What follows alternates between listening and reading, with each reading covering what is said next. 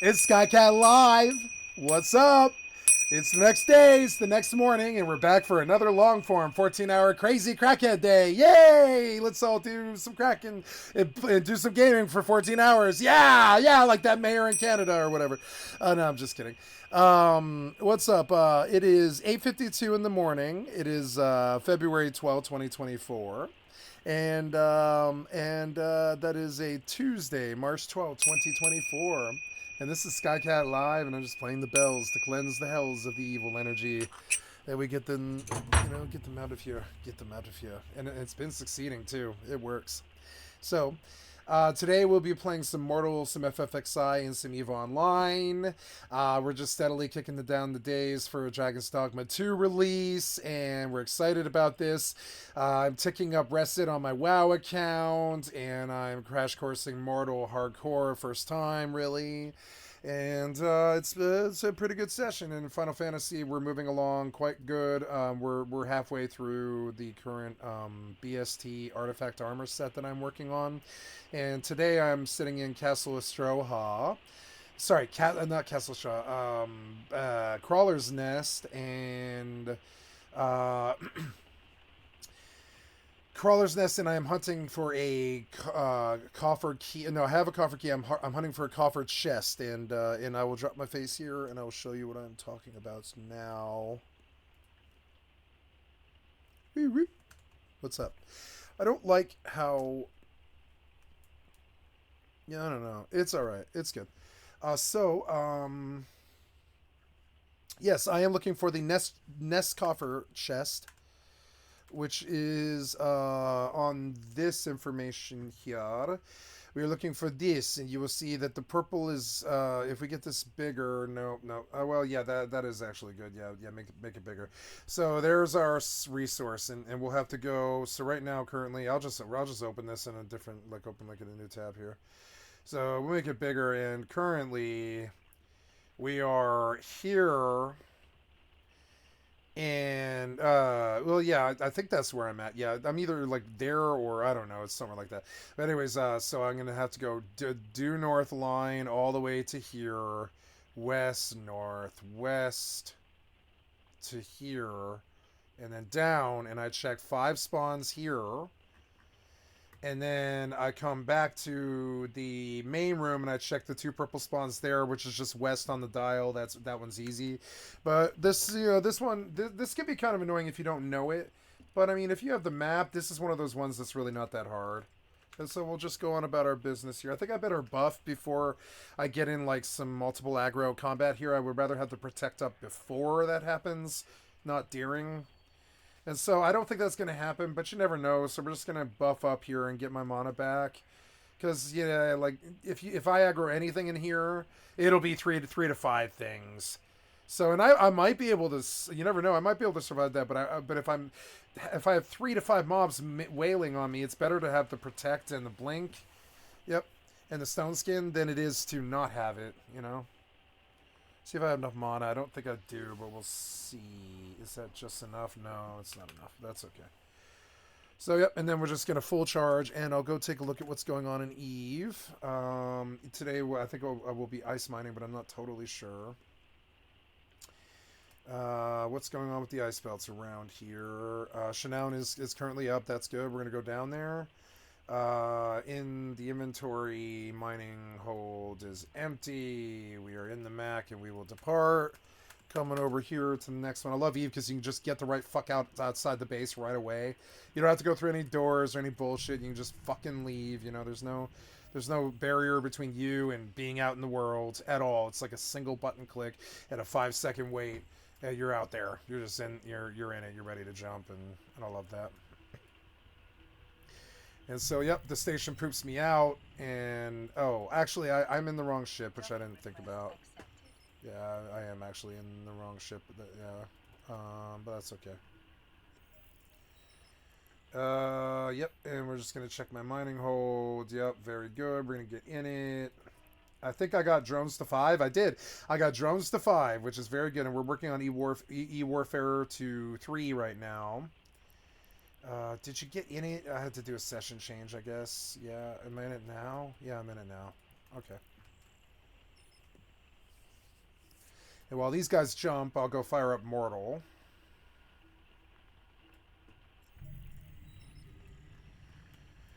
Okay. Yeah, I'm just going to queue up a separate jump because it's like I don't want to get in fleet yet. Might have a chance of catching...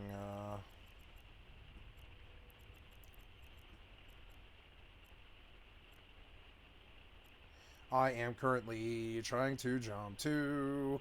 yeah, the anomaly. Yeah. And I want to just take a look at the local. There's 13...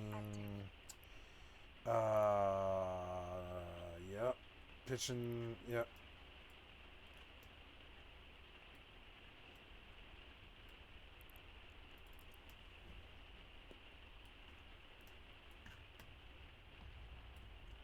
Okay, so now I'm full and I will get these buffs up and I will begin my travel to the chest because it's probably back there.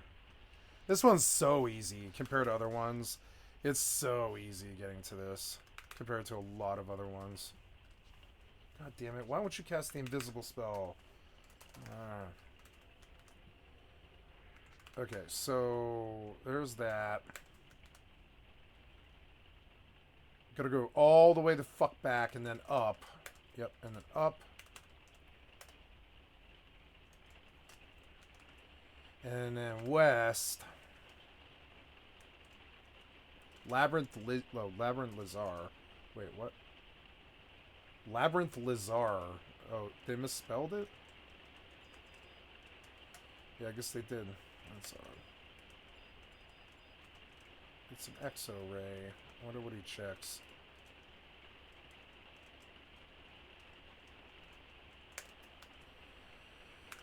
Okay, so going down west, labyrinth lizards and stuff, and we're just passing. We've got 3 minutes left on the buff, so I'll probably get to the chest before, unless somebody's already got it.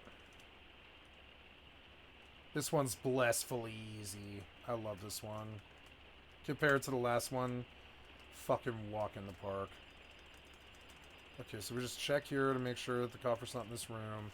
This is one of the first rooms, I believe. Yes, so we're looking in the various offshoot rooms, east, west, and south. There is a possible chest spawn, which I might be too far from to see, but I don't think so. Yeah, coffer's not in there. Coffer's not back in there with him. And coffer's not back in there with them, and I'm not pulling it on my tab, so yeah, it's not here. We're gonna go north.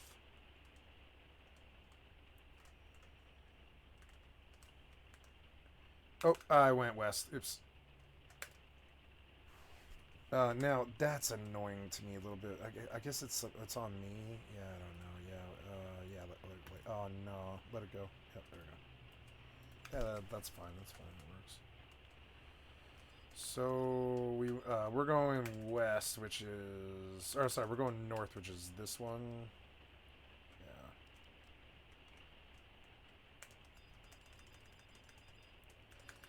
Coffer should be here. If not, it's upstairs, which is even easier. But I mean, there's people here, so somebody could have popped this, and I would not be surprised.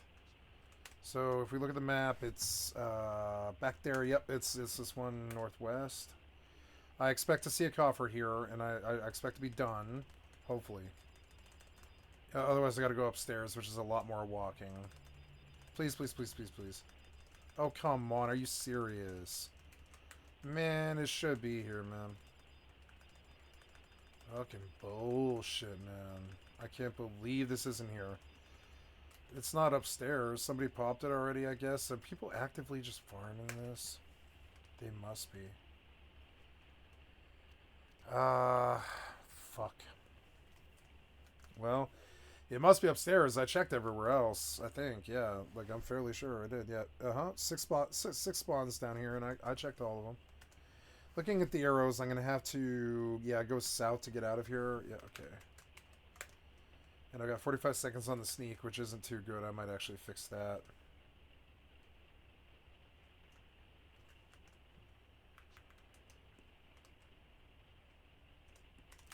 Oh yeah, I'm out right now. So let's go take a look at that.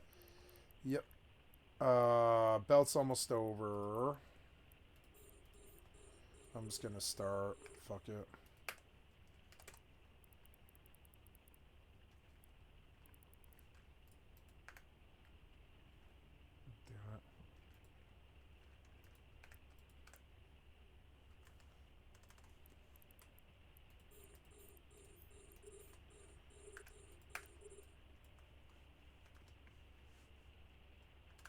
Get some money, you know.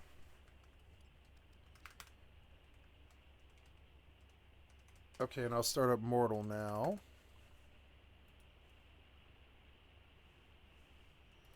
I better rebuff.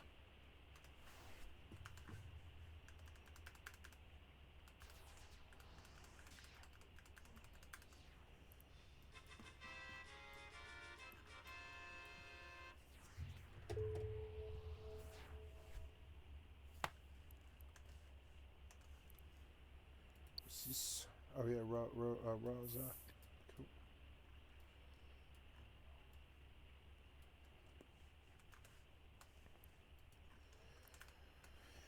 Cool. Okay, and there is that.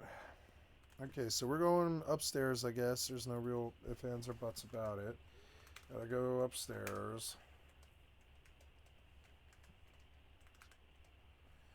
Someone must be actively popping the chest, and I might have competition here, and that makes this very miserable and shitty, kind of.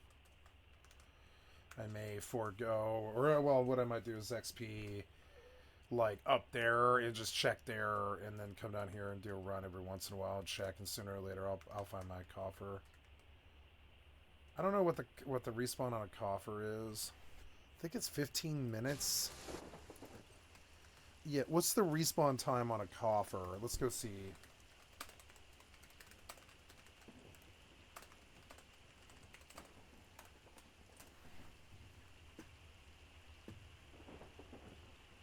Five minutes. So, shit, it might already be down there. Yeah, I might have competition, and somebody might have just popped the box, but no, it's most likely just sitting up there. And I don't know. I checked up there, so somebody did pop a box.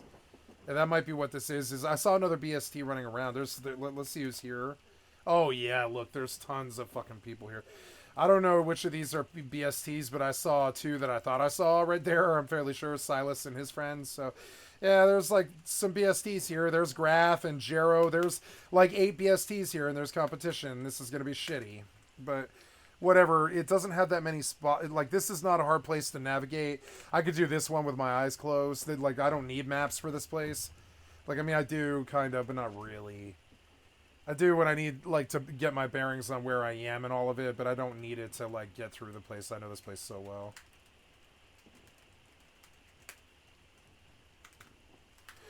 Okay, we're going to do some Mortal 2 today. I'm excited.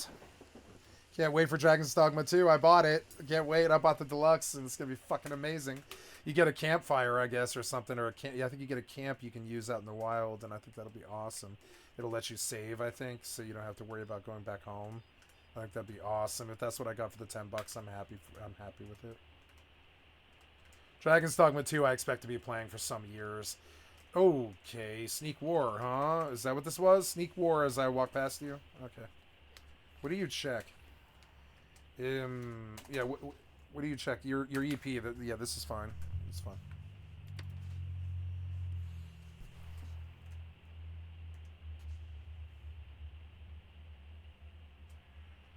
Oh, I think my client crashed when I did this. Oh, maybe not. Oh, no, it's okay. It's working.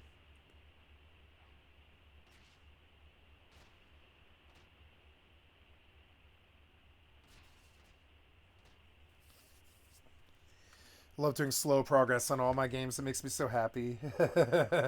It's the life I always wanted. I gotta say, I'm just a pig and poop. I just love it. I would say, like, it's just my slop. It's where I belong. Just like working on my RPGs all day. So it's where I should be. I'm happy when it happens. See your U competition. You call for hunting. No, he's XPing.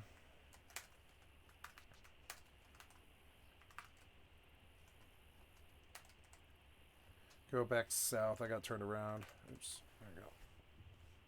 I watched a really, really, really good movie this morning when I woke up called Poor Things. Poor Things is such a fucking good movie. Best thing out of Hollywood since Black Swan. Fucking amazing. So good. Or up there with Birdman or one of those. So amazing for its own right. So much awesome stuff. Emma Stone's best performance, I think, ever. And definitely a fucking amazing movie. I enjoyed it immensely.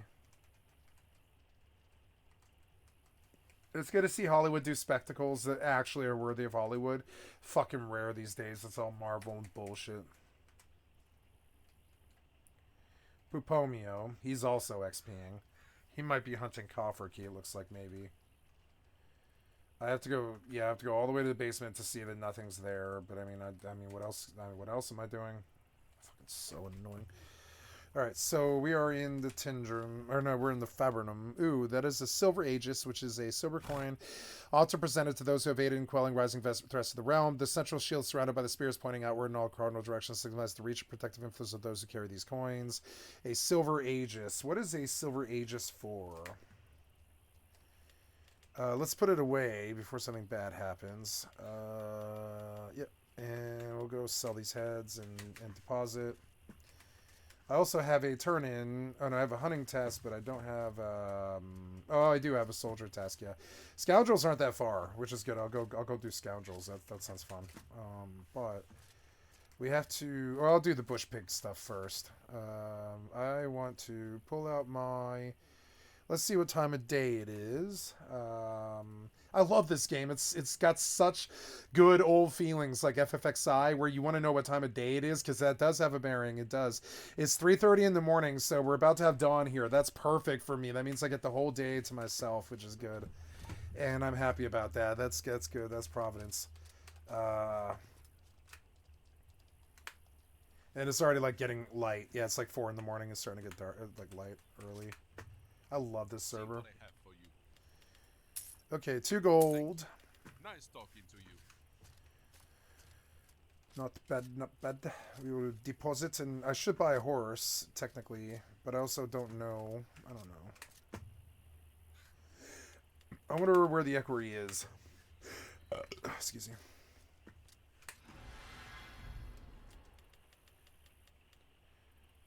I have a lot of gold, I guess. No, I don't have any gold. I spent it? Yeah, I did. I spent all of it. But I do have copper. And silver, which I will go money change.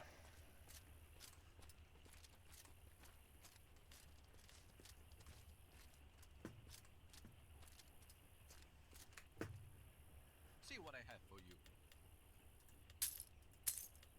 Only please, come again. 5 gold. Not bad. Now I have gold. Maybe I can even afford a horse. I mean, I don't know.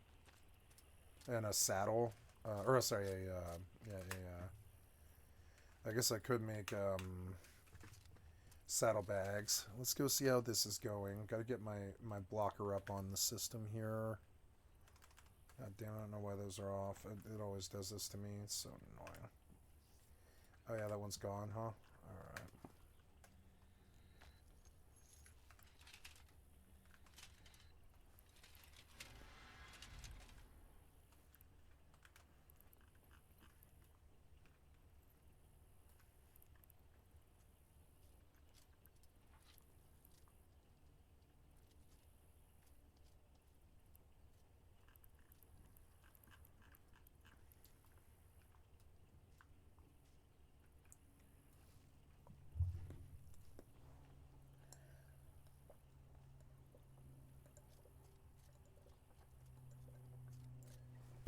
Excuse me. I didn't mean to bump my mic.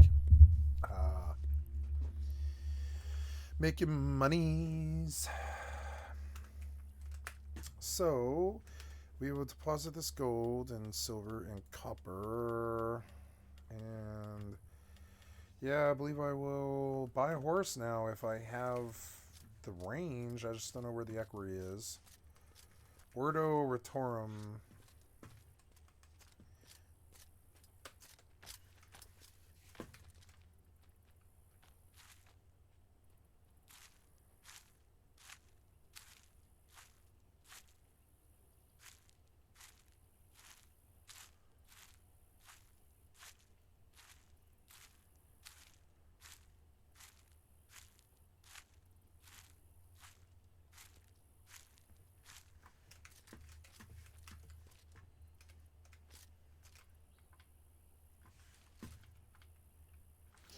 I'll go back and finish that video I was watching last night, is what I will do.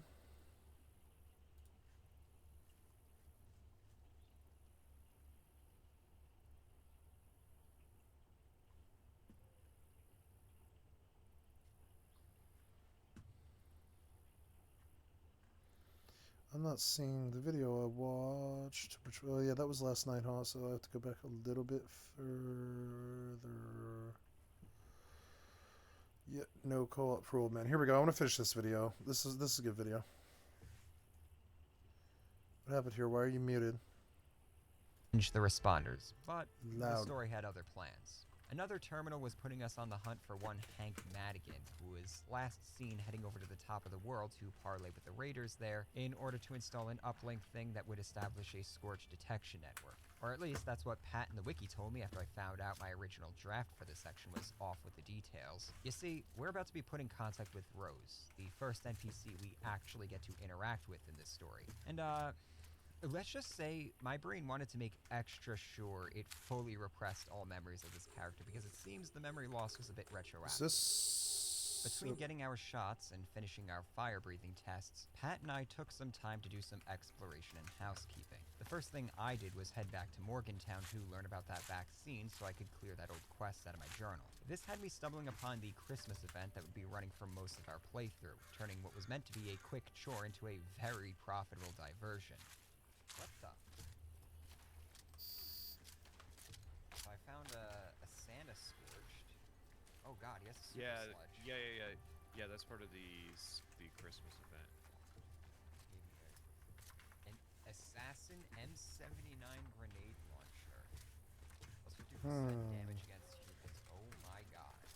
If you played Fallout 4, you might remember legendary enemies. Beefed up mini bosses that, when killed, would drop legendary equipment. Legendary equipment are basically enchanted items. Gear blessed with unique attributes like offering more protection from a certain enemy type or doing more damage the lower your health is. Fallout 76 greatly expanded the types of enchantments and even added a ranking system to them in the form of stars. The number of stars directly correlates to the number of enchantments on the item. Technically, the system goes up to 5 stars, but you will never see anything higher than 3 stars. Our guess is that Bethesda saw just how brokenly OP 3-star legendaries can be, so they called it at that and never implemented anything past it. The Christmas event added Legendary Scorch to our decked out in Santa costumes and will drop legendary items, along with gift wrap packages and occasionally highlight items.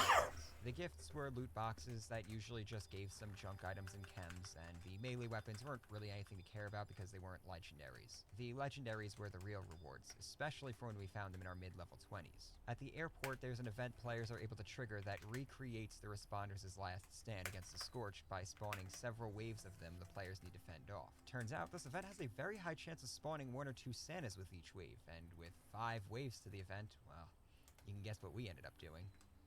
There's 5 waves of Scorched coming. Oh god, it includes Santa Scorched. Stop, I'm over encumbered as it is. I'm sorry, did we make a mistake playing this during the holiday event? I think we did. Instigating, oh god, instigating short hunting rifle. And a Chinese dropped a level officer's sword. A shish kebab. Double damage level if target is at 35. full health. And I can turn This that is- into a sniper rifle. This is Dude, is this glitched right now? This can't we have an be. This can't we have an be. event where it's spawning waves Oh my- of fucking Scorched, and the event is that when there's like a random chance for Scorched to be Santa, so we're just like, we've literally found out how to farm these things. Where is the equerry? I guess I'll have to pull a map now. It's time for It's time Wait, for what happened to Rose. my monitor? Ugh. They were like, yeah, this will be a fun little level 10 event where they fight 5 waves of Scorched, holy and then we walk away with like 10 fucking Dude. legendaries. what the I am so over encumbered. I'm almost double my equipment burden right now. Okay. Alright. I We gotta have to recover. Yeah. Holy crap. I have a dagger that does more damage. I wonder if you could get a copy of Mortal. I wonder if you can get Mortal offline. That'd be so sweet. If I'm fed, and I'm literally impossible. It's impossible for me to starve. Up and Troubleshooters. Here's our supply got it. drop. What? I like that what we got from the money drop is significantly less Oh yeah. worthless compared to what just happened. We ended up farming this thing almost every night because, after discovering the event, I set my main camp a few yards away from the runway. The Christmas event, in conjunction with some double XP events that popped up, did a lot to subsidize our playthroughs and probably saved us a few nights of recording. Pat also ended up getting an insanely powerful double-barrel shotgun that did explosive damage and would heal him a percentage of the damage he dealt. After Pat got this shotgun, he was basically playing a different game than me. Where he could one or two shot most enemies without ever losing health, I had to scrimp by with hiding, popping chems, and taking pot shots with the best pea shooters I could get my hands on. His shotgun was so powerful that he was never able to find a weapon that could replace it. Why? Yep, I gotta say it. I hate this game. What, Do you know what level we were when I got this shotgun? Because I remember at the time I was wanting to upgrade shotguns, and so I was starting to look for shotguns that were above level 45. This is the good And one, we but where's did Viburnum? Damn it. the event in Morgantown, There. and it dropped, and the rest was history. literally nothing could replace it in this game. I've used Where's so the many different types of equerry? weapons. I've tried so many. Oh, different I think things it's to try and outside. It is replace outside. It's like to the west. Yeah, it is to the west. It's like He also got a vampiric lever rifle that he donated to me just so I could get in on the immortal playstyle. I still wasn't able to compete with his double barrel, but the division of the combat labor was equalized a bit more thanks to it. This really goes to show just how much luck factors into the progression of Fallout 76. Oh, I wow. kept getting screwed on the legendary weapon slot machine, and even if we both lost or won, Hey, I on could that buy a front, wolf. we were both lucky just because we had access to Santa's and Level double 26 XP. wolf. We also Yeah, got lucky why because not? those gifts also gave us schematics for the vintage water cooler. And a 66 a camp step horse item for that 7 generates endless gold. amounts of purified water for free. It doesn't even require electricity. I think I like want to buy the that pet. water I think I purifiers probably will. most players put Saves in me a their lot of time camps. to not have to go With get him. purified water being a valuable item to sell to NPC Like, I don't vendors even for know where to caps get a and wolf my at, water supply technically. passively generating 100 bottles every few hours, getting loaded on caps was pretty much a foregone conclusion. The player experience in 76 can vary so wildly depending on just the time of year you play. Dedicated players are kinda justified in the FOMO they have developed for this game's content. RNG isn't the only thing that makes 76's progression weird and kinda frustrating. The way perk cards, armor, and weapons are arbitrarily Good to know. I need more level gated money, also but yeah. contributes while drawing that very deep line in the sand between early and mid-game at character level 50. Every weapon and armor piece has a minimum character level that determines if the player can equip it or if it will even spawn an instance loot. These levels move in 10-level increments, capping out at either level 45 or 50. Should I have to depending on go? the item's floor. Well, I don't know. Is it In a money game to where stable? I character don't levels know. are uncapped and the average player's level is measured in the hundreds, Yep. I think you can start to see what the major problem with this system is. To make it even more obvious, Pat and I will be hitting level 50 in the next main story chapter. Halfway into the main story, which is maybe 20 hours of playtime, and the item leveling system becomes completely irrelevant because everything you will be coming across will be at its max level. I wouldn't be surprised if some long-term players forgot equipment has levels because nothing in the mid or end game even refers to the system. But thank goodness the system leaves so quickly because all it encourages is stopping every 5 to 10 levels to completely cycle out all your old equipment for new appropriately leveled items. This is because item levels also affects the stats of the item, so a level 5 pipe pistol will do less damage than a level 10.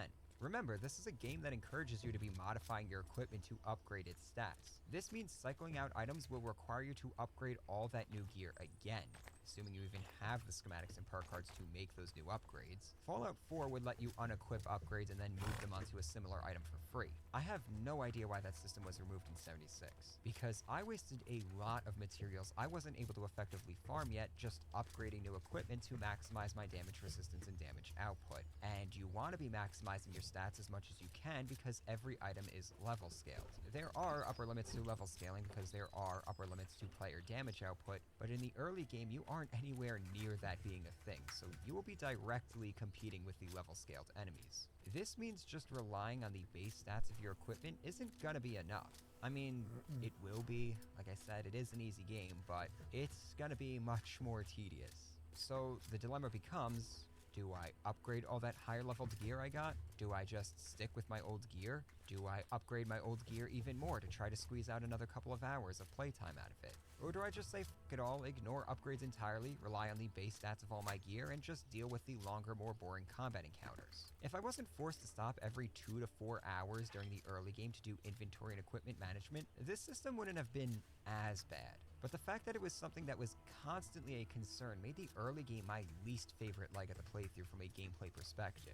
This system introduced so much micromanagement for zero gameplay benefit. It was just another chore I had to do if I didn't want the combat experience to degrade even more. There's so much wrong with this system that I'm just going to offer 2 solutions here. Either remove levels entirely, or acknowledge that character levels continue past 50 and extend max item levels into the 200 or 300 range. Are either of these solutions perfect? No, of course not. Leveled items in an MMO exist to keep players from rushing for the best items, and it's generally meant to smooth out the progression to make some items more viable. As well, raising the ceiling doesn't really address the main fun-killing issues with the current system, but just dilutes it by dragging it out. This could also end up gating off weapons players might really want for far too long. The problem is that Bethesda's taking an MMO solution to a system that can't really tolerate it. They are, in effect, ranking the different guns in each weapon class. For example, the double-barrel shotgun unlocks after the pump action. As a result, double barrels deal more DPS. Like, full stop, they are objectively superior, even when accounting for weapon upgrades. This ends up throwing all the unique attributes of the different shotguns out the window. Things Oh, like he's fire fat already? rate, reload Okay. speed, and different kinematics are disregarded just because bigger DPS is better. Fallout 4 suffered from this issue too, but to a lesser degree. The level scaling wasn't as aggressive in that game, and the weapon mods and perks at least made running your favorite guns a bit more viable. Worst came to worst, you always had the difficulty setting to tweak down if you really loved a weaker gun. Fallout 4 also had a really slim selection of guns, which sucked for variety, but it did help make each weapon feel more distinct. Enter 76, and I'm dropping the Somerset Special, a gun I really liked in the early game, just because I got it at level 20, and so by level 50 its damage was completely outclassed. Bear in mind, not only did I have all the necessary damage upgrades for it, I was also fully spec'd with my perk cards to use the weapon type. There just came a point where I had to ditch the thing. Eventually, I had to ditch 6 shooters in general because the entire weapon class had fallen off, but that's a different story. This issue has a very simple solution that I'm surprised hasn't been implemented yet. Just let us upgrade the level of an item.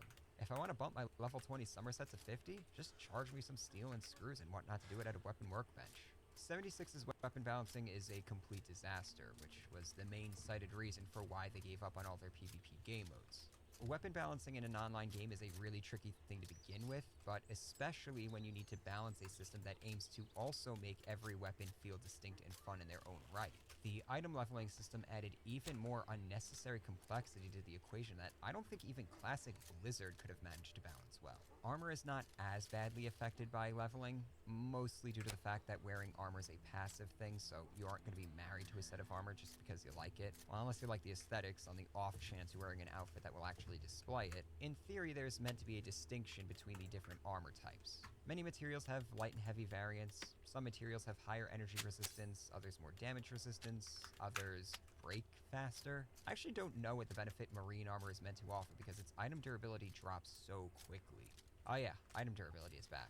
I haven't mentioned it yet because, well, there's just not much to note. It's balanced well enough, I God, the suppose. guns were Some ugly. items break too That was the quickly one for no thing. I was reason, like, while some yeah, this items, like billion-dollar the block corporation, you metal can't weapons, buy a have their good gun super high guy to burst do your damage gun balanced skins. by It their seems low weird. durability. There's perk cards you can get to reduce item degradation, like the Weaponsmith perk, which creates a benefit for keeping it equipped even when you aren't crafting weapon upgrades. There were a few times when my weapons broke on me in the middle of an event, and that was almost always my fault for not checking before I left my camp. It seems like some enemies, like Assaultrons, can degrade weapons faster, but I haven't been able to confirm that. I'd approve if that was the case, though. But yeah, armor wasn't as frustrating to juggle just because I decided to focus on getting the lightest armor that offered the most damage resistance, which turned out to just be upgraded light leather. It still sucked when I'd have to swap out my entire set for a higher level set, especially when I was burning through adhesive and ballistic fiber to upgrade that new set all over again. It just didn't piss me off as much as losing the Somerset Special because I wasn't losing something I felt moment to moment in combat.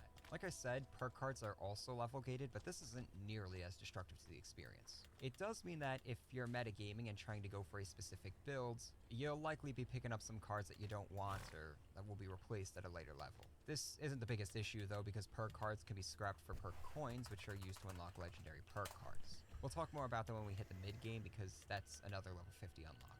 Instead, I just want to talk about some of the character builds I had going. Due to the confluence of leveled items, level-gated perk cards, level-scaled enemies, randomized legendary item drops, and just my inexperience with the game overall, none of these character builds ended up staying long-term.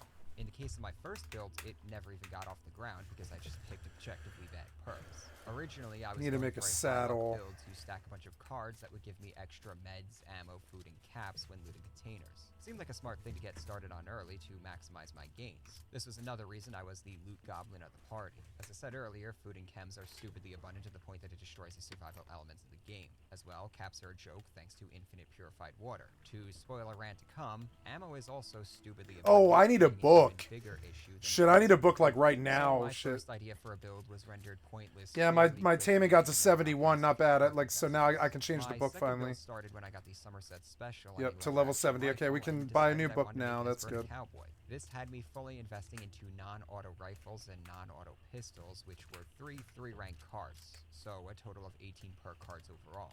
This had the added benefit of scale. Non-auto rifles are by far the most abundant weapons in the game, and are usually the default configuration for most rifles you'll find.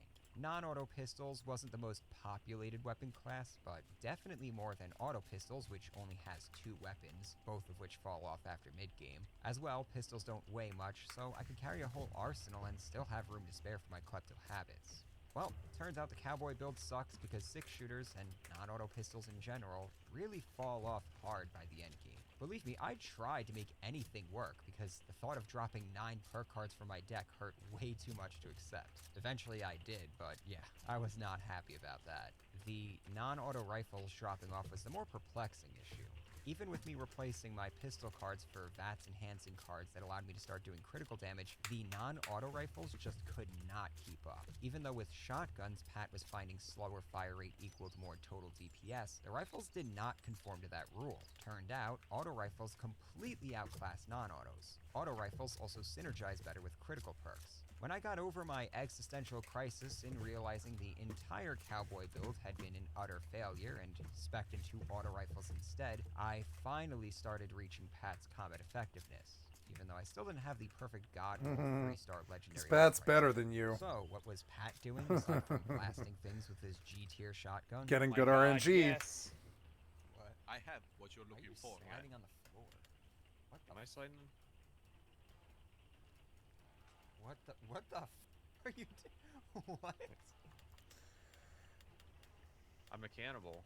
Foot speed. Aside from eating people, Pat Oh, started yeah, to maybe choose I need strength and riding endurance now, and completed the party shit. tank role by occasionally More whipping so out a set of than, power armor yeah, that he than just kept anything stored in else, his back really. pocket. Now check this out. So I get out of the power. So we'll buy that, yeah. Dear, And it's in please, my inventory. come again. The power armor is in your inventory? Yeah, it weighs 10 pounds. Yep, and we're gonna learn riding, What? because I'm gonna be riding today. What? You have a problem with that? You have a I problem? love with that? this I'll put game, it it's back so down. good. It has all these cool things. There's my power armor. Yeah. Nope. It's in my inventory. I hate the fucking boss music, it's so What the- stupid and sounds ugly Is to there some me, kind of frankly. issue that you're having? You might have Yeah, it's noticed, the and bad will music and continue the to bad notice for the experience and rest the of bad playthrough, bugs. Pat was consistently 2 to 4 levels past me. This was not because he was killing everything. This is while I 'cause of his looted. weapon. As far as I can tell, base XP gain is shared equally in a party. This was because Pat had stacked his intelligence early, because that's where the cards he wanted to unlock were located, and he had some charisma cards that boosted his XP gain when in a party. We realized the level disparity too late for me to catch up, even though I aggressively expanded into intelligence What does that and grabbed matter? those party XP cards. Oh, In he's the early jealous. games, He's jealous faster that Pat's XP better gain than is a him. big deal because Pat is better means than you'll you. be spending less time in the shittiest parts of the I'm progression. sorry. By the end game, though, level ups become almost meaningless because odds are you have all the perk cards you want. By the end of our playthroughs, we both had finished out our main builds and were working on secondary and even tertiary builds because Might as well if we have the level ups to spend. If there's one thing I had going over Pat, though, it was that I had specced into lockpicking where he went into hacking. Let me make this abundantly clear. Do not invest in hacking. It is a trap. If there is something to hack, odds are there is a lock to circumvent it. As well, there's a legendary perk card that lets you lockpick and hack. What is it, a so mulch? even if you do come across the rare terminal you want to hack, you can just get this card and not waste the intelligence card slots. Finally, something I can hack. Bet it's useless. Oh, first try. Safe control? Oh. Hang on. Where's the safe? What level is it? It's level 1. Do you want to get the XP for unlocking it? Yeah. I like how that literally informs my decisions in these games is how much XP can I get out of it. Yeah, I had that joke too. Oh my god, I'm glad I wasted all this time for 14 experience in a terminal that doesn't fucking say anything! Start. Oh, this guy. There's a terminal named after a guy here. Personal logs. And why are there fucking 10? Well, there's a level 2 terminal up here as well, if you wanna... Finally, a use for me. Where's the safe that it unlocks? I'm probably picklocking it right now. There's no way it's a level 2 lock, but it's only gonna have, like... Oh, it opens the door downstairs.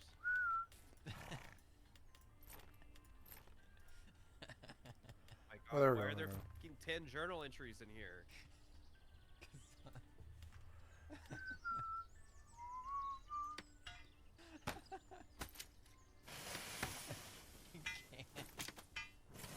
I can't with this game.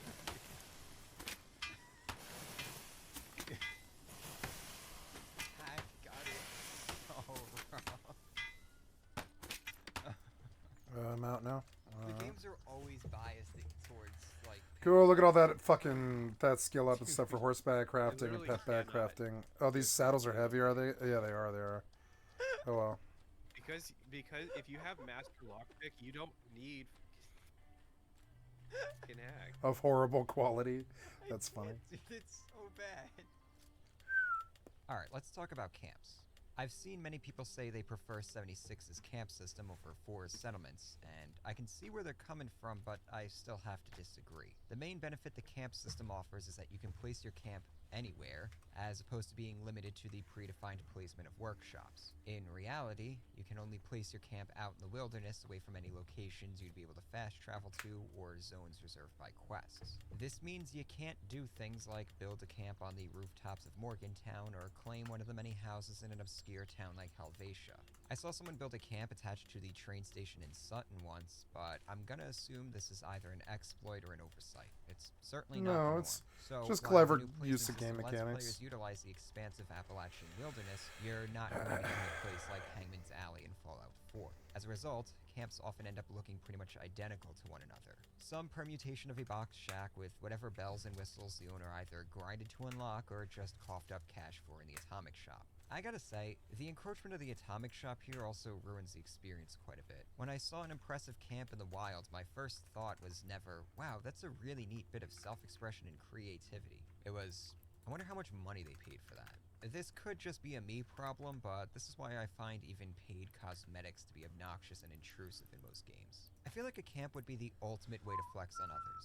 A way for the hardcore players to show off their skills and dedication and make the plebs super jealous as they begrudgingly use all the nice convenience features in the camp. I hate to draw the comparison, but old school RuneScape really nailed this. When you saw a dude decked out in full dragon plate with a white party hat and a 99 construction skill cape, you knew that You degenerate knew you were was playing a loaded. bad game. It was impressive because, outside of buying gold from bot farmers, Kidding. there was no way to It's not a acquire bad that game. setup with real money. What you were looking at was time and dedication, and that meant something. We also had houses in RuneScape, and some players were so ballin' they'd throw parties in their house, and people would show There up was because houses there in were tons RuneScape? of rare That's cool. and very expensive convenience features that the owner had installed. This is what the camp system should have been, especially since 76 and RS are both very That's kind of grindy what it games. is. Instead, the only draw players might have to someone's house is to check out their shop kiosk and use their decontamination arc.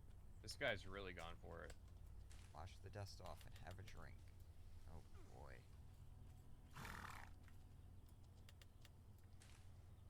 Oh man, he has a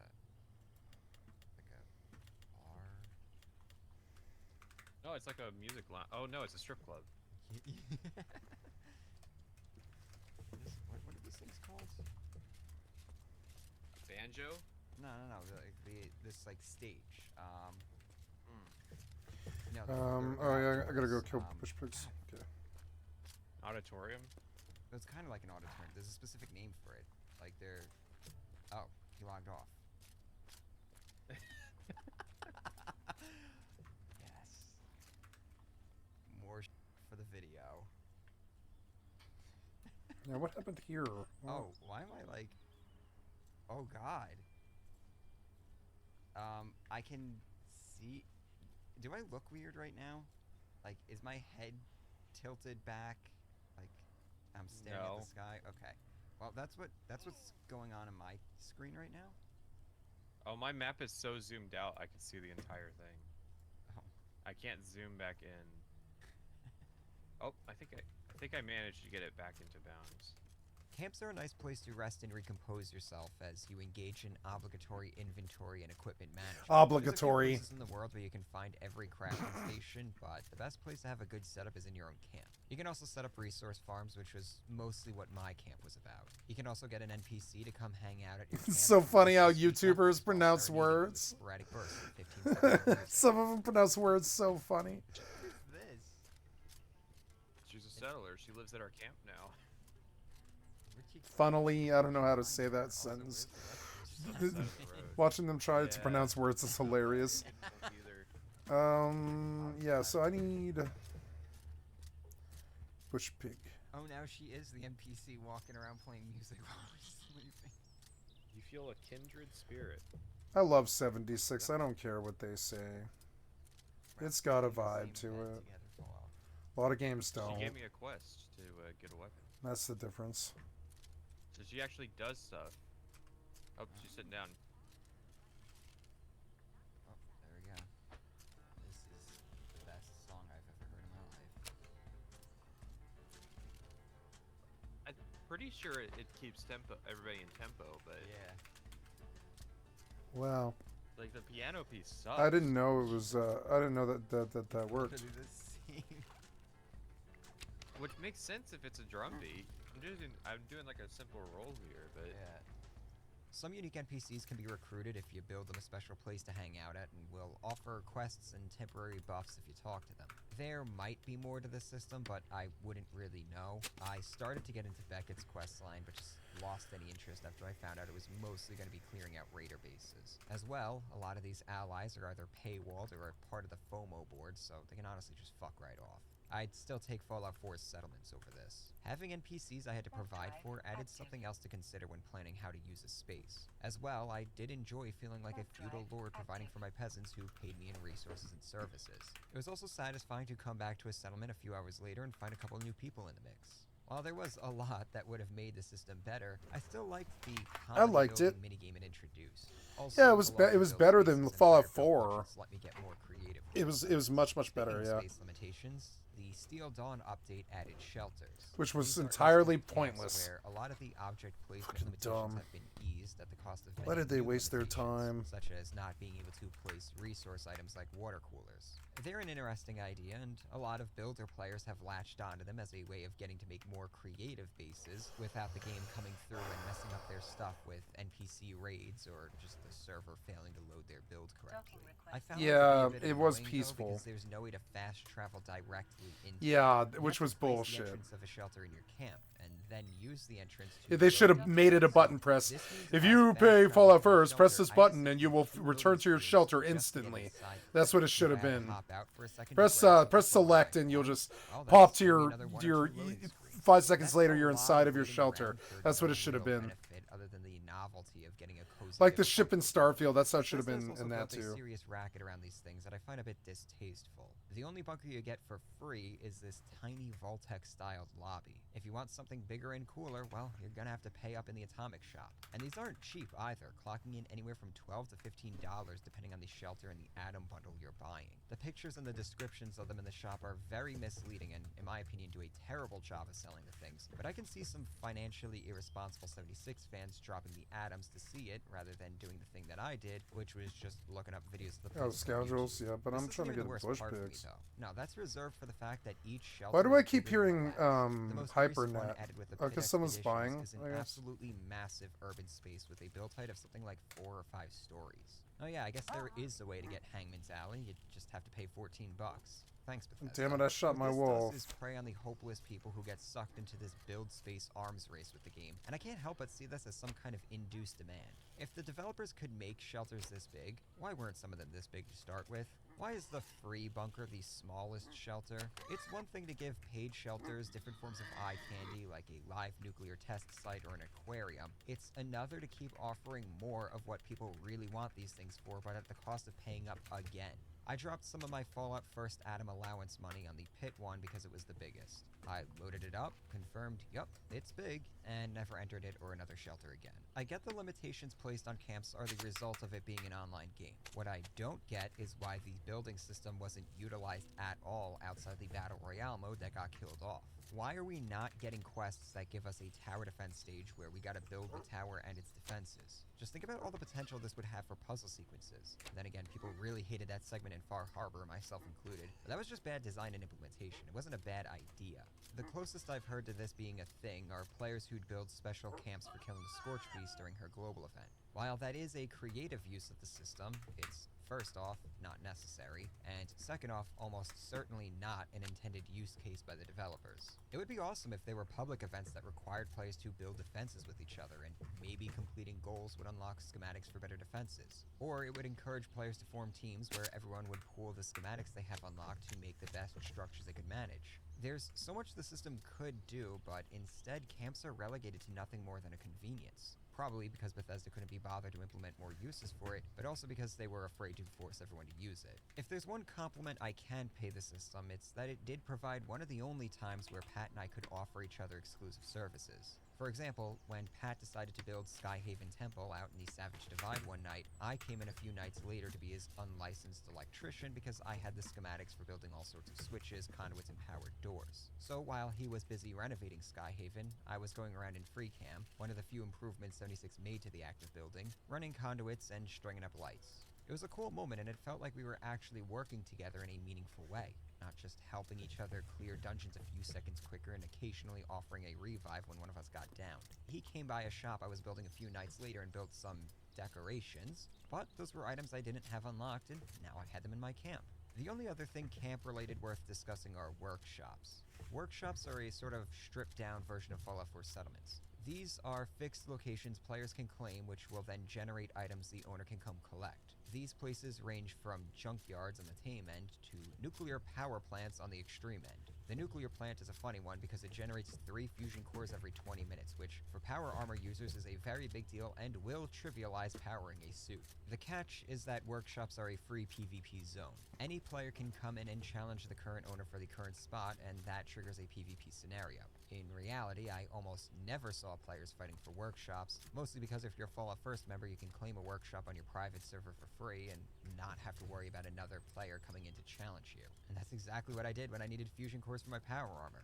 I claimed it, and then I just went off and did some other resource farming, and every 20 minutes I'd come and collect my 3 fusion cores. Every once in a while, the workshop might get attacked by NPCs, and you gotta go defend it, but this is actually kinda nice because these are considered events, so you'll be rewarded with items and sometimes even schematics. So this is less of a chore and more of an added bonus. You can also build inside the workshop as though it was your camp, which allows you to install defenses. Unfortunately, anything you build in it will be lost once you lose the workshop or log off, and as far as I can tell, you don't get refunded for the materials you spent. You can also fast travel to any workshop you own for free, something you'll likely be using quite a bit when it comes time to defend your workshop from a pack of feral dogs. And that's really it for camps. I feel like they are perhaps the biggest missed opportunity in 76 because it was one of the only original mechanics that could have helped 76 stand out in a crowded live service space. Maybe it's my Rust 2.0 impressions kicking in again, but I feel like if the game had been entirely built around the camp system, with almost every aspect of the game feeding back into it, 76 really could have been something. Just going into designing a game like this with that mindset would open up so many avenues for unique mechanics that could reward players for getting creative and make camps an extension of the player's progression. Alright, it's time we tackle the Raiders part of the quest.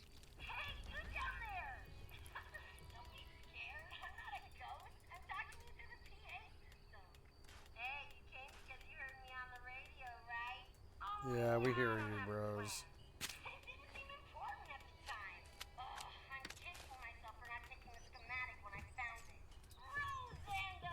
Yeah, her voice is not pleasant in this particular iteration. Yeah, I don't like her voice. Her voice is like quite annoying. So I was just gonna kill you and take your stuff when you came back. Look, I'm what you people would call a I raider. was gonna take your stuff when you got back. It's actually kind of funny. Hey, come see me at the top of the world when you get the chance. I've got something for ya, and I pinky swear I won't kill ya. I ain't put him there. You know, I keep meaning to find a maid service, but who has the time, right? Before you ask, I don't know. I wasn't there.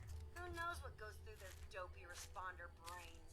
Can you imagine going through life 100% chem-free? No. How we felt when the game ambushed us with Rose. Annoying voice acting and unnecessarily quippy dialogue weren't the only things that made me want to turn this discount Tiny Tina into scrap lead for some ammunition. It was also the fact that this whole thing was an unnecessary diversion. She was a and the game discount wasn't Tiny shy Tina, about I hate to letting us say it. know it. After our first What's dialogue that sound? encounter Are you with killing Rose, me? we found the No. Overseer's holotape up there, and all yes. she had to say was that Rose was a sociopath who needed her mouth washed out with soap. That's it.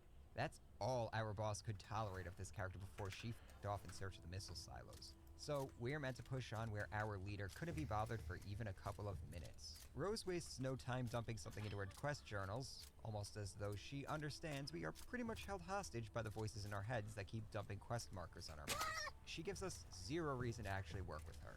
Not even a bush beating session where she implies she understands we might be looking for Hank Madigan, which, spoiler alert, she's keeping his rotten corpse in a cage right next to her. Turns out this is likely the product of this questline being played out of order. I didn't even know this was a thing until I started writing this section. The last faction we end up interacting with in this questline is the Enclave, and apparently you can just go into their bunker and jump the gun on the whole questline. You're eventually going to run into a roadblock that's going to force you to go one chapter back and deal with the Brotherhood of Steel, which hits its own roadblock that makes you go back to do the Free States, which makes you go back to Rose anyways. But on the off chance you run into those factions early, the game sorta tries to account for that, even if it's a clumsy attempt that comes across as a bunch of doctors' offices telling you you need a different doctor's referral before they will see you. I also find it weird that they took the time to try to address this because originally the world wasn't level scaled. So, really, what were the odds a level 1 player was going to stumble upon White Springs Bunker near the endgame zones? It could happen. It's unlikely, but it could Rose's happen. introduction had to be written as though she's Someone could just unaware of what do we're that looking for route. because It's there's a chance we really entirely might not be looking possible, for that. frankly. But this still doesn't answer why They'd we have to work be together. outside the box thinker, explorer, pioneer. And I try to do stuff like that all the time. What would happen if I just went to the southeast of the map at level 1? I'd do stuff like that just to see. And it's possible. And you could go directly to White Springs. I've done it. I've gotten to White Springs at level 2 or 3 or whatever it is. It's like 4 by then. 5. It's hard. You get stomped by scorch beasts and fucking, like there's right outside the mall is a terrible, terrible deck law. Oh, what are you looking at? Oh, yeah, you're using, yeah, I don't know. I have no interest in what he's doing. I'm trying to stay away from him.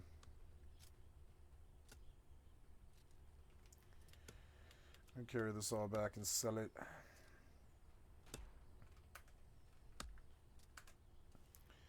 Okay, how are these doing? Did I get back yet? Yeah, I did. Good. Okay, so here's the first ice mining thing done, and I don't feel like faction warfare today. I feel like focusing on Mortal. So we will wait, and every once in a while I'll play some Hypernet is what I'll do. Like this.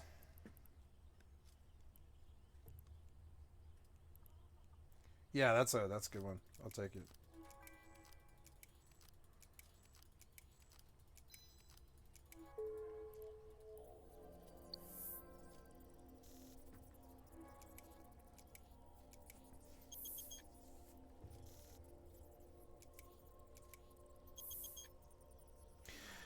No, I will want a second account on Epic. I was thinking about not buying a second Mortal account, but I think I will. I'll just do it later.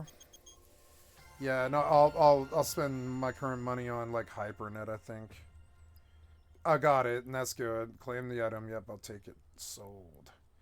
What's this one? Ooh, yeah, this one's good too. I'll take it. Oh, it's expensive though. No, no. For how much do you want for this? That's insane. That's 28 mil.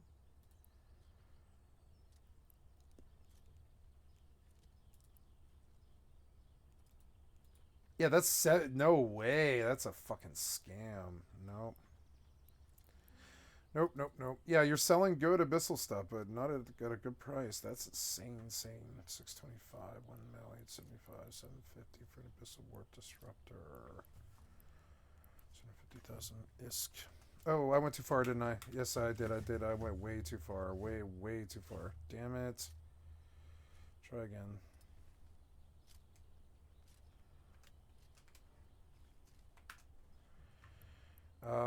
Yeah, that was fun. So yeah, gotta go get my coffer now.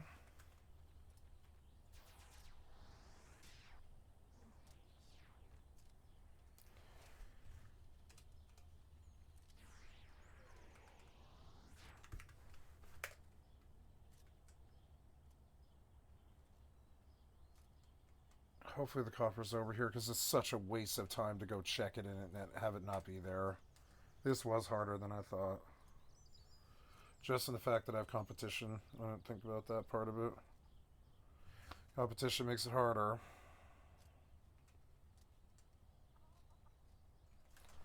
Okay, am I here? Yeah, I'm here. God damn it, I went so far out of the way. I'll get better at like auto walking in one direction.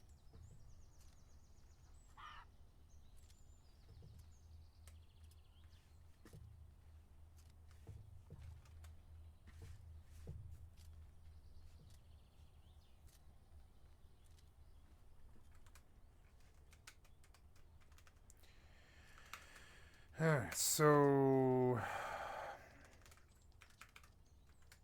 I wish to go to a vendor. Or, well, really, I want to go to the trade broker.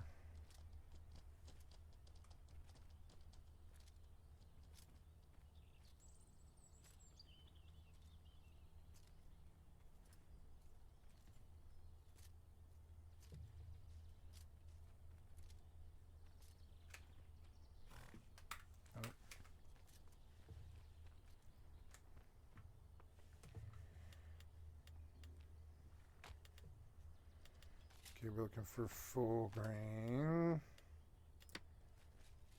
Full grain, nothing. Okay. Pig hooves. 2 of them. I'll take that money though. Yeah. And then, finally, we have bone tissue. I'm just gonna turn this into a horse, you know? Yeah, it's a good market for that, actually. So, bone tissue sold. And now we got 2 gold off that. Small rough. Let's see if there's a market for that. Small rough. Nope. I guess not. Small, or whatever. Small spirit boxes. Yeah, but not small rough titanite. Small gemstone, small rough titanite for, I don't know, 3G or something. Buy orders, or I could just sell this. I don't know, equipment or items. Let's look for small rough. Yeah, these are selling. Small rough. I don't see a small rough. Right, white opals, but I don't see a titanite. Andronite. Oh, yeah, here we go. 10 small rough titanite. So 27 divided by 10 is 2 gold, 70. So yeah, these are worth about 3. I'll sell it for 3, I guess. Let's see if I can get 3 gold for the. Or I'll just take the 2 gold off the vendor right now. That's fine. Yep. All right.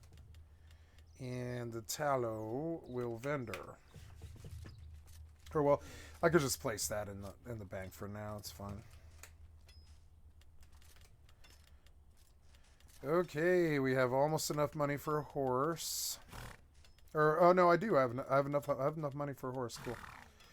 Let's go get the horse.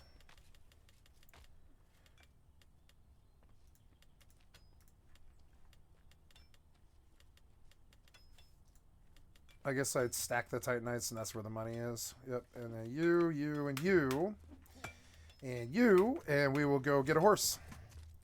First, I need to vendor. There we are. Vendor. Accept and there we are. So,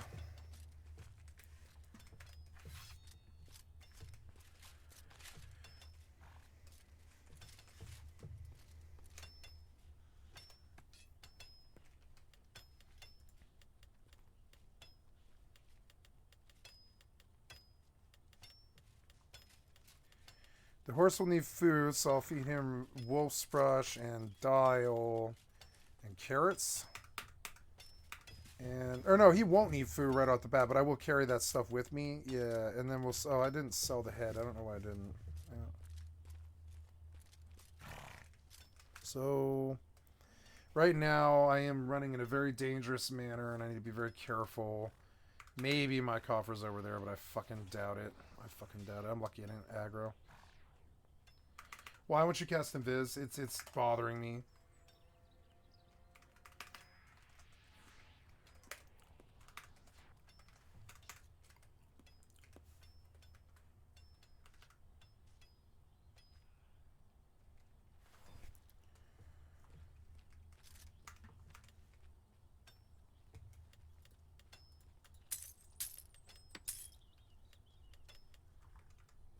Okay, so hopefully my coffer's here. I fucking doubt it, but you never know. I checked everywhere else, so maybe. I mean, but if I have competition, it's definitely not here. So we'll see. Please be here. I hate this quest. These ones were so painful. Sermet door. No, wait. Oh shit! I went east. Did I? Oh, I went to the secret room. What was I doing? I mean to go west. Oops. I went to the wrong side of it. That's okay. It's not that far.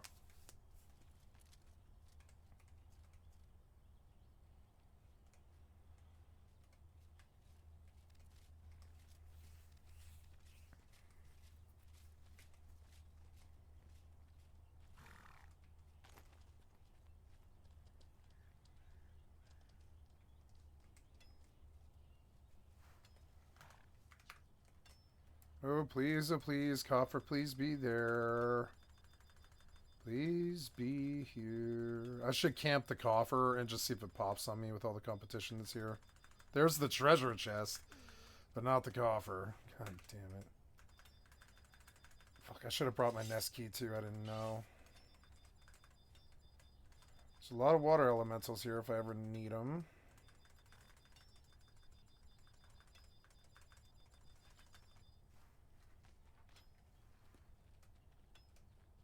Please, please, please be here. Please, please be here. You're not here, are you? It's so annoying. Fucking so annoying. What's this thing again? It's like,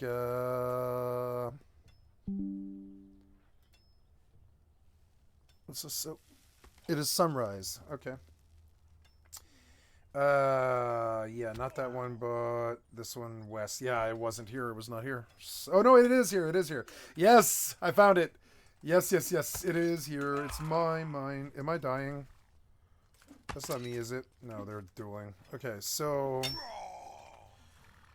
And trade and put a nest coffer key. Got it.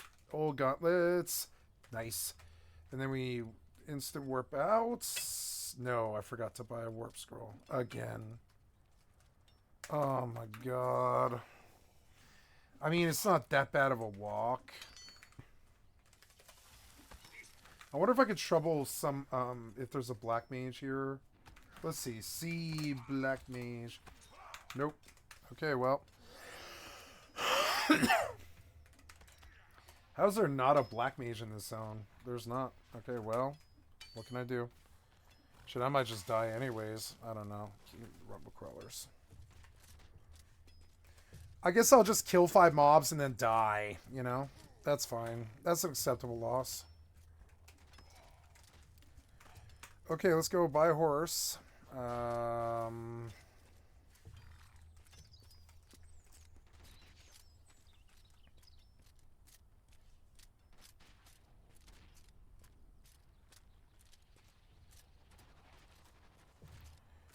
Let's go buy a horse. Let's go buy a horse. Why? What? Now, I can't loot him, can I? No, no. I went the wrong way. Oops. Stupid town. I still haven't learned it yet. Oh, and I have a turn in too. Yeah, are we fighting? Yes, we are. We got that Rumbler. He was 87 XP, not bad.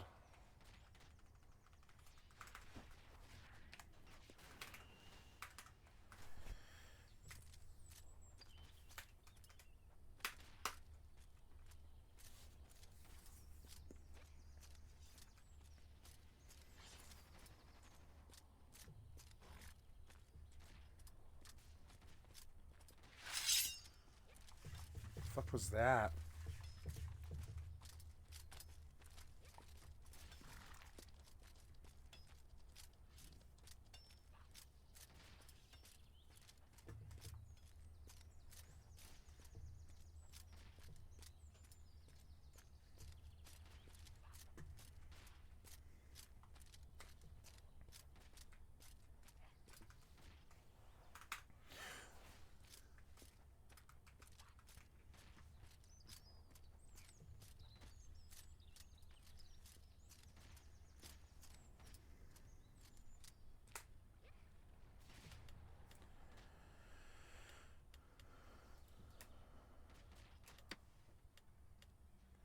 Wolf for 250, nice.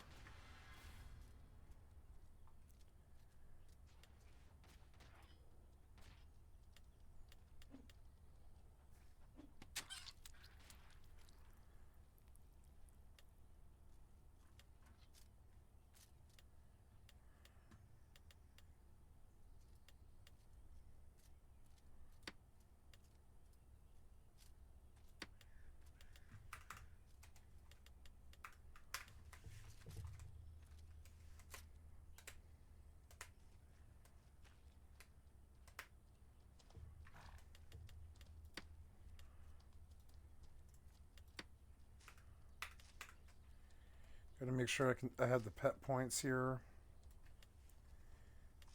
Yep. And then on the mongrel horse, we're gonna equip him with a bag. And we will have the open all bag, mongrel horse bags. Yep. Or all pets bags, right? And that'll go on my B key. Yep, on my B key. There's my bags. Okay, and yeah, I guess it's not that I want that. I want just the mongrel horses bags, but eventually, maybe. Wait, no, wait, I want to, and we want to come to mongrel horse attack, mongrel horse bags, and put that there. Then we will attempt to feed you just to make sure.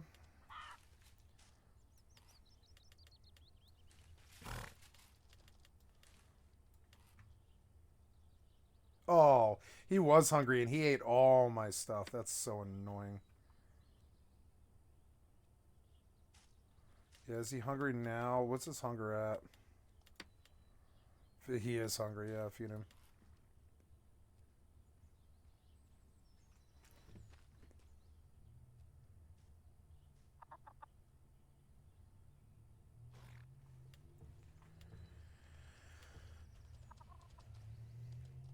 Oh, yeah, he's very hungry, huh? I don't know.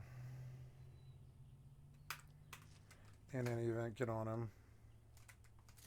I mean, I'm encumbered, am I? How am I encumbered?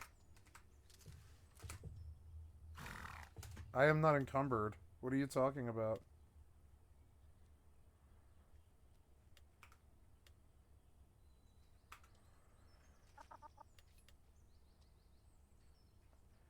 Oh, you mean like I can't get on the horse because of my armor weight?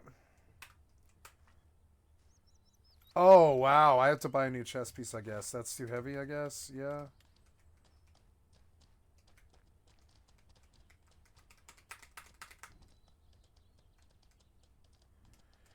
Well, I think I have a chest in my thing.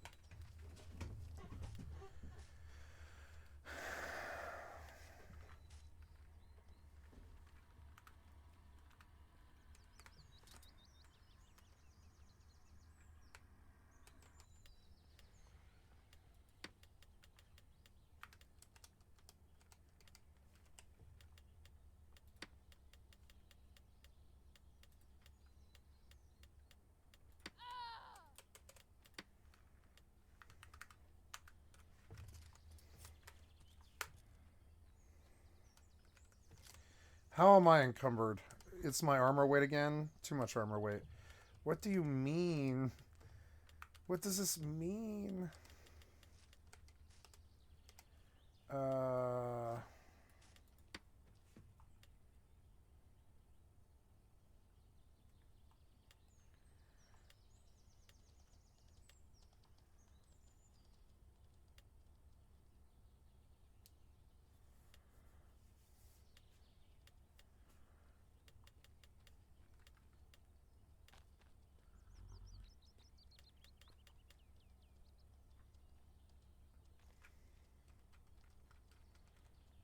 I don't know. I don't know why it won't let me, like, mount. What?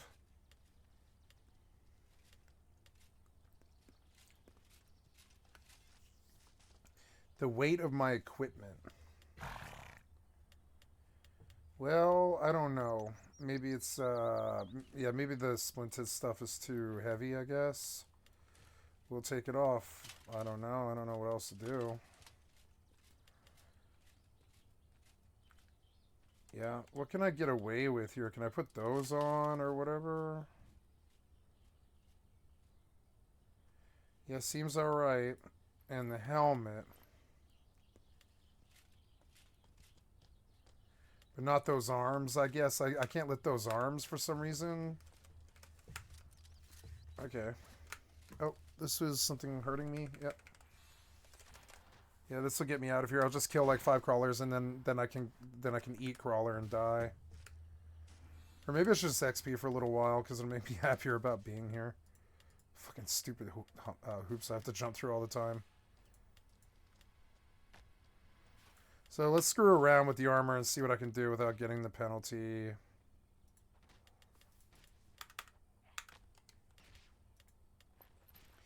Yeah, because I'm not a heavy fighter. I am a spear thing.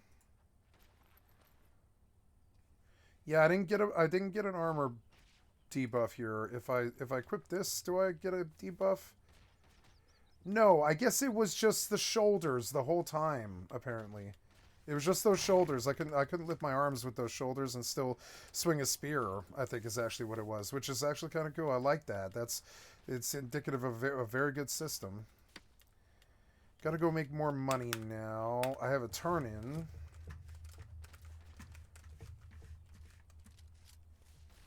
How's this going? Yep, good. We'll do a hypernet. I guess I don't need to have the second one even open, so I'm going to close her account because she's just taking up bandwidth that I don't need. And there we go. And I will gamble on the other one in the meantime. I feel like it's kind of like the MMORPGs person's like racing forums or whatever. Yeah, this is like my form of racing forums or gambling or whatever. I like this. It's a really good thing that I like a lot. Now, gyro stabs I like, but the price on it is rather steep. Got another rumber crawler, huh? Alright. Yeah, after like 5 or 6 of these, I can just go bloodport home. It doesn't matter. Maybe I should try and get my level. I'm not far. Then I could use the other one to jump to 63. But yeah, I don't know. I'm not getting that much XP for this. I definitely do need to like kill a bunch of these. Alright, well, we have a horse now. And that's good. I don't know what all...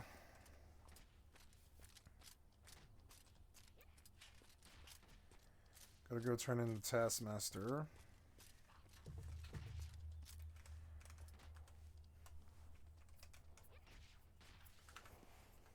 I'm glad I got my coffer. So now, courier. I could run courier, but I don't need to, really. Okay, good. Oh, did I not get enough rats, I guess? I thought I did, but let's take a rat quest, I guess. I already have a soldier task? What is it? Oh yeah, I have to do scoundrels, huh? Okay, well that's okay.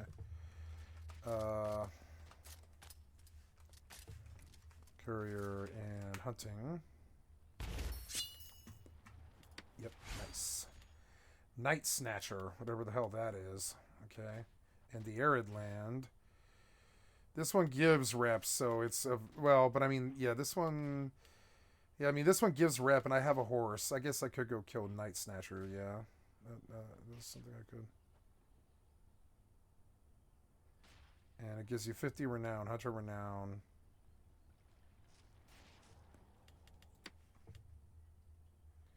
Five Night Snatcher, and yeah, the quests are getting a little bit harder, but I like that.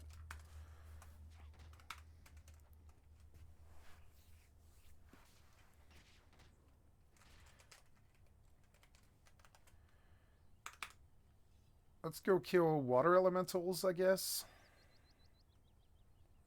Do these crawlers aggro? I think they do. They've been aggroing me, yeah. I'll just get past them. I have a blackberry seed caught in my tooth, and it's so annoying. I can feel it. It's driving me crazy. I've been picking at it for hours trying to get it with the toothpick. I can't get it. It's so annoying.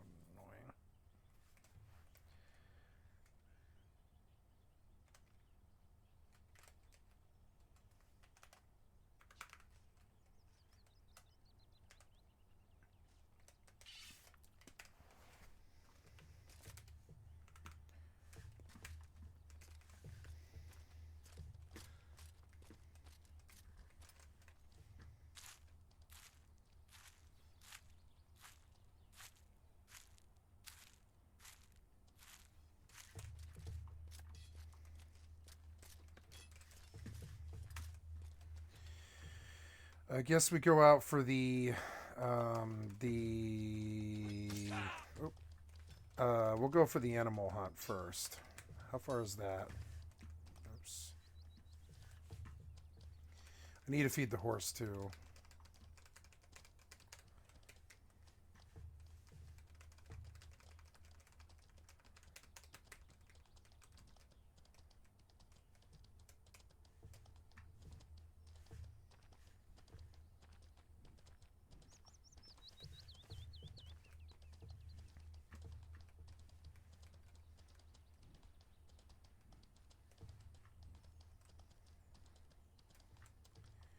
What is a Night Snatcher?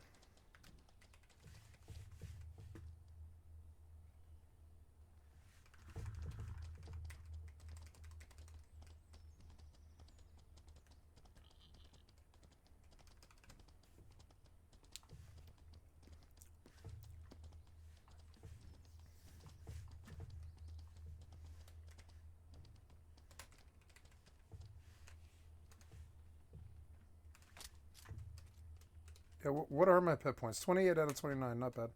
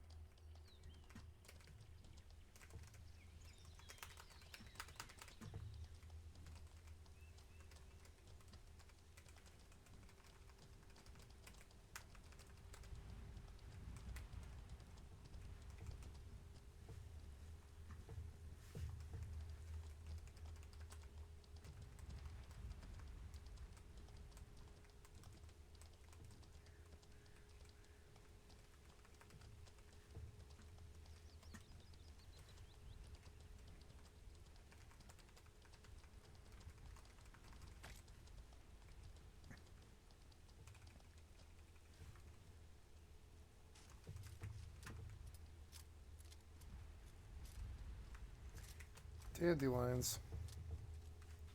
Or like sunflowers. Sunflowers, I think.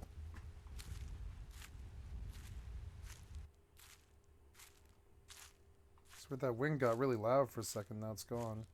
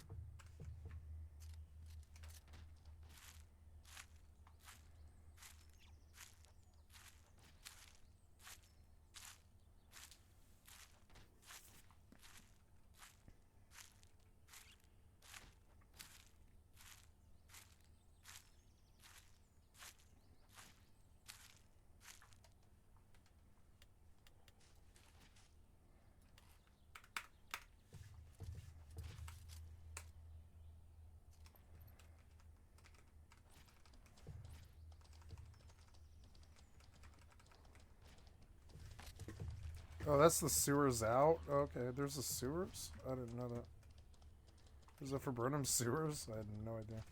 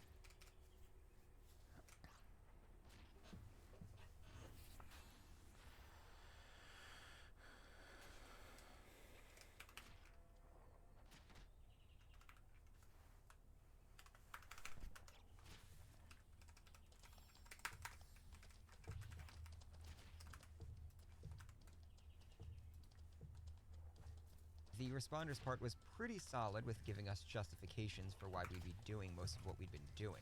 The latter parts of the main story kind of just assumes we're committed by that point, and since those factions go back to directly dealing with the Scorched anyways, it's much easier for it to justify itself. Rose's sideshow has nothing to do with the Scorched. In fact, it's all about helping Rose lure the raiders back into the region so she can lead the gangs again. So while every other leg of this questline is about trying to save Appalachia from a terrible existential threat, this part is about bringing one back in the form of a faction of thieves, trappers, junkies, cannibals, and people who feel guilty about associating with the other 4 sub-factions. Lucky for us, it's that last sub-faction that comes back. This isn't even Rose trying to pull one over on us by hiding her true intentions. She's entirely transparent about this pretty early on. Granted, she has us repair the radio tower before revealing everything, but it's pretty damn obvious what she's about when there's raider paraphernalia all over top of the world, and journals, holotapes, and terminals to spell it out even more. Even if she was playing us after the first quest to repair her radio, it's not like we couldn't just smash the thing after finding out its true purpose. So we fix the radio, find Madigan decorating Rose's suite, and then learn that the uplink was taken and stashed in the vault beneath the resort. If we want to get in there and grab the thing, I mean, at this point, I truly don't care, but quest objectives are quest objectives. We're gonna have to do some more work for Rose. Her second quest was straight up pointless busy work. She wants us to do some field research to determine which flavor of raider is the best. This will let her know what sort of management style she'll need to adopt when the raiders come flooding back into Appalachia, flocking to her hideout after hearing the radio broadcast. Now, you might be wondering, I thought the raiders were back already. Why are you doing all this stuff if the raiders are in the region again? Don't they even have their own hideout in the remnants of a crashed space station where they use their own radio equipment to carry out raider missions? To which I'm going to politely ask you to stop asking questions. The writers clearly never intended for Rose's plan to work, or at least not anytime soon, because they never intended to have human NPCs in the game. While most of the main quest had some friction with Wastelanders, Rose's chapter just completely falls apart, which is ironic considering the raiders get a big showing during the expansion, and Rose even comes back as the opening act. We really only have 2 options left if we don't want to accept that this is a video game with some poorly thought out story DLC. Either we assume Rose is completely ignorant to the raiders coming back, which doesn't really explain the events that happened during Wastelanders, or we assume Rose is in denial that the raiders are giving her the cold shoulder and are just ignoring the top of the world. I kinda like that second option because at least it will give some common ground with Meg, who I will be dealing with a lot during the Wastelanders DLC. So we soothe Rose's bruised ego by letting her boss us around so we can just get that damn uplink. This has us doing very productive things like drugging up and then killing a Yaoguai, and using explosive bait to kill some dogs, trying to tame a Deathclaw, which didn't work. God damn it! the first time. I told you to come over Quest here. reached Follow, out and follow. scolded me for killing the Deathclaw, even though I was Hey, going to stay. kill it. Damn Iona. Dick. Hey, hold on! Do you think you'd actually do it? We're talking about a deathfly here for crying out loud. Well, you're there now. Either kill it or don't. I don't care. Weird. In the main I quest. All of their loot disappeared, I think. All of it. All that loot is just gone. Lie. Oh. Did it Nice, count? ooh, that might be worth something. Did it not count? Even though I got the dialogue that, like, she literally told me, okay, you can kill it now, I don't care. So then I killed it. Where's the other death claws anyway? I don't Ooh, know. 2 small rough-eyed Grab it. opals. It's That's a cool. big square. No. On my screen, it literally doesn't exist. I'm gonna relog. I think the chest is literally just bugged out for me now. I don't know what Rose Could not got find out the of this, pet. What but do you mean she could was not find the clearly pet? ready to Ah. try to break into the vault.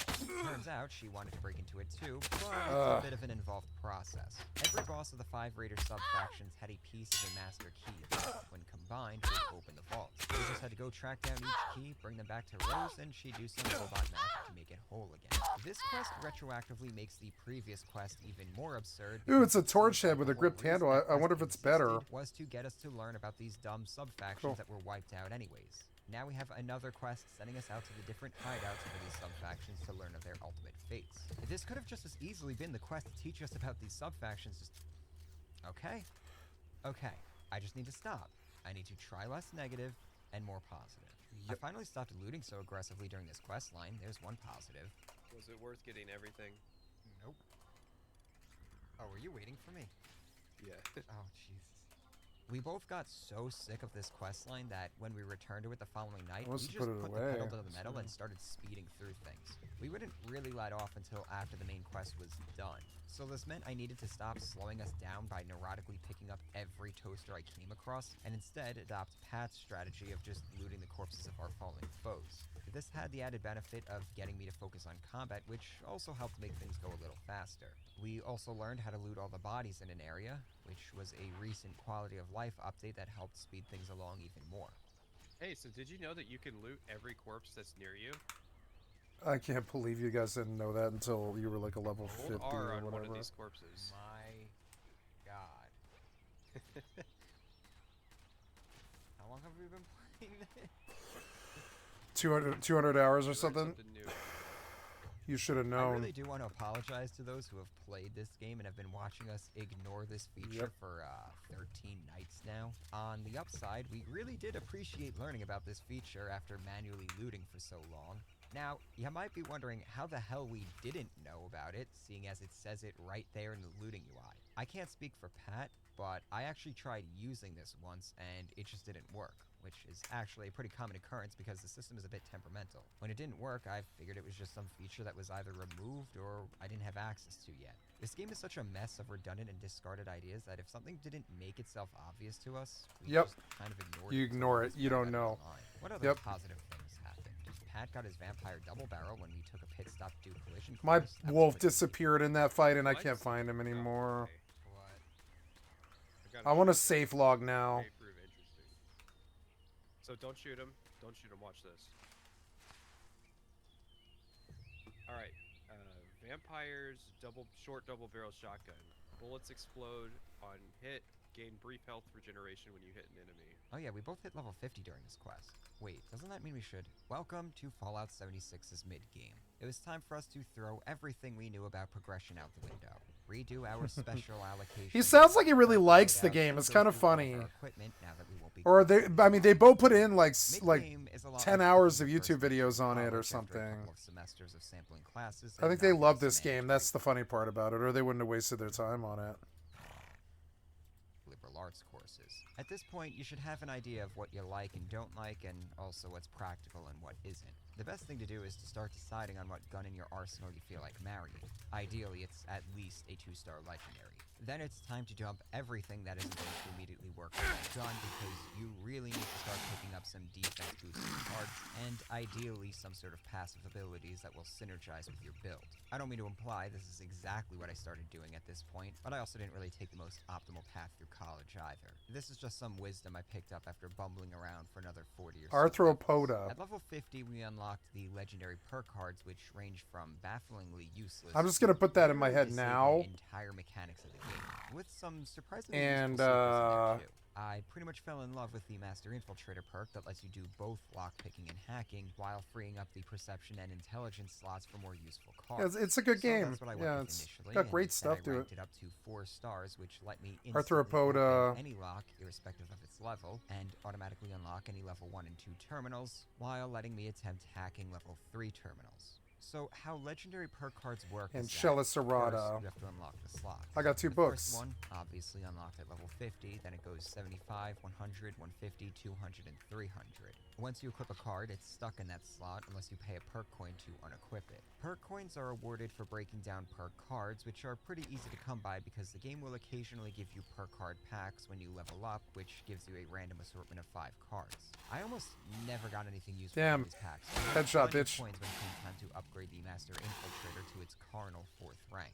The weird thing with legendary perk cards, and I have no idea why this is the case, is that card slots are account specific. So if you get a character to level 300 and unlock all the slots, you Those can look start cool. a new I like level 1 those. character and have all those slots to immediately throw legendary cards into. The new characters won't have the leveled up cards, but some of these are so stupidly powerful that even their first rank cards are insane for this character. Allow me to introduce introduce you to my second character, Moira Brown. I used her to get a sense of the solo experience in 76 and to capture footage of the dialogue I missed during the main quest. Later. I started her off with the What Rads card, which heals accumulated radiation over time. Moira Brown could literally swim through irradiated water and not take a single rad because the passive rad healing was already that high with just a rank 1 card. Alright, say goodbye to Aqua Girl, this card does that and then some. This made her the perfect candidate for becoming a cannibal, because the only drawback to the human-eating lifestyle was serving tons of rats. And you know, I could see Moira's curiosity and unconventional methods leading her down the road to cannibalism. Ooh, cool, I'll get a One Night of the cards in Snatcher. Here I'd consider messing with. Ammo Factory ain't half bad if you're using a gun that burns through ammo quickly. There's a bunch of melee-specific cards in here, probably because... Ooh, my the taming went up to is 72. so I can get this badly guy. to give the few Hells lost yeah. souls committed to Oh, I'm gonna the get him. something. I know I haven't mentioned melee, and that's because it's just Oh, bad. yeah. In a game with Hells really yeah. poor hit registration, teleporting enemies with busted AI, and staggering seeming to be completely random, yeah, it felt like total garbage, and I gave up on it very quickly. It exists. Moving on. The sleepers of this bunch are the special cards. What these do is give plus 1, 2, 3, and 5 extra points to the specific attribute depending on the rank of the card. This will free up those perk points to be put into other attributes. Very useful, but it has a bit of a quirk that always tripped me up. So you have to go in and unallocate the perk points being covered by the card you equipped, especially if the card Something pushes that growling attribute at over me? the 15-point limit. Say you have luck at the maximum 15 and then equip a card that gives it another plus 2. Well, you're going to be wasting those 2 attribute points if you don't unallocate them from luck, because the game won't recognize attributes going past 15. He's a level I feel like this is a silly 19 limitation because, especially for Night my main attributes Snatcher. where all my damage increasing cards would be, I could Let's see if he absolutely likes make use of Night the gun Snatcher 20. meat. What's the concern here? I stack too much agility and have too many action points? First off, this is just letting me specialize even more, something the game sorely lacks. He likes it. Yes, he Second, did. we have legendary cards to disable entire mechanics. Don't even try telling me 20 strength would be crossing the line. In conjunction with the legendary cards, perks take on a whole new dimension once they are freed of their early game shackles, and I actually really started to like the system. I knew I was getting in deep when, one night, I was having trouble falling asleep, so I went on the 76 subreddit on my phone as opposed to watching dumb YouTube Oh, videos. no, And I guess I started can't reading train ideas for him. different character builds in 76. He costs this too is pretty much depraved behavior, pet but points builds that I was don't one have that were yet. even more depraved. Perks can synergize surprisingly well with I'll all the need other to mechanics abandon in the him. game, especially legendary effects on equipment. It offers an almost limitless number of permutations that can create character builds. Well, that I don't know. can Maybe I act should and keep feel him as long as I can, different in like, very you know. distinct ways. The bloodied builds are probably some of the most depraved. Like, literally, players deprive themselves of HP by blocking their health bars with rats. And then they combine a bunch of perks, mutations, and equipment that synergizes with stacking low health effects to make these the highest DPS builds right now. I didn't have the patience to do this myself, but I admire the dedication to the riskiest glass cannon builds I've ever seen in an online game. Another great character build I saw was someone stacking a bunch of seemingly random effects and then grabbing a minigun, not carrying any ammo for it, and just spooling the barrel up and running into enemies with the thing. The combination of perk cards, passive abilities, and something that might just be a bug with the engine causes the spinning barrel of the minigun to deal damage on contact with enemies. Honestly, the perks start to redeem the experience enough that, outside of exploring the game's map, they almost make the game worth playing, especially for someone like me who just loves making weird builds in RPGs. Even the RNG nature of legendary equipment almost gets redeemed here because I had build ideas pop up in my head a few times when I stumbled across a weird set of effects on a weapon and tried coming up with a way to use it. If you're a really degenerate min-maxer, perks and legendaries can keep you hooked just trying to find the perfect combination of perks, weapons, armor, and power armor. Unfortunately, the thrill from the perk system quickly gets lost when you realize all of these cool builds really can't redeem the awful content that you'll be interacting with. It wasn't long before Pat and I were back to the main quest grind, and with level 50 behind us, grinds were all that lay in store for us going forward. The line dividing the mid and end game is a lot harder to define than the line between early and mid. I'd say it's really up to the player. We could have made the mid game last 10 minutes if we wanted to, and that's because I'd say the end game starts once the player starts the grind. Actually, the grind is made of many smaller grinds, some of which need to be unlocked by finishing the major quest lines. I'd say, at the very least, the player needs to finish Wastelanders before they can really start the endgame grind because it opens up access to gold.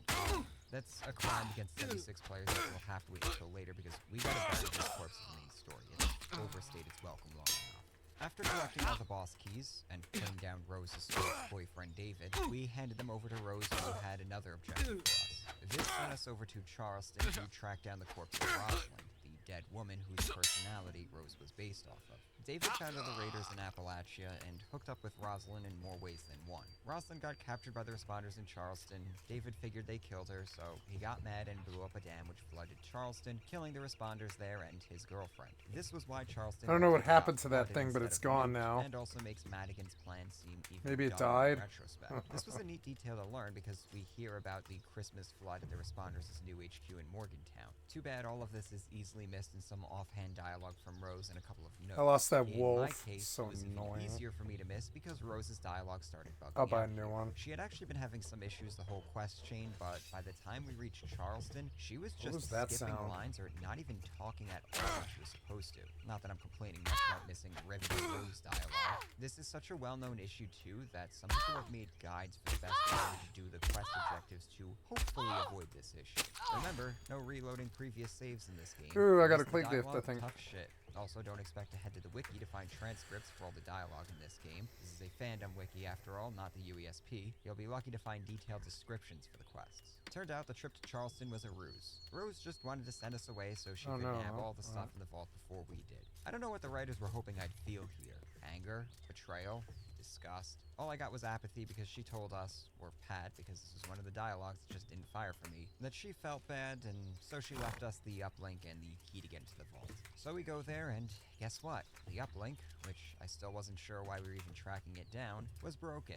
Rose actually helps here because, you know, God forbid we hit an actual dead end and needed to do some exploration and investigating, and she just tells us about Abby's bunker in the mire. Or rather, she told Pat, once again, another dialogue that straight up didn't fire. Rose leaves an open invitation to return to Top of the World whenever we feel like it, and I want to say absolutely not, but I know what happens with Wastelanders. I'm dead. We'll be Oh, back good. Eventually. Fine In the by me. meantime, Pat and I got a nice hour. I or forgot so the instant night warp on again. I'd rather die than use the instant warp.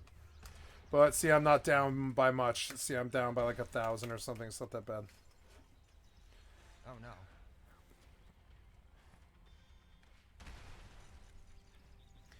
Okay, now I've got to go to...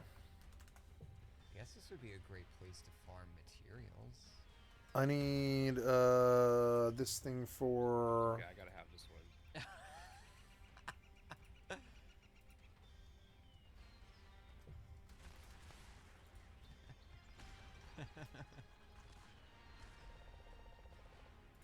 Holy crap. Oh, we didn't even have to come here. Yeah, we're just passing through. That is a that is a look. And it's now yours. Perfect. Oh my god, I got you something. I got you a Christmas gift. Goose, I'm in the shield shop. Okay. You're gonna love it. It's so good I want to keep it for myself, but I'm not going to. Vampire Leper Oh. Oh, I am so glad I didn't put the fucking legendary on the lever rifle that I'm using right now. 'Cause that is now just an objectively better upgrade. So we finally got to Abby's bunker. Abby was a member of the Free States, a group of doomsday preppers who had bunkers all over the mire and heating coils, Heating coils. a scorch detection system. I I am a member of the College of Winterhold. In good standing. Good standing. Another bunker. Elias lost. My brother, Dad. That guy looks like he's really into this. Now whenever the are around, the detectors will pick them up and broadcast the I'm here to go to Gruesome Shields, which I passed. to fight them off. If you haven't already, check my terminal to read about the traps we created for the Scorch Beams. Hopefully, they're still in working order, and they're your best bet at making those flying freaks manageable. Beyond that, the only ones with any real means were the Brotherhood of Steel. Obviously,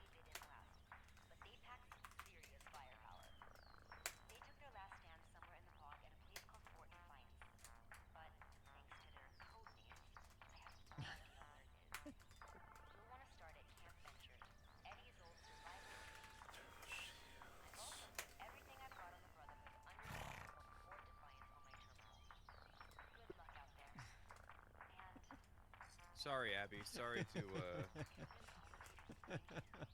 sorry to overshadow your moment there. I know that was the end of your quest line. Just discovered something about the UI, so, you know. And that's it for the Free States. Now we're being sent to the Brotherhood of Steel's outpost. I'm sure some people are going to be annoyed seeing me speeding through the Free State section, especially since there's a few people who genuinely think that, had the Free States been fleshed out, they'd have been the game's first good faction. I'd say that's just the massive gaps in just about everything related to them being filled in by people's more creative imagination. I don't think this game can have a really good faction. Also, I think it'd be hard for the Free States to top the Enclave. Speaking of which, we still have the Brotherhood of Steel to work through before we get to talk about the Enclave. While the Brotherhood's part of the main quest wasn't nearly as painful as the Raiders, or as forgettable as the Free States, it still had plenty of pain and boredom to make it a not very enjoyable leg of the journey. If you want details on what they were doing here, or how they even existed, I'll once again encourage you to check out Patrician's video. To the credit of the writers, it's not the most insanely stupid explanation that dishonor goes to the Brotherhood coming back in Steel Dawn. Some parts of their story are actually mildly interesting because we're back to a faction that was directly combating the Scorched. So their whole story, as roundabout as the main narrative was, getting us in contact with it, at least ties in cleanly with our principal antagonist and even ups the stakes quite a bit. The quests themselves go from a rather plain dungeon run to going through the Charleston Capitol building for a third time to ending on an actually pretty decent quest that had us hunting down and clearing out a Scorched Beast lair. The quest designers seemed to have some weird infatuation with the Capitol building in Charleston. It was a neat locale, but definitely not worth us being sent back to it 3 times during the course of the main story. The first time we were finding roses. I don't know. I think it's one of their major achievements. That city. States I skipped over because it was this huge interesting. Fallout But City. The third time was to have us stand in line at the DMV. Yes, the quest designers were like in terms of a city you can like be outside in. Doesn't the DMV suck? Honestly, I wouldn't Yeah. know. I've only been there twice because my state moved most of its services online over 10 years ago. Oh, but you see, this DMV has robots still running it 27 years after the war, and it's still a dysfunctional bureaucratic nightmare. Ah, funny. I mean, This I'm is sure. Also, we can get a birth certificate and a fixed address so we can join the U.S. military. Where am I going? I'm Joining going the military was to another automated Neptune's. process, but this was a lot more professional than Neptune the Spires. DMV. Oops. If I actually trusted the writers, this would be the part where I'd be saying how this must be some clever attempt at world building, showing how joining the military in this setting is a million times easier than doing something mundane like going to the DMV. But I don't trust the writers, so I'm gonna assume that they just got bored with the bureaucratic joke and instead just wanted to make something that was part satire, part homage to military TV and film, and just part romanticizing military life. As promised, the final BOS quest was actually pretty good. It had us using our boys to track down. I feel like Bethesda was playing all these interesting meta games with 76. Like I feel like they were trying to appeal to the military people. They were trying to appeal to the 60s, the 50s and 60s retro people. They were trying to get that music style, the set the music thing. Like they were, you know, they were trying to get the East Coast and all of the Appalachia people. They were reaching out to all of these interesting constituencies in the real world. I love 76. I think in 10 years they're going to be like 76 ended up being a gem, but we didn't know it the first 10 years. I think it's kind of funny. It's like weird. I don't like the feeling like I'm the one in the know all the time, but that's kind of how it comes out though. It's kind of annoying. So, anyways, Borgers gives me to Aksha's for the then we're gonna to talk to Yin Pakano at J8. Okay, Yin Pakano. I have to go back here.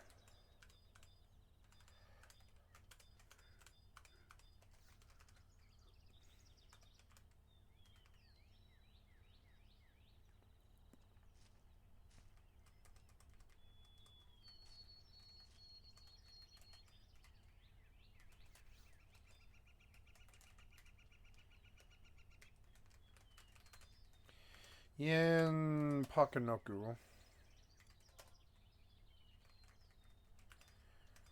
Okay, good, and head to Port Juno, go downstairs into the auction house area. Alright. Oh, questing on a Tuesday afternoon, or Wednesday morning, or Tuesday morning, whatever it is.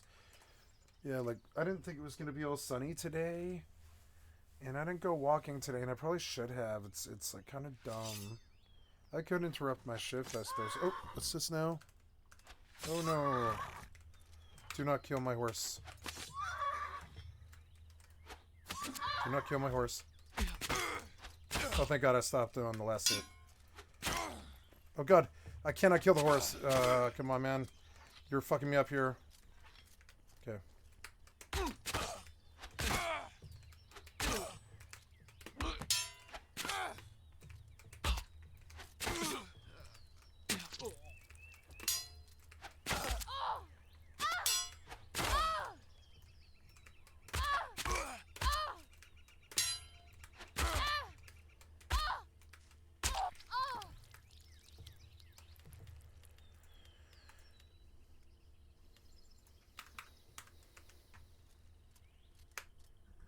Poor A, he got fucked up right there. But did I get all of the? Yeah, I got I got the things that I need, but I need more night snatchers. And I lost my wolf, which is sad panda.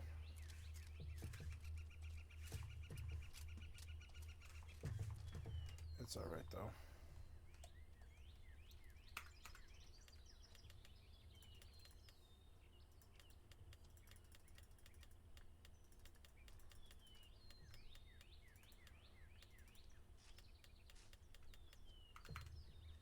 Ooh, I have 74 silk. I bet that's worth something.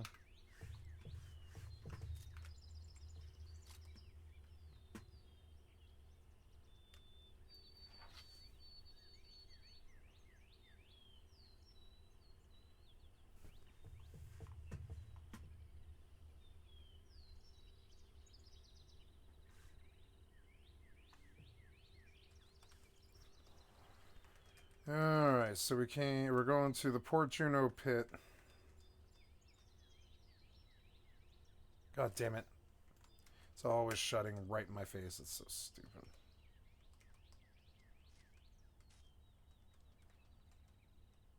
I get up and bandage the horse again. Alright, I guess I don't have to get up.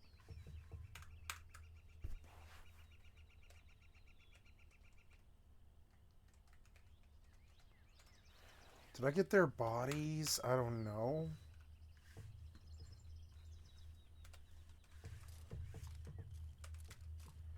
There's another one. I'll kill him.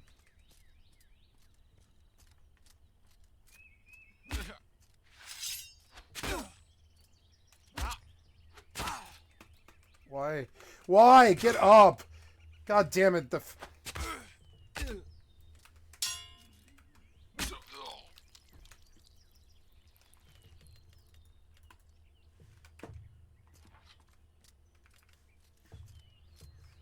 Looking for any of their bodies that I might have missed or anything. No, I think I got it all. Yeah, I did.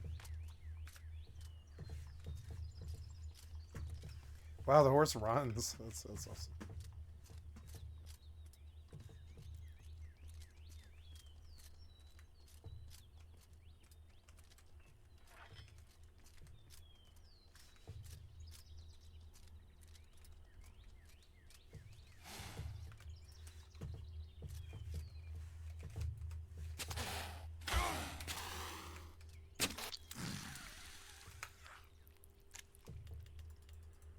It's a shame I can't keep them.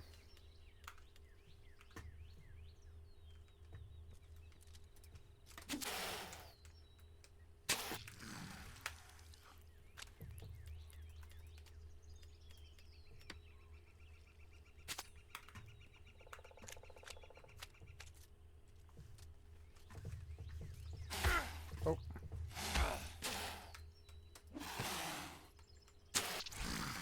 Nice, there it is.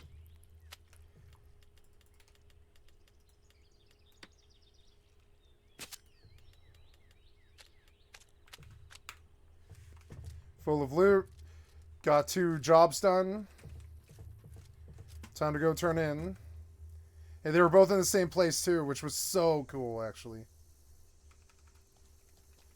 What is that? Why is that all shiny? Oh, it's this pool of blood, yeah. Gotta be careful, I could fall off the mountain here. To be very circuitous about this. Yeah, go slowly down like a...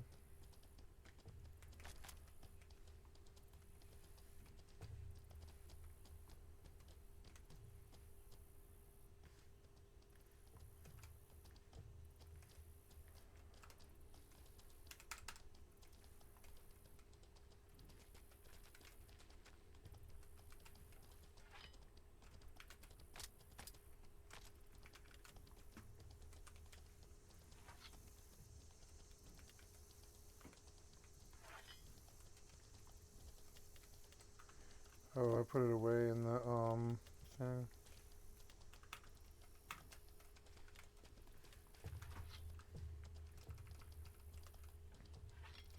Oh, I think this torch is better. Nice.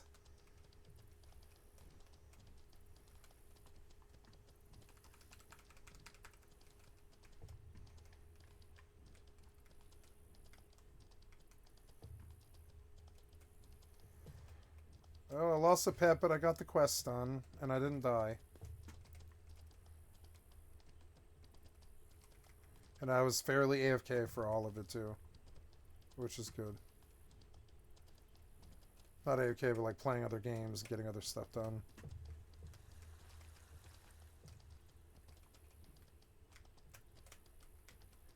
Man, I'm back at the town already. That felt like a long ride, but it wasn't.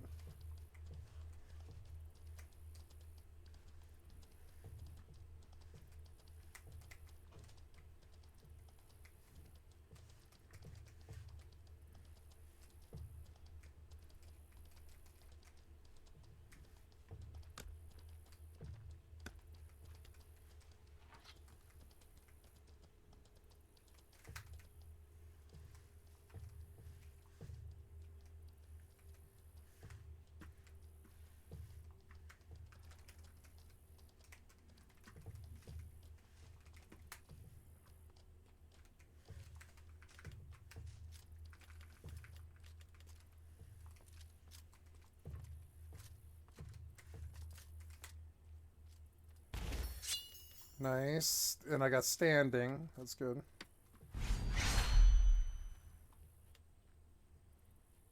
Yeah, I like the Night Snatcher quest. I'll do it again until it gives me Clotho's Flingers.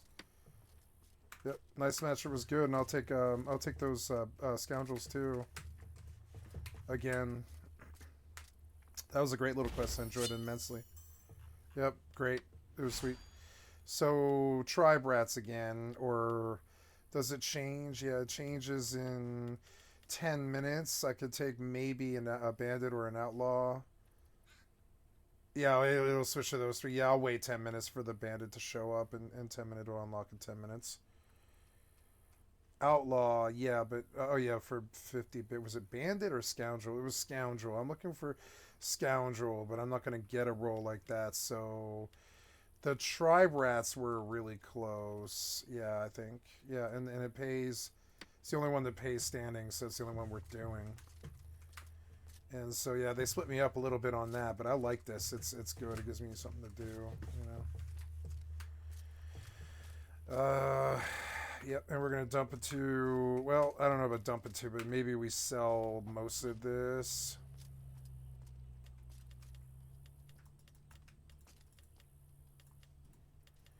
Except for the meat, I'll put the meat on him, and I'll use the tallow. And the scoundrel heads 5 of them.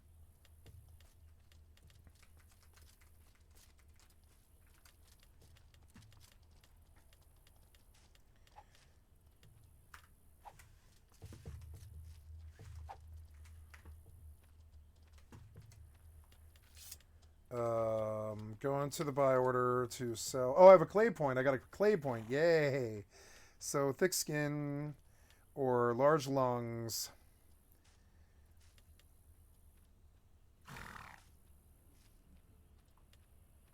Two max con. Let's go for 2 max con. And get even more like sturdy, you know.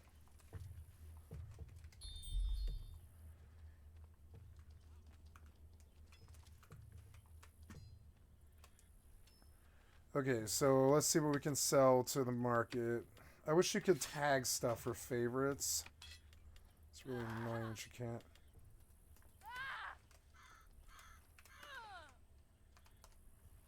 Oops. Stop.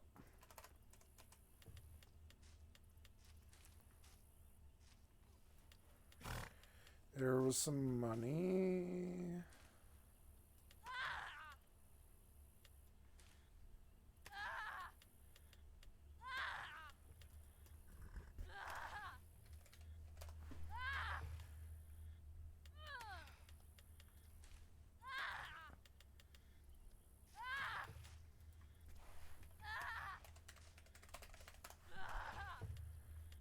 No ground fur, no?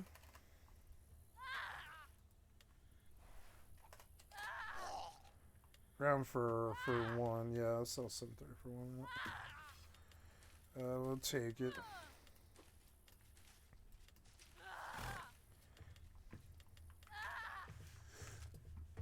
I have a wooden theron. I put that away.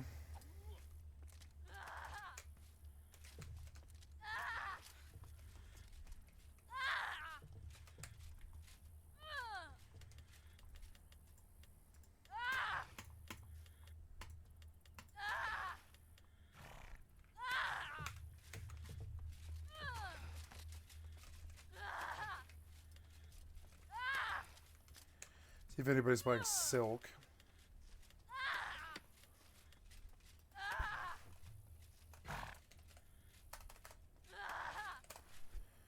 Yes, silk is going for good. Very good. Yeah, look, hey, so no, blood silk, silk. Best price on silk is a silver 94 for all of these. So there's almost a gold worth of silk. That's cool. Hells yeah. There's some more money. And yeah, and then Shelly Serrata. Shelly. Nope, I don't know. But let's see if it's on the market at all. Shelly Serrata for a gold 50, but I mean, yeah, what's the history of skill been? It's like riding, is it 29? Hystericomorpha is at 39. Gleyer's Meatlore, Rodentia, Ground Fur, Arthropoda, Hystericomorpha, Ground Fur Lore. And I want, yeah, I think I'll pop this book out now, and I'll just learn this this other book. I just wanted to get some skill from it. Oh no, I'm only at level 5 of Arthropoda.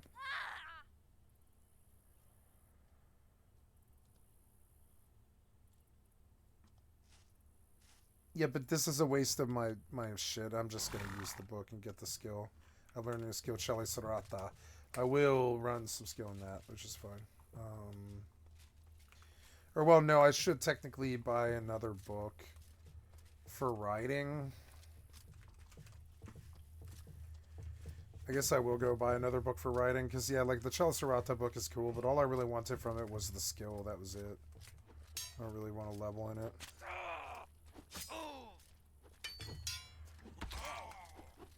They run at each other.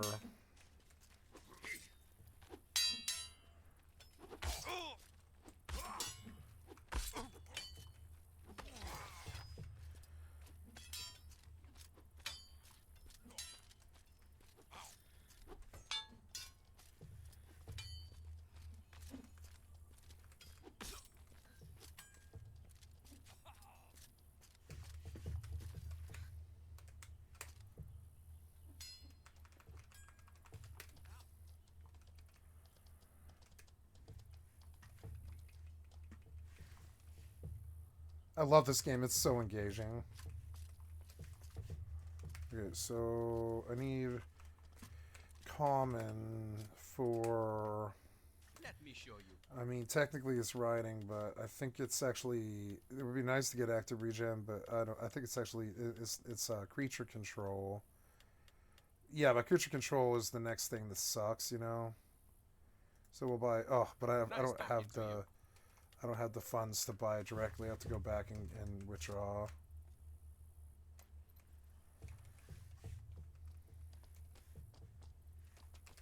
But you really can like ride the horse pretty much everywhere. It's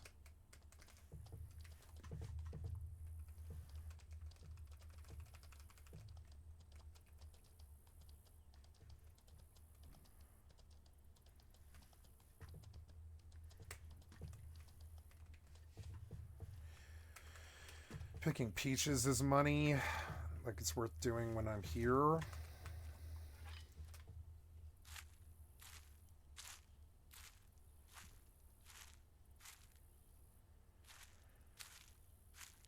Yeah, why? Okay, I figured out a better mouse macro here. Why do I'm holding E, but really what I need is a toggle E. No, I don't know. Toggle E is bad. I don't know. Toggle E is pretty bad. It might be pretty bad. Yeah, anything toggle is actually really bad because it just spams. Never mind. I'm gonna leave it be. It's fine.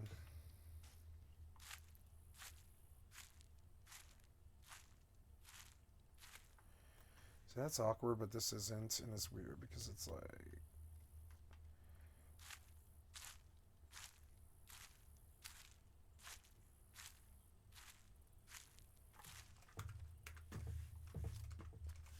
Isn't there another one? Yeah, there's like another one right here.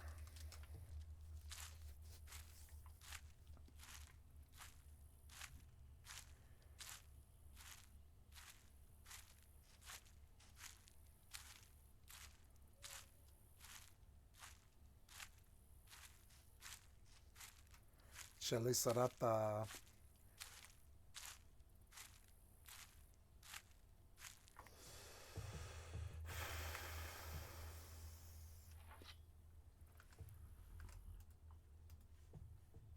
Things that led us to a mine where Paladin Tagrity and the remnants of her chapter tracked down the Scorch Beasts too. It was a pretty fun experience that had us wandering around the freshly introduced Cranberry Bog in the city of Watoga. It did a good job explaining that these Scorch Beasts were the source of the plague, that their lairs in the mines around Appalachia were breeding grounds for them, and that they bred way too fast for us to beat them conventionally. It even ended with a boss fight that, well, an attempt was made. And it dies in a glitchy mess. This quest wasn't without its issues for me, which was becoming a recurring theme. I don't know if the game just hated me or if it was because Pat was the team leader and I wasn't, but god damn. Margie's tape again. I literally just listened to this thing and just didn't accept it, so now I gotta sit here and listen to it again. Dialogue, quest objectives, and even quest markers were bugging out for me. When we got to the mine, my quest marker was still pointing me somewhere out in bog. Remembering the lesson I learned with the holotape in the fire breather mine, I figured I'd best do my due diligence and head to that spot on the map to make sure I didn't miss an objective or something. Sure, the quest tracker was telling me to go into the mine, but the game also told me to kill that Deathclaw for Rose's quest and then told me I wasn't supposed to kill it. So I couldn't trust the quest objectives either. The map was the last thing I could trust in this game, and it was telling me to head back into the bog, so head back into the bog I did. And there was nothing there. So I learned a valuable lesson this quest. I can't trust anything in this game. By the time I got back to the mine, Pat had cleared pretty much the entire dungeon. Granted, he was going to do that anyways because my weapons and character build were already falling off, but yeah, I felt pretty bad here. We then got out of the mine after killing the boss, and someone had nuked the region because this is where the Scorch Beast Queen event is. So it was a race to fast travel out of there before the radiation took me because I didn't have a set of power armor on me. After looting everything Taggart had on her, we were able to break into her office at their chapter's defunct HQ and learn that she wanted to use nukes against the Scorched. The VOS couldn't break into any of the silos. Hey, look at that, we're finally linking up with the Overseer's mission. But Senator Blackwell, who had a bunker in the Free States, might know how to unlock the nukes, seeing as he was part of the committee in charge of them. This kicked off a very brief investigation into a conspiracy that sent us back to Charleston again. Thankfully, we only had to go to the local newspaper's office, not the Capitol building. This led us to Blackwell's bunker, where we found out he'd been investigating a shadowy group in the government and the military who sent agents after him, and it's the Enclave. I won't lie, by the time we got to the Enclave's secret bunker, I was completely mentally checked out and pretty well spent. Pat and I had been dabbling in the public events and some of the endgame grind, and that stuff was such a breath of fresh air from the bland quest grind that the only thing getting me through this now was the notion that I'd get to do more of that once this was put to bed. As a result, a lot of the deeper story went right over my head by this point. That's a bit of a shame because this is definitely the most interesting section of the story where everything we've been doing, except for Rose's comes together to bring the story full circle. Had the quest and story been paced out even semi-competently, and most of the narrative wasn't buried in terminals that had become painful to sift through, I might have a bunch of positive things I'd be eager to talk about here. But none of that is the case, so the only positive things that I can say here is that it's brief, The rewards were decent, the Enclave opens up some interesting gameplay, and the novelty of saying that we were members of the Enclave as justification for all the terrible things we do to the Wastelanders NPCs was my favorite running joke. Only death can prevent you from becoming the Scorched. Yes, give him the Emperor's Peace. Where's Alder? He's dead. Under the authority of Vault 76, And the Enclave. and the Enclave, I'm gonna have to ask you to leave. By force.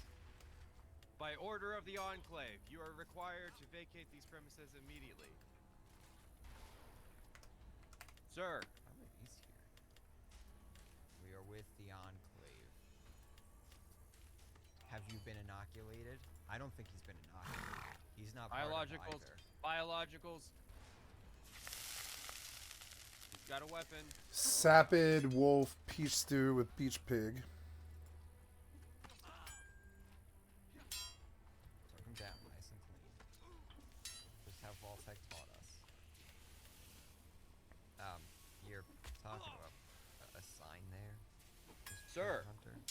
We are the Enclave. What- State your business. What are you doing here? Sir, are you inoculated? Not Sir. Not out here. Not out here, no. Not out here was very Oh, he's funny. hostile. No, he's hostile. Oh, We are did you the hit me? No. Esford and Delphi. What was that? We're doing what we have to do to stop the Salmor. 3 Yeah. stealth boys. That was his contribution to the Enclave. Are you inoculated, sir? Sir!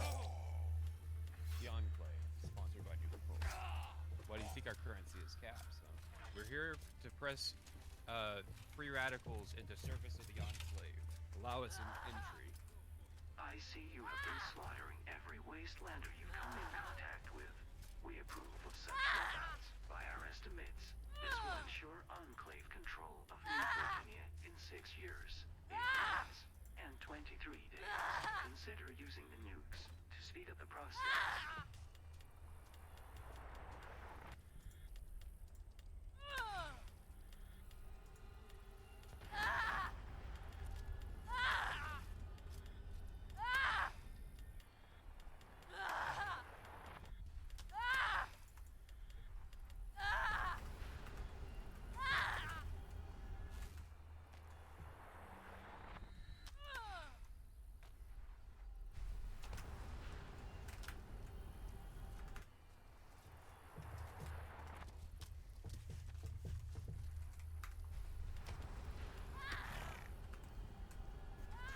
Gonna switch games for just like 15 minutes here while it's nighttime, or whatever it is. I think it's like 45 minutes. Child, That is some weird,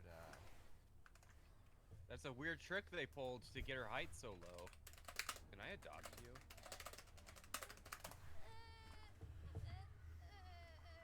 Why don't you come live at my house, child? we can put you to work. 17 hours We day, actually 7 do have hours the night. Enclave. Here, there's your toy. You monster! Why would you steal her toy? You monster! Delphine, what did you do? This child is invulnerable. Delphine, It will come to understand the Enclave. Delphine, you were never good with children. Let me handle this. Hello there, little girl. Do, have you ever Creeper. heard of dragons? I saw one once, you know. It was all before my time, you see. The Enclave is unique in that it's actually still alive, technically. Because this was a Bethesda Vault-Tec vault, all the humans killed each other in their own factional conflicts. But not before they released the Scorched Plague, super mutants, and presumably the other things terrorizing Appalachia. All of this had been done to trick the missile silos into thinking the region was still in a state of war so that they'd open up and allow them access to the nukes. But they all dead, leaving the AI modus to carry on. Oh my god, did they program you to take forever to say this, Sitch? Modus just wants access to some Enclave satellites in orbit. All we gotta do is run through another bunker filled with robots. For our part, he gives us almost complete access to his bunker and some aid from orbit. If we wanted access to the command center in the bunker, which was where we'd get access to launching nukes, so yeah. Ooh, double score.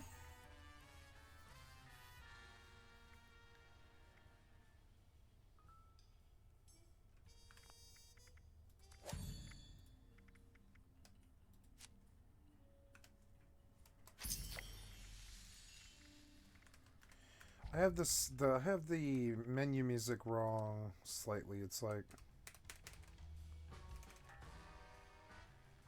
yeah, just where it's audible but not annoying. So when I come in here, I can hear this song because I like this song. I fucking love this song.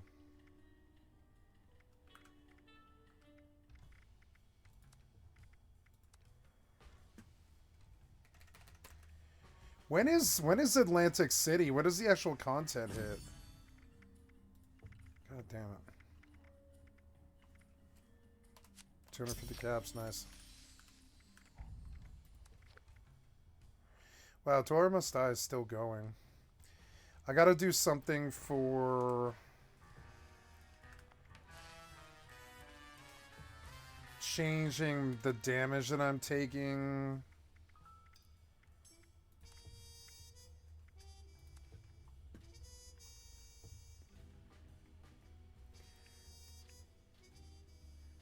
Yeah, like I want to try low damage. Yep. And we'll do a little bit of a 76 session.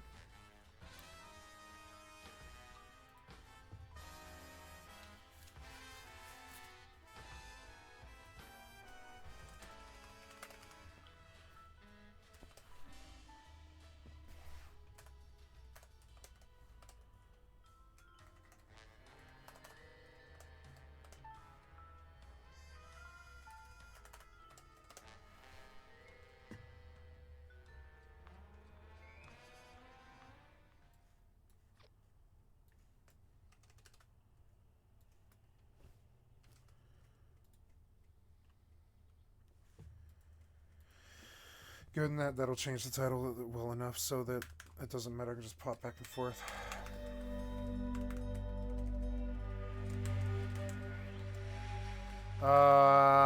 Trying to go to somebody in this place. I need to figure out what. Ooh, hells yeah. Wait, there's a legendary something right there. Something showed up for a second there.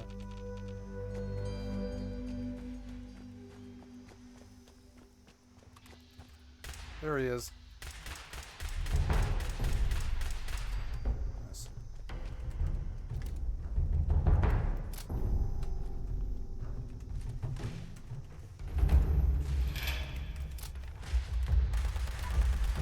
Two legendaries. I got a nice Chinese officer sword. That's cool. Okay, full dead immediately. He blew up in my face. Dumb. I mean, yeah. Oh. Yeah, so my music, huh? Ooh, 50% damage to Scorch. That's better than what I have, yeah. Nice.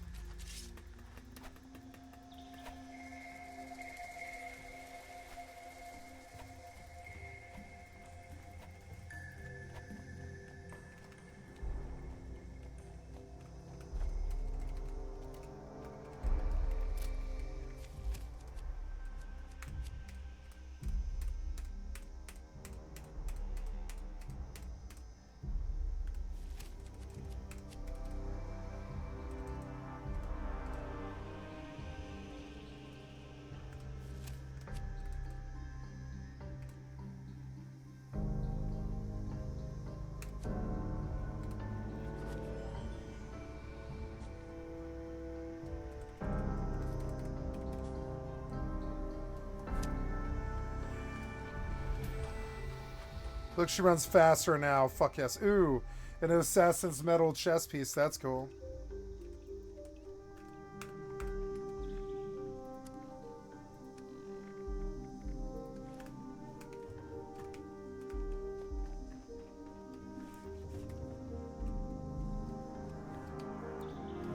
It's a weird weather right now.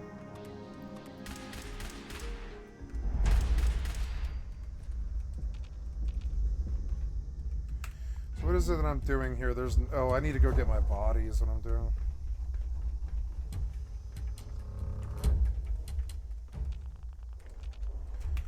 Okay, good. Let's go see what my quests are.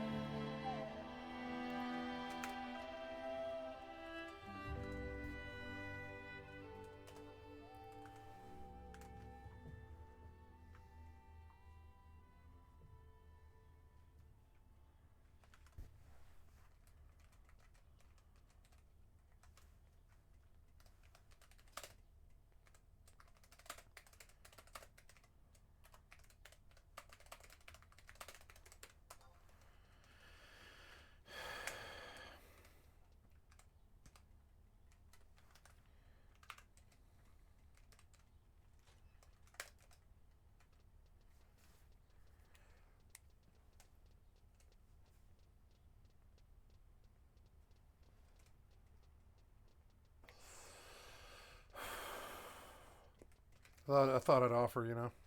Fuck it. Gotta get an instant warp. Oh, I have to drop all that stupid crap too.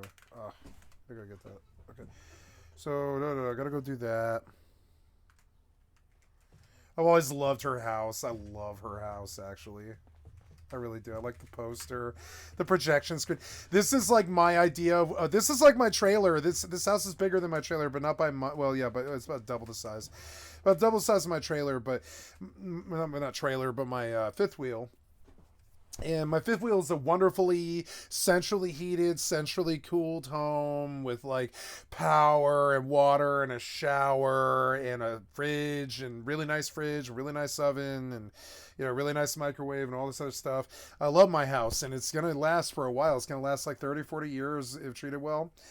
And and it's insulated and all this stuff, and it's got fans in the roof and all this for the summer. It's got like all the verandas and all this stuff. I love my home, and it reminds me of this place. It's a little bit smaller, but like even my TV is a lot like her house. When you come in my house, it's exactly like this, and my house kind of looks like this a little bit. It's not the same exact layout at all, but it's like the TV is the main part of the house. Do you see how the TV is the main part of the house?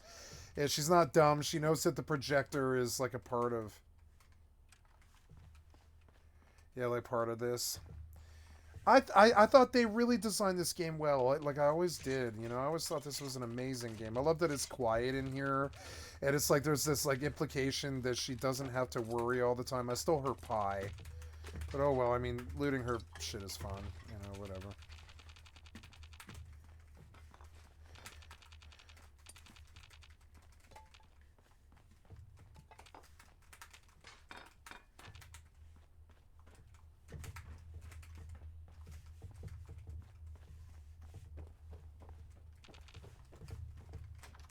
I wish I could get rid of the looting sound. It's so annoying. That was a nice box.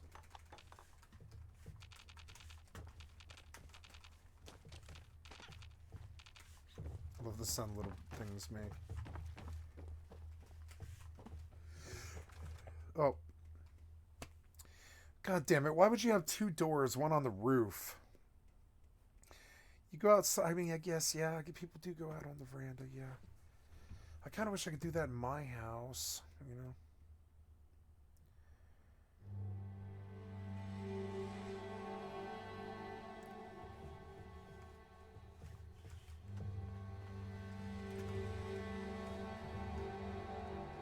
I like this as RP too, though. I think that's cool. I'm glad that I came out to see it.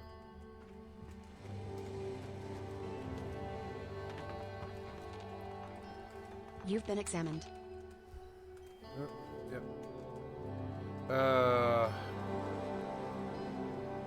Oh yeah. I've got to go to my mock house.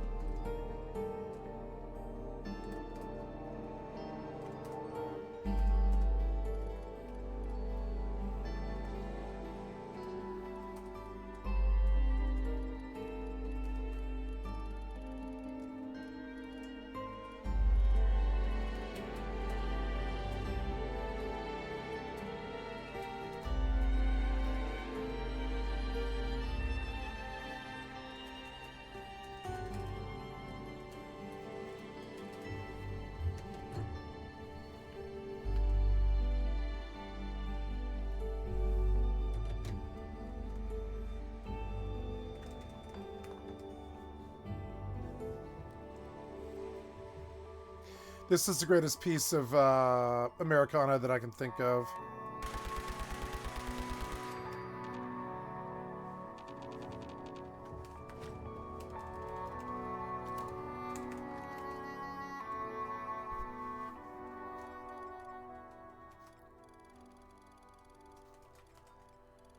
Yep, got stuff stacking in there.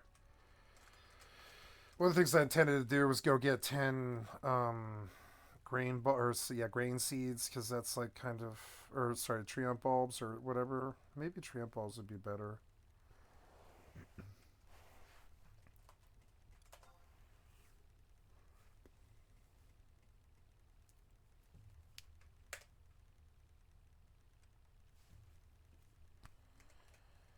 Oh god, Swift Belt and all that. Yeah, I had a Swift Belt once upon a time on the Somi. Did all that work. I don't really want to, but I did.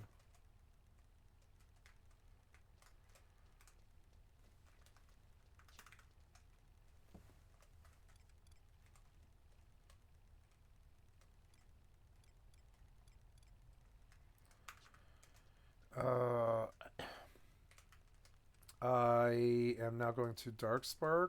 Yeah, Darkspark. Get out of my way. I go get Signet. Up in Arms would be good.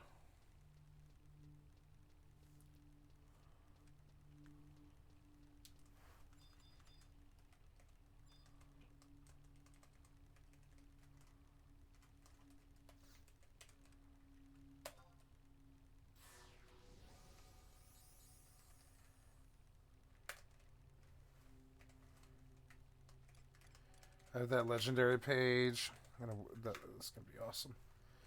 So now what? Now, I guess gonna go down and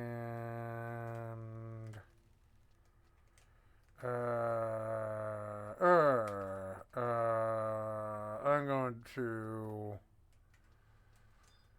Dark Spark.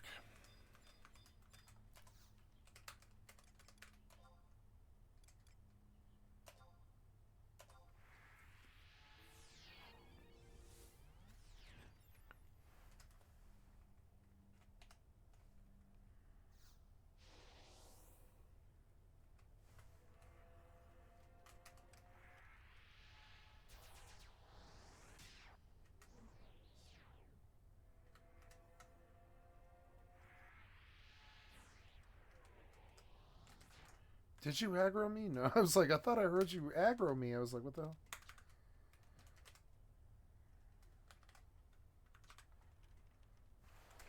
Okay, so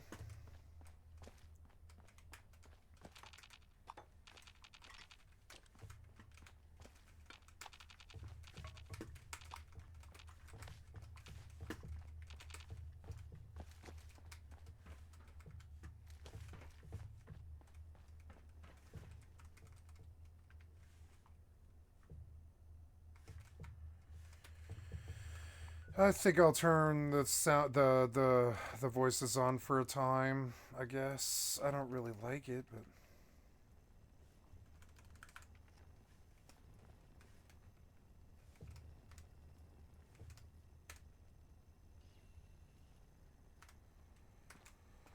I know you have questions, and we'll get to them. I have an important mission. But you're just not ready. It's too dangerous. well, shit. I'll kill a Scorch Beast Queen. Send you on it. Before you do anything, you need to get inoculated against the Scorch disease.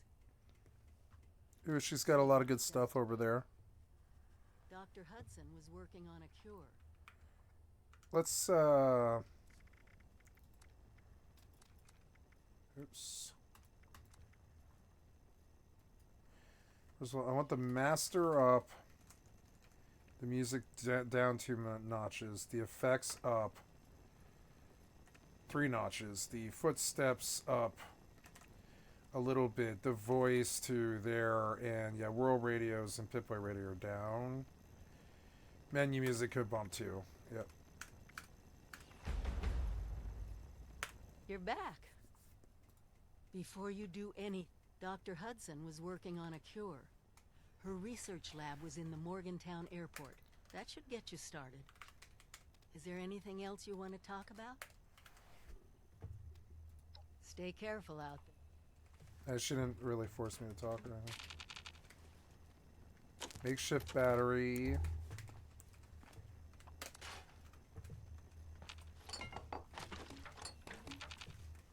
I like her house. It's sensible.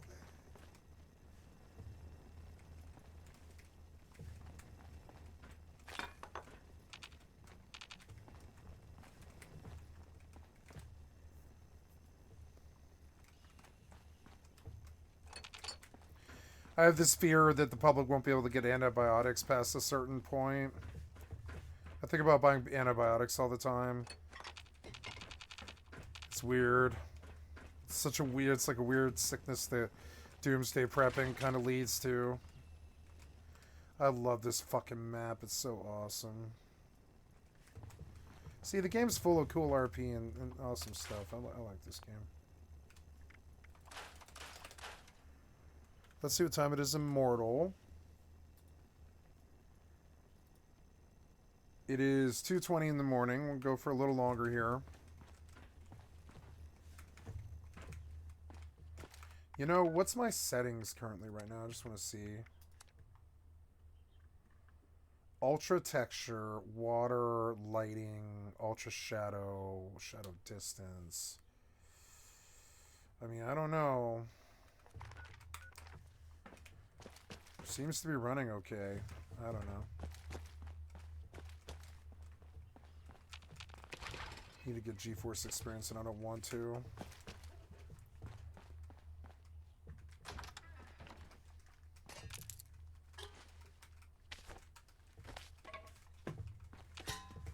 That's good stuff.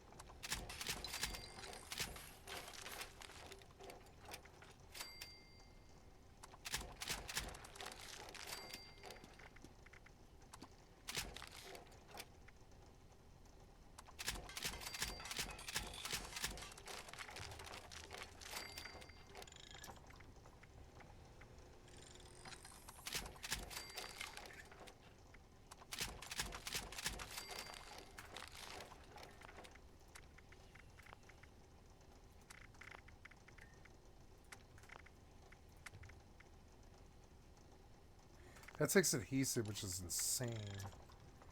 That's fertilizer, which is also hard.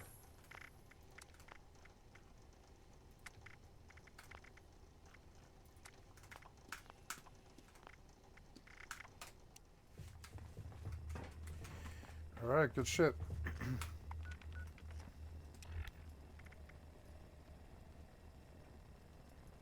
AVR medical, huh? That sounds fun. Yeah, take me to that. That sounds good. Now, where are we? Oh, yeah, cool. I have to pee while she buffs up and gets ready. I guess I'll send her running down the direction, so by the time I get back here, she'll be hitting a wall. Yeah, like, I don't know really where I want to aim. Oh, my phone's ringing. Bear with me, guys, sorry. Just a second.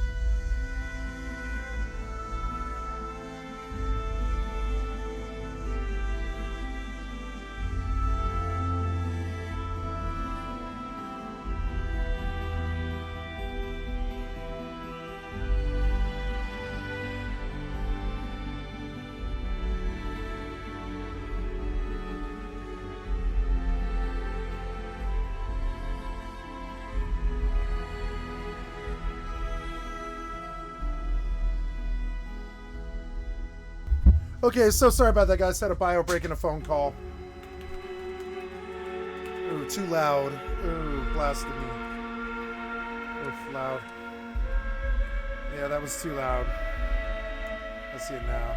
Yeah. What's good? It's like maybe down a little bit because it's still sort of. No, that right there is good. So sorry, guys. I didn't mean to blast you like that. I didn't know how loud it was. That sucks. Got a phone call.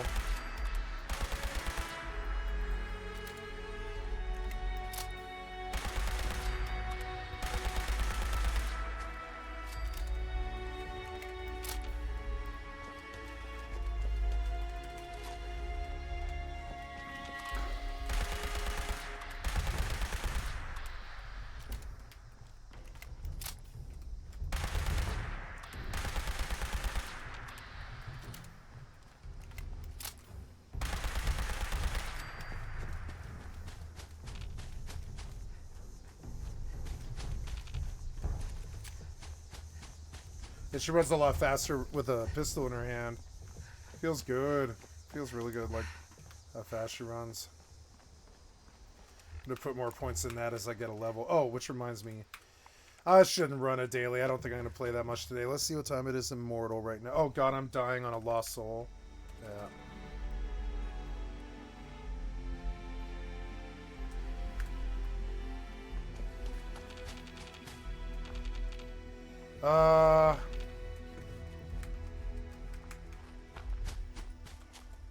The new arrivals get to level 20. Okay.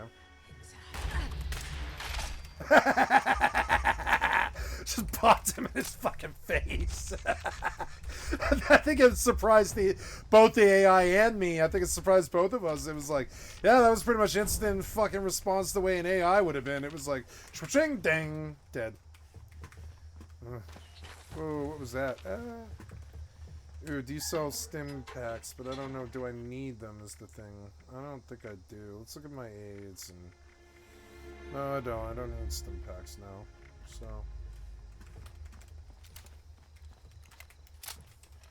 Let's eat something and drink something. Sort by value. And we'll have, well, we'll get full first. It's, that pie, right? Yeah, the, mountain honey. Purified water, fancy lad snack cake, syrup, sugar bombs and such, and a watermelon perk bubblegum. Good. And, yeah. And, we'll go in there now. AVR Medical.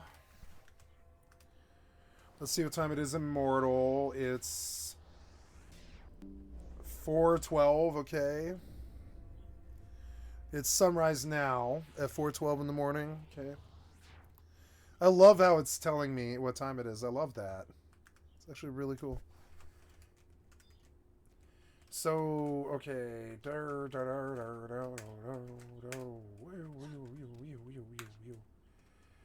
Okay, we're going west. Yeah, we're going west. Oops, wrong way. Yeah, we'll go a little bit. It's like hard to tell, like with the camera like that. Uh-oh. What was this? Uh-oh. Oh. Nope.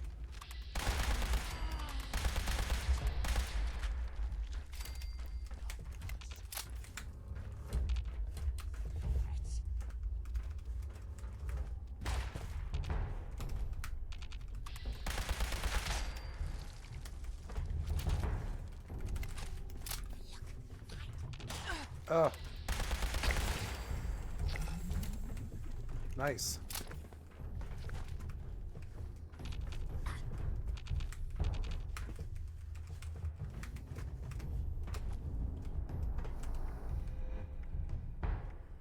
Oh, you have all that bulk. It's like weighing me down.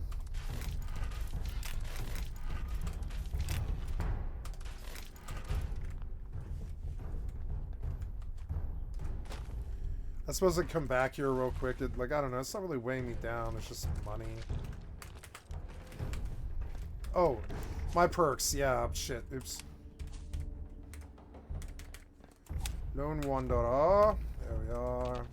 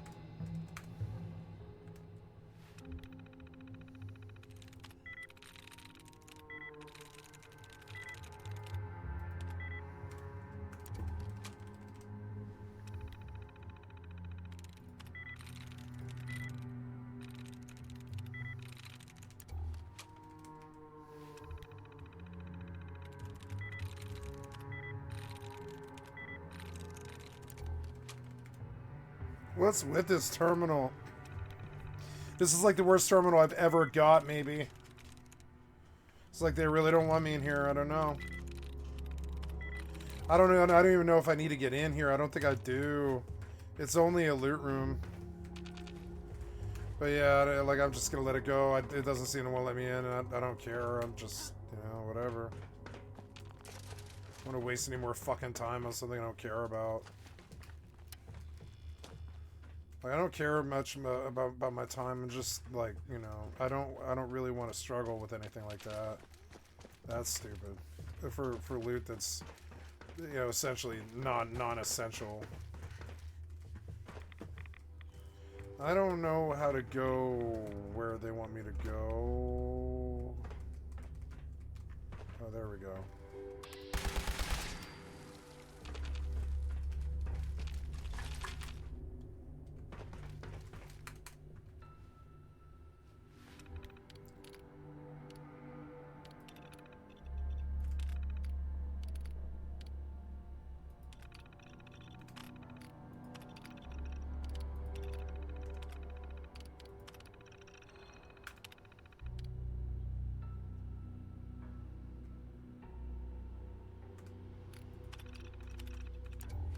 So now I've got a new quest out there at the Charleston train yard.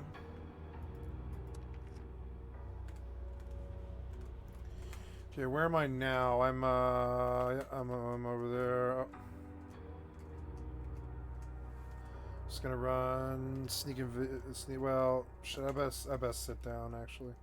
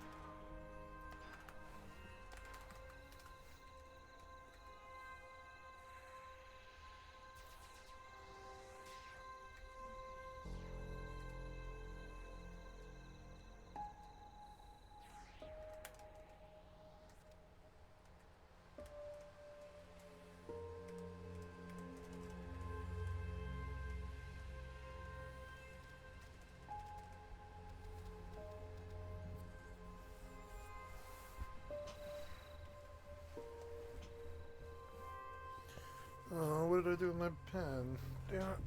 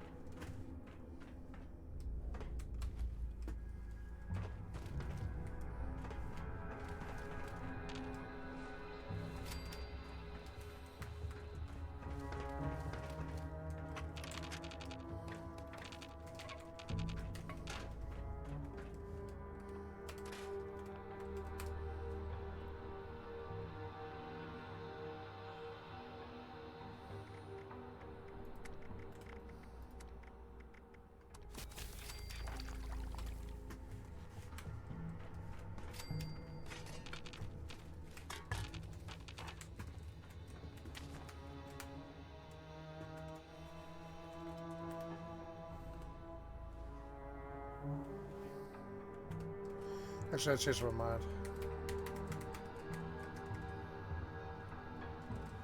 I think I can leave this place now.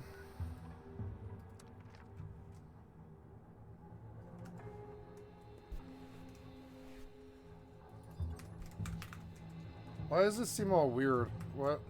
Okay.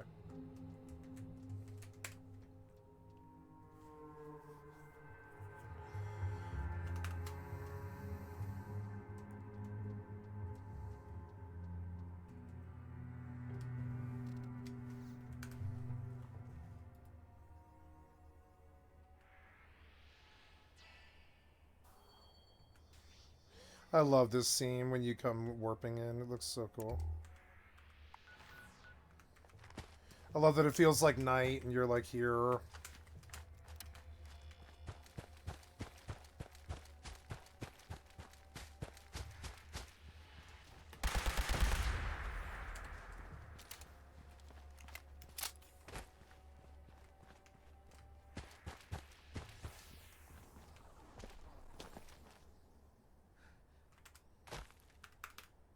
This place has a lot of potential.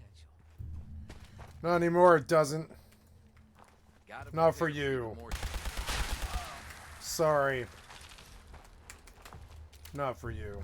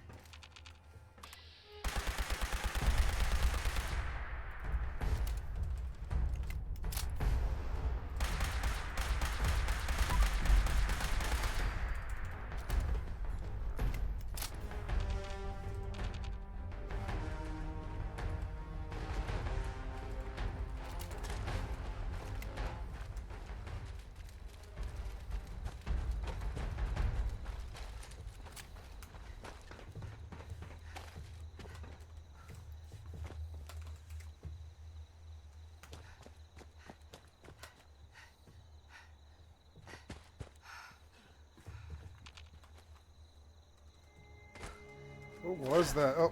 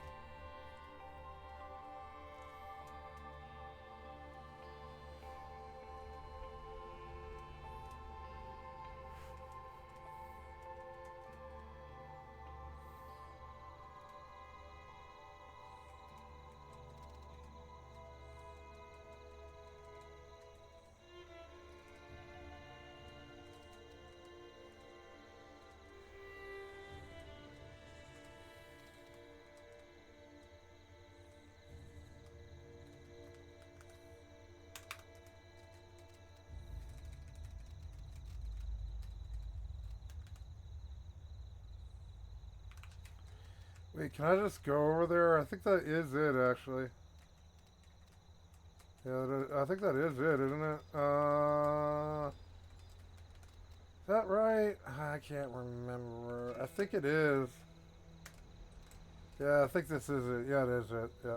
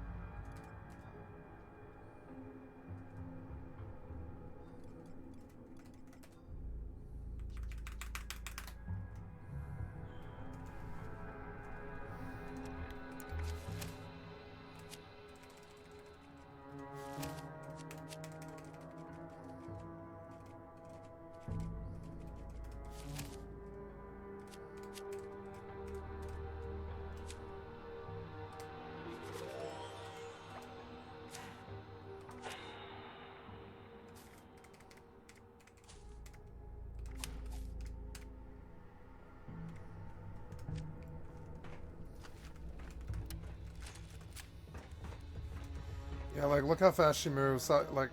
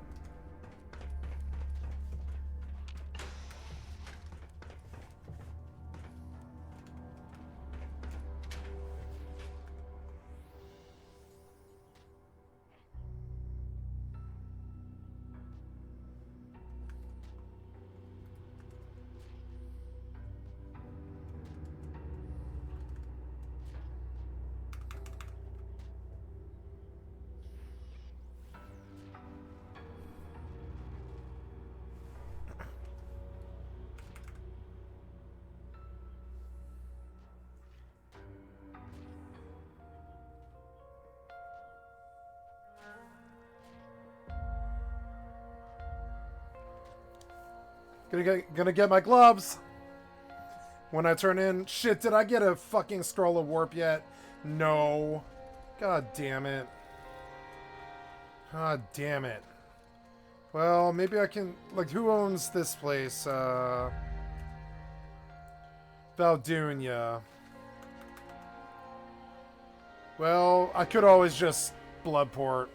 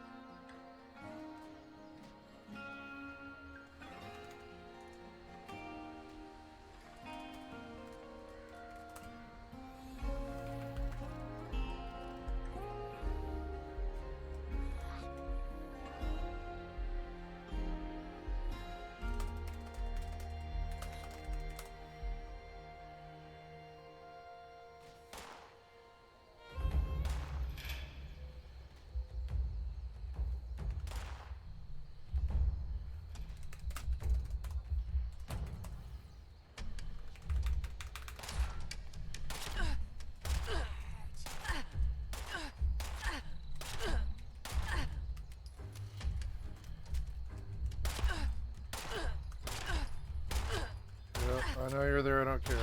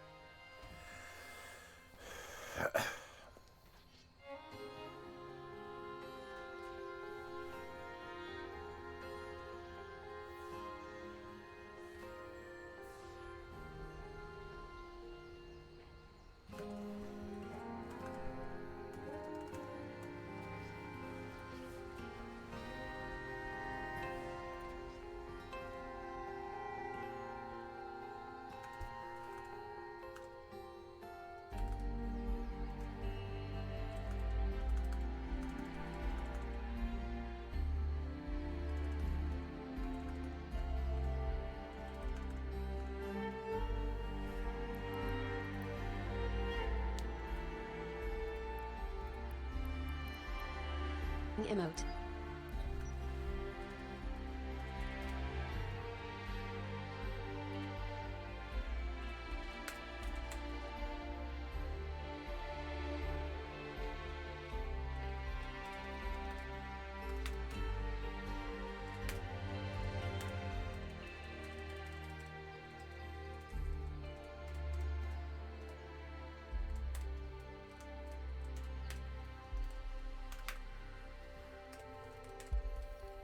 Gotta get a fucking... oh, I'm going to the wrong place. Oops. Gotta get a warp scroll.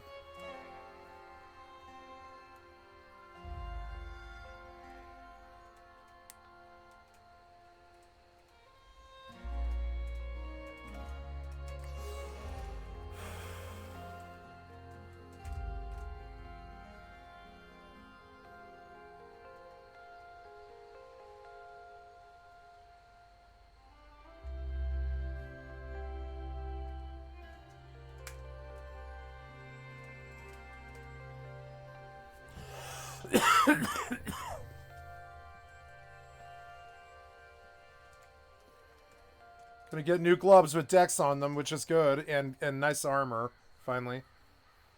I'll take a little less damage now. I'll look a little bit more like a theme. And then I'll go about the business of getting the rest of the AF, mainly chest. Chest would be the big one. Excuse me. But pants too, chest pants, all of it. I don't like the AF, but it's a free set of gear and, you know. It does good things. It gives you reward bonuses and such that help you feed the pet.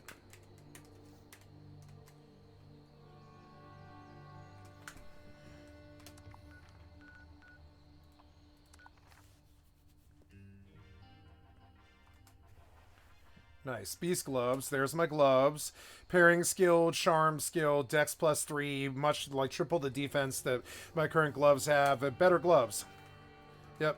She looks cooler with these gloves too right now. She looks definitely cooler. So now what? Now that we've done this, we go to the next step, which is next reward beast gloves optional, beast helm and beast jack coat. Let's do the helm next, which is...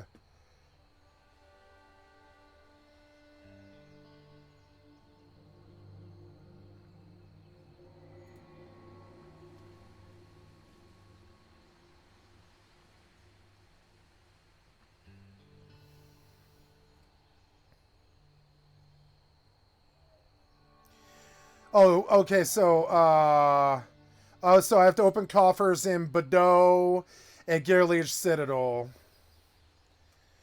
And so that works for me. So, the Beast Helm.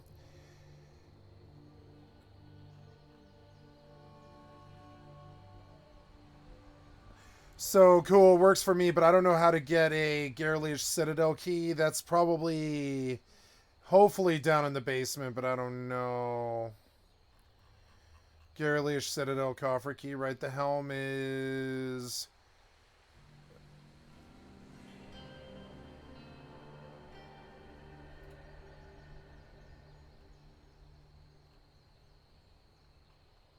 It drops off Hellmines, Wraiths, and Fallen.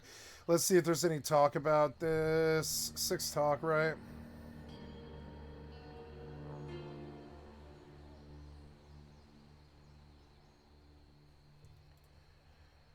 Okay, so...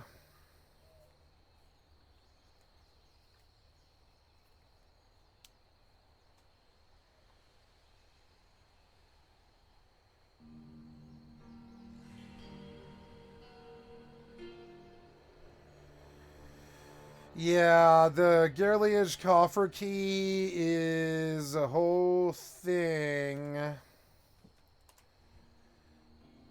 And we'll look at see what the Alakazam recommendation is.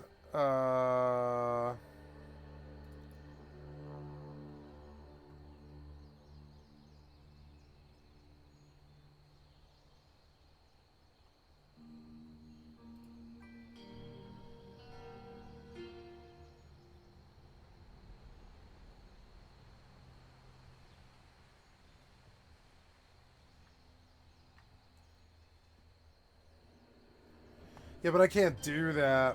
I can't do that in this era. So I have to go in. So I want to skip that one, and I just want to go to Bordeaux, because Bordeaux I can do. So I guess we'll go do the Bordeaux coffer key, which is just a nightmare in and of itself. But that's the main piece that I want, and then I'll go back for the helm later.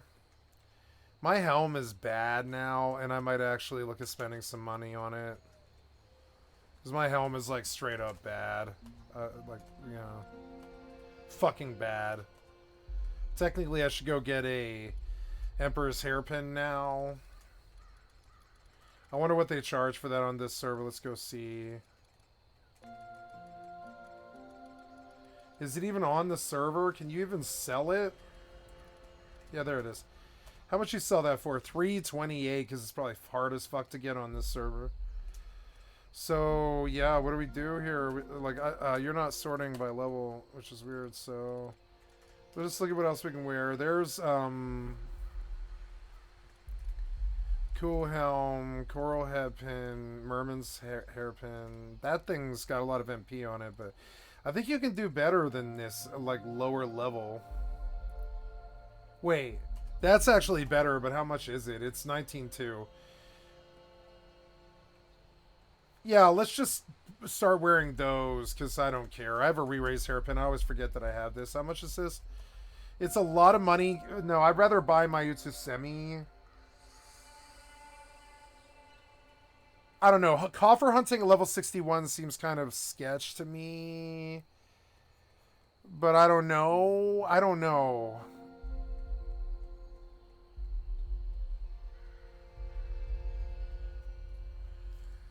It's fine.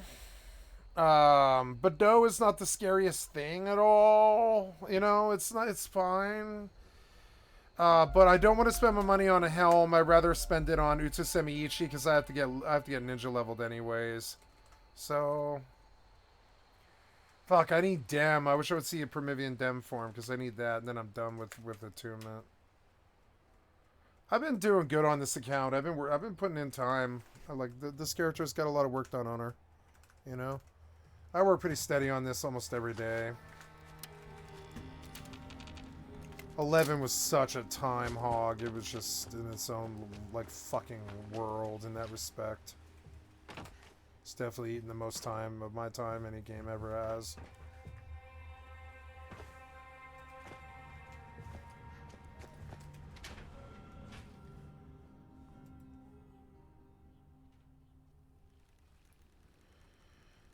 Okay, so now I'm in AVR medical, and oh wait, no, what oh no, oh no, I guess they're yeah, okay. So the next thing is, oh yeah, find the provider to spend your legendary script. Okay, well,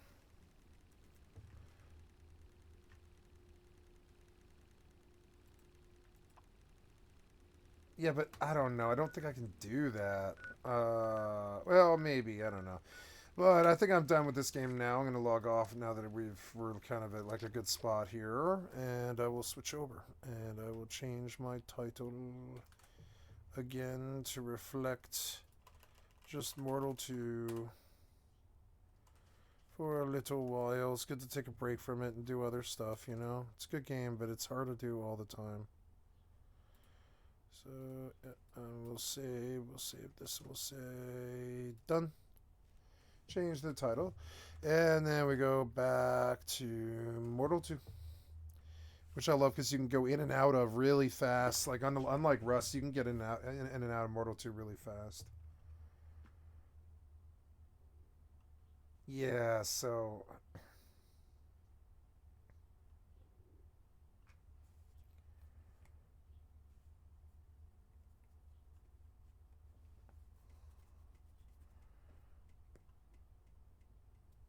why do I persist with this game? Yep, deleted. Yeah.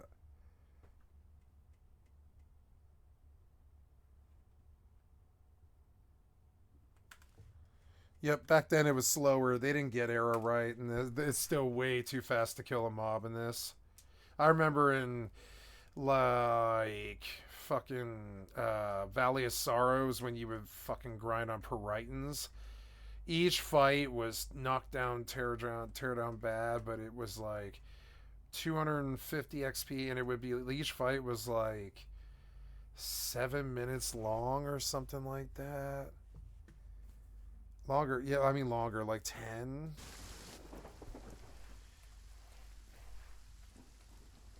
And now on the private servers, like each fight is like maybe 3 minutes, you know, because they worked on the pacing a lot. But that's not how Arrow was. Arrow was sometimes really bitter. You would die, and the tank would have to come back if you didn't have a res and stuff. It was so bad. It was a lot harder, I gotta say. This private server stuff, it's like the watered down, easy form of it. It's really never been this easy, this game, you know. It's close to it, I gotta say. It's really close to it. The parameters might be the same. I don't know. It's hard to say. Somebody must have reverse engineered Final Fantasy XI because everybody in the scene got their hands on it. I heard that 11's original fucking copy was actually burned in a fire.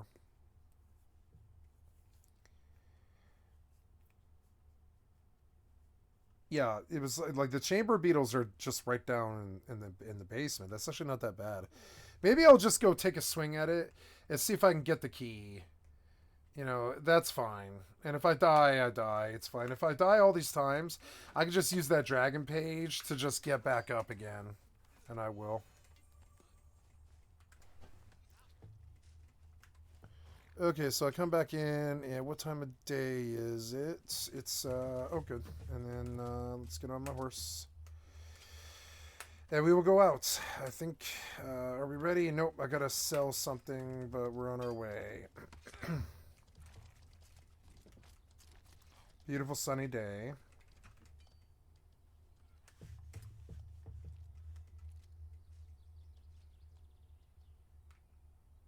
See what I have for you.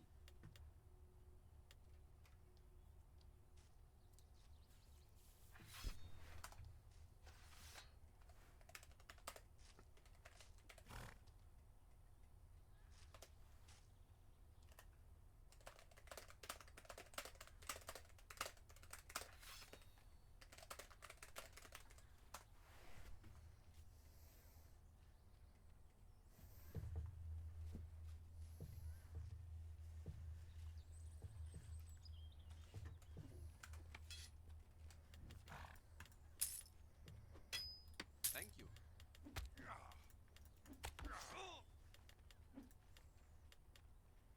These swords Nice are... talking to you.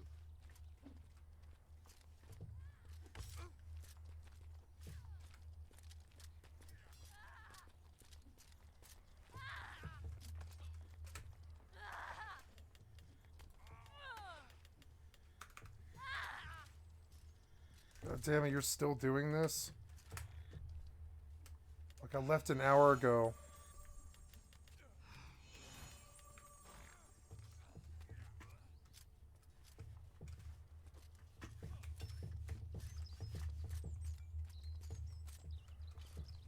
Why did they make the banks so enclosed? Alright, so I must go out to... Oh, I can't see what it says. It's like... See, they made this all super awkward. It's annoying.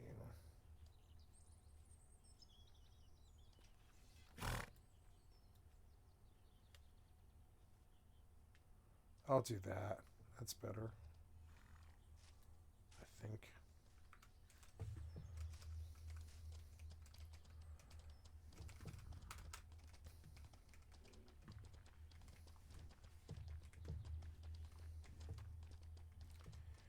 Guess we're going for Night Snatchers while it's bright.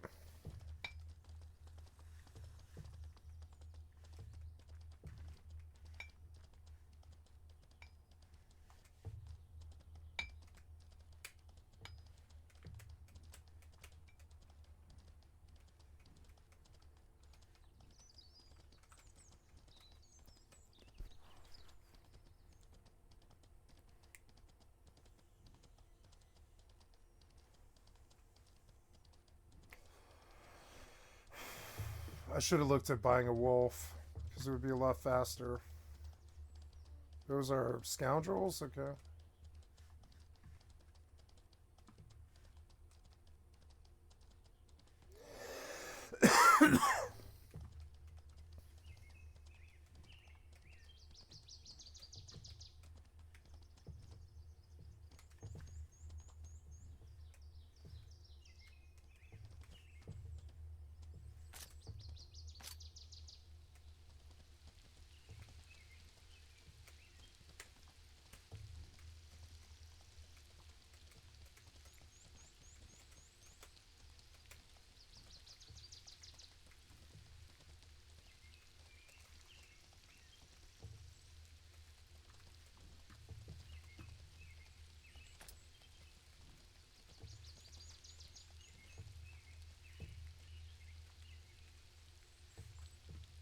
Oh, they didn't spawn here? I guess it's like it actually generates tasks, I guess. That's interesting. If I see another guy out here, I will gank him, you know, because I can. I can just go red and fucking gank him and rob his horse and shit. I think that's kind of like what a solo player would be expected to do. It's the only profit I can get. Can't get help from a clan, so... So we are kind of looking for, like, solo ganks. Oh, God. Oh, God, don't bite my horse. No, no. Shift 3 and... Get your weapon now. Shift 3, get your weapon now.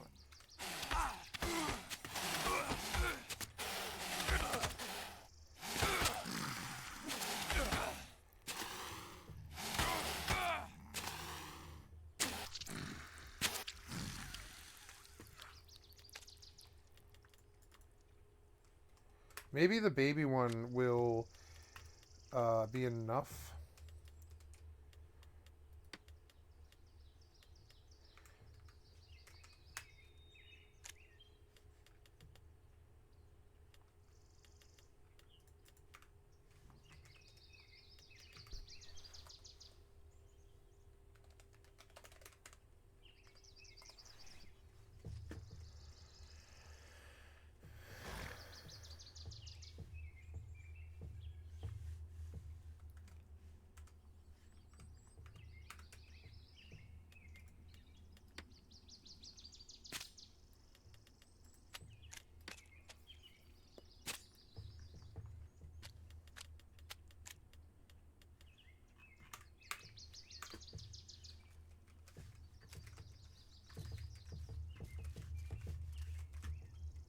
Tribe rats. Soldier test tribe rat. Okay.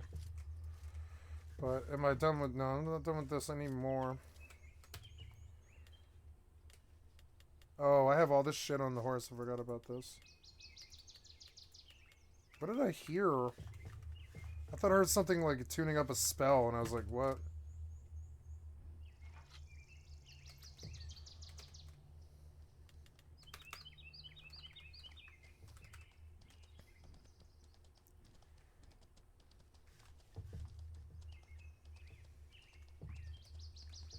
These things kind of suck. They don't spawn enough. I guess I could just wait until the respawn, maybe. I don't know, though. Oh, whoa. Gotta be careful I don't get hurt. Okay. We good, we good. Gotta,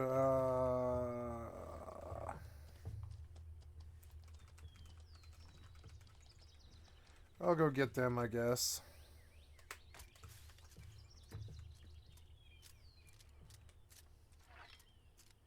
Why did I tame some grass? Oh, because I was looking at the ground. Yeah.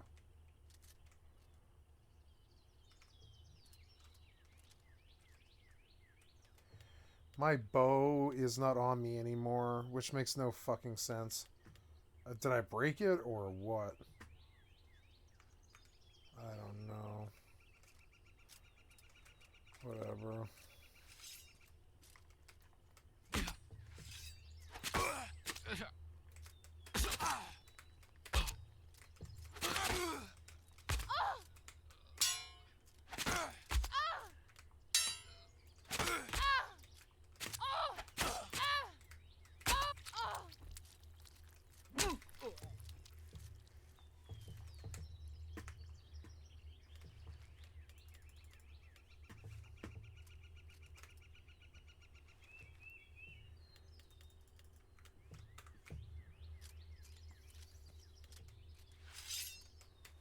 Ah.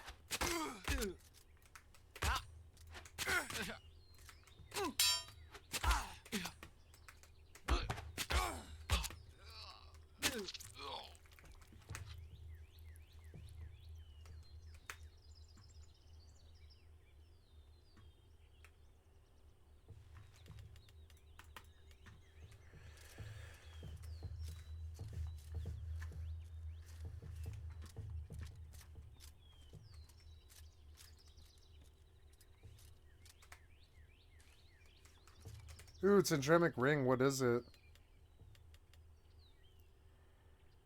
Oh, small expensive ring worth 30 silver. Okay. There's those 2 books again.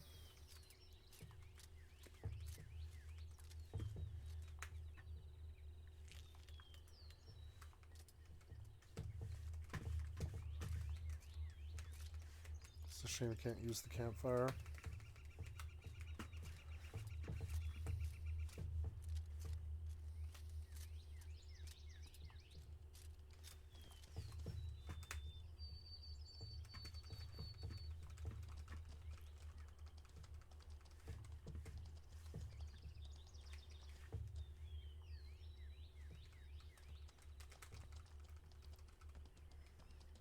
Yeah, these things are not spawning. Ugh. See, they have to be careful about not, like, spawning too many. Or too fast. Or it just fucks you, so they have to err on the side of caution. They should just spread the mobs out but spawn a lot more of them. Oh, God, this was a bad idea. I went back. I went back.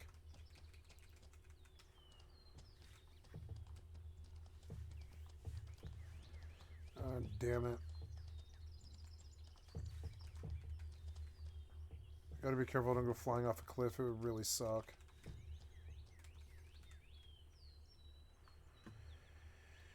Well, I don't know. I guess I'll have to wait until these things spawn or whatever. So...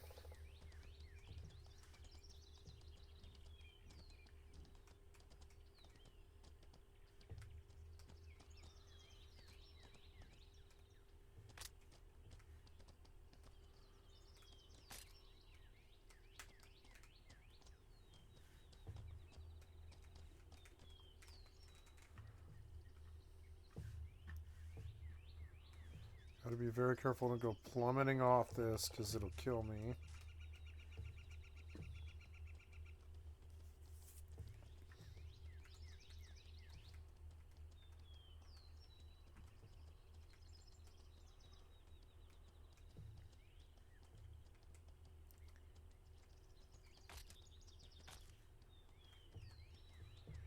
Yes, like that.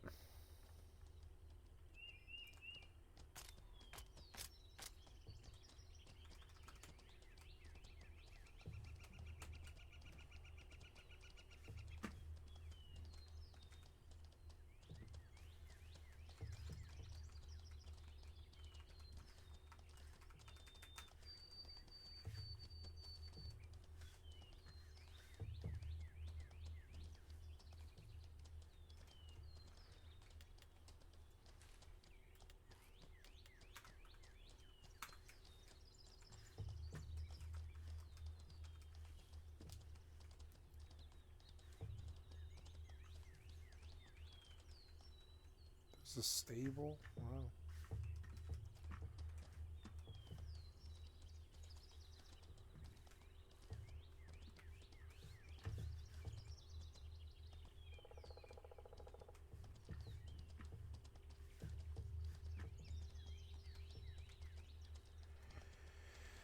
Well, I guess I'll go do the other one. That's not that far. Oh no, that is really far. That's fucking far. It's like way over in that area, I guess. Yeah, it is. It's like way over there. Or no, way on the other side of the mountain, maybe.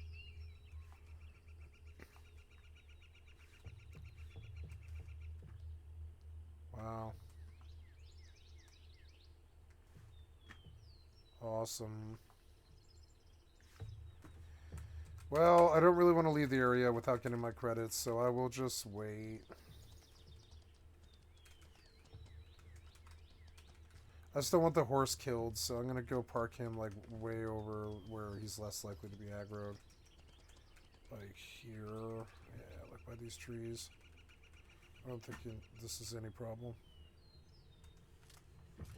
Parking is a thing. When you actually value your asset, you have to like think about it like you're parking a car in real life. You're like, where will I leave my car? Because people can steal it, people will destroy it, people will kill it. So you have to like park it where you can get to it, but not where anybody can see it that well, and not where it would stand out.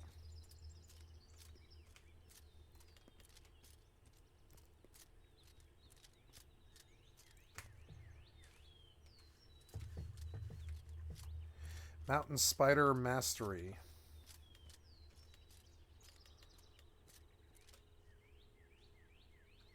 Mountain Spider Influence. Okay, well, that's a cool book that I got.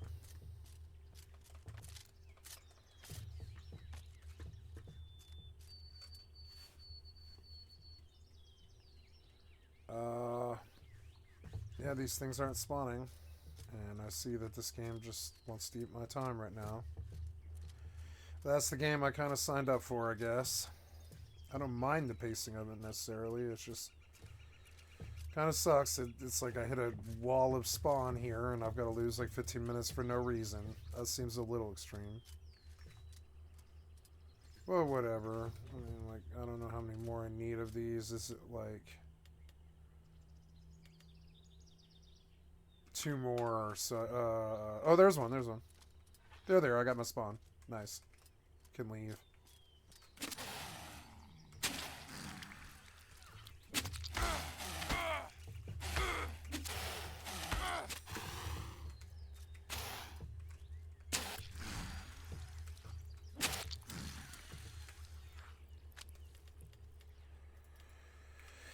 I should have tried to train that one, but it's alright.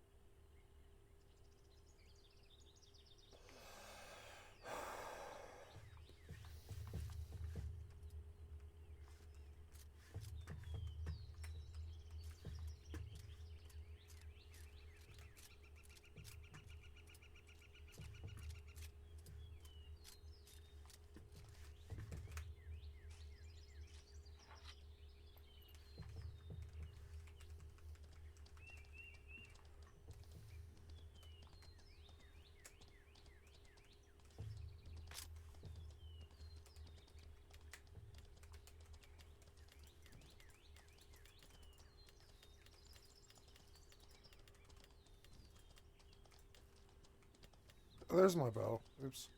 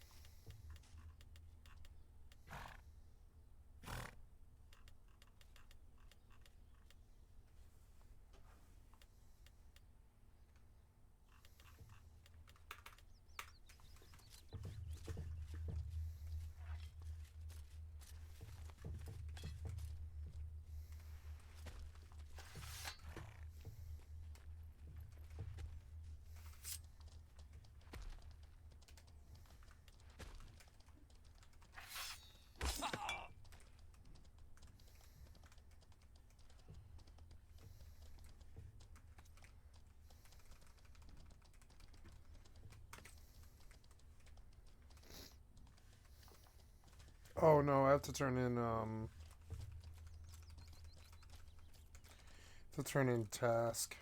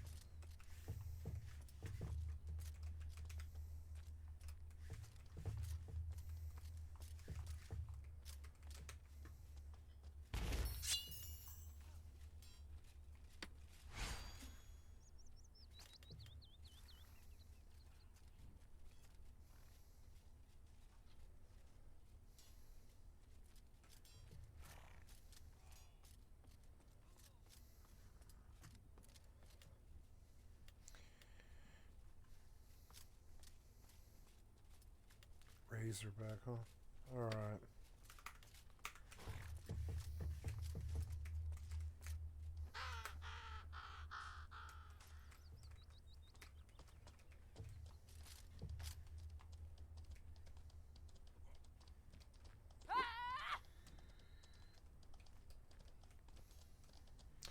Oh, I should go to the equipment vendor and buy dial for this horse, because I don't know.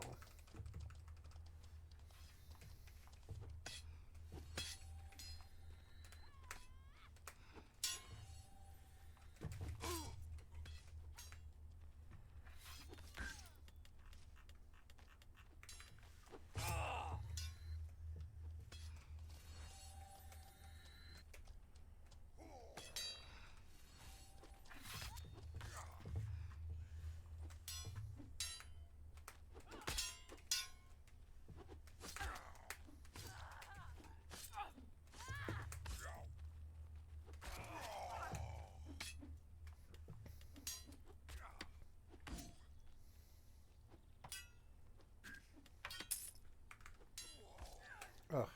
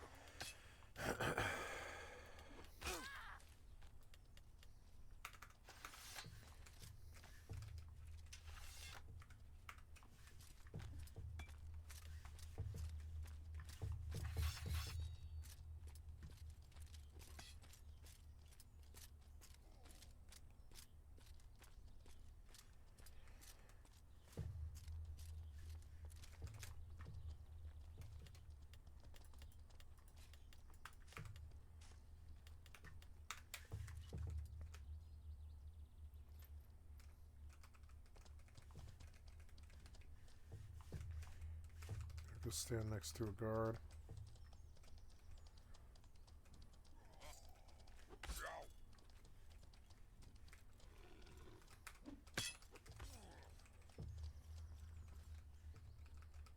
Yep.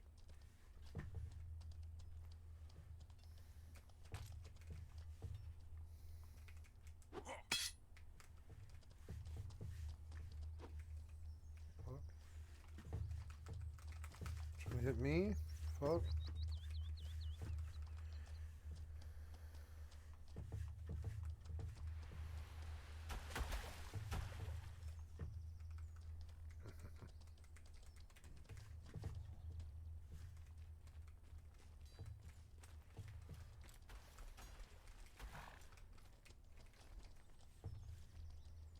Mr. Olympia. Backhand.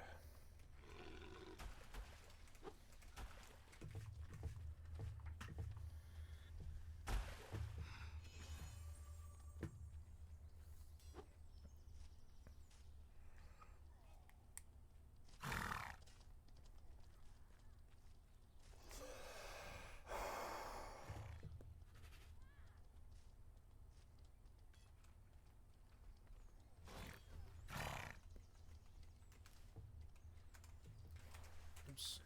I am trying to get, yeah, I'm good. I guess I'm going to Garliage. Is that right? Yeah, I think I can go to the basement, so I was going to the Chocobo vendor.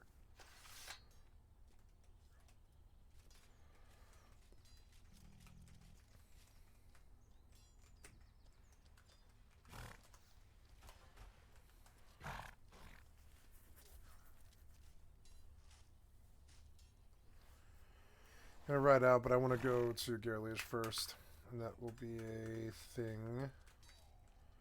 That is the wrong way.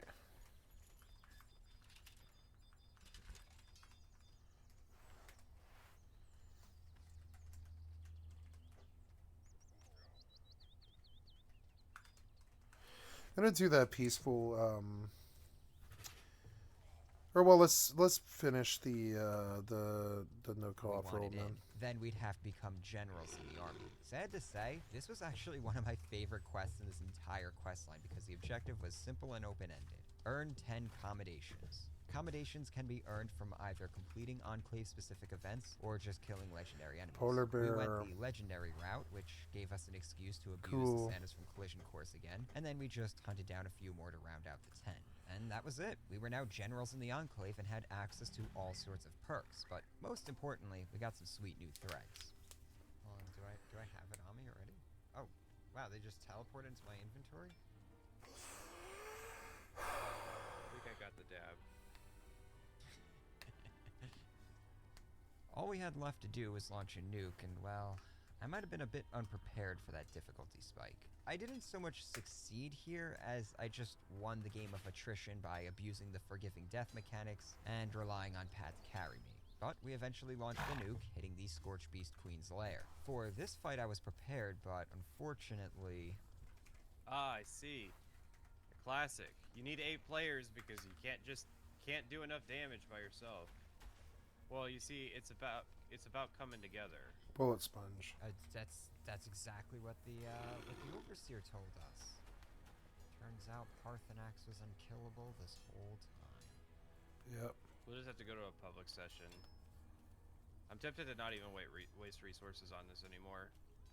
Because I can kind of do the math on this one. Yep. Why scale events to the difficulty? Like, this is just that events Yeah. difficulty problem all over again. Where Yeah. They could. He's right. They could have fixed it. based on I the still number feel of that. Like, if you're solo in there, who cares? you just have flat Frankly, difficulty. just scale it to Just solo. made it Yep. mathematically impossible for us to finish it. Yep. And that's Bethesda We for were you. It gonna makes no need some backup sense. for this one. For the first time in 60 hours of playing this not MMO, Pat and I actually needed other players. Yeah, we're finally talking about multiplayer 2.5 hours into this video. What of it? If I haven't made it obvious already, this game's multiplayer is almost entirely superfluous. That's good news for Bethesda's primarily single-player audience, but terrible news for people looking for a pseudo-MMO, or people like me and Pat just looking to play this thing co-op. Remember when I was talking about how the game allowed me to get that vaccine with Pat, even though I didn't have the quest yet? Can you believe that was the most functional co-op was in this game? Yeah, for the rest of this playthrough, the co-op experience would in fact get worse. Wastelanders and both Brotherhood of Steel expansions would require us to play independently. While it would have been nice to get co-op features like sharing quests, you know, things that have existed in games like World of Warcraft for a couple decades now, 76 made us wish quests would just progress for all members of the party. Oh, Jesus. No, that's great. That's, Now I have to go through this whole conversation. yeah. Oh, I can't interact with her. I guess I have to come in here on my own. Really? Yup. You don't have the quests? Nope. I have the quest to talk to her, but it's not gonna let me talk to her. What's weird is, like, I'm in the house, You I heard have the whole conversation. yeah, I heard the whole conversation. I have the quest The active Thunder for my Elemental quest right log here. right now. It's This not is good even money. I'm popping gonna up on the take top this. right hand of the screen. Do you have to leave the team to fucking talk to her? No, I I'm can. pretty sure. I think I can go into solo. So, this is part of the Wastelanders update, correct? Mm-hmm. I gotta get away from the bank. So this has been close to 2 years since the game came out now, right? Yeah. And Yes. I still can't participate in the quest in a group, Yes. in a multiplayer game. In a game that is billed as co-op. What is there some kind of problem with that? Is there some kind of issue? I'm telling you, this does not bode well. Hey, I know I was just here with that other lady, but I guess I wasn't paying attention or something. Could you go over all of that again? I want to blame this on the fact that quest NPCs exist in instance Damn, this areas, place is so the empty. game What the can fuck? only load the instance of the party Where leader, is he? But that's actually total bullshit.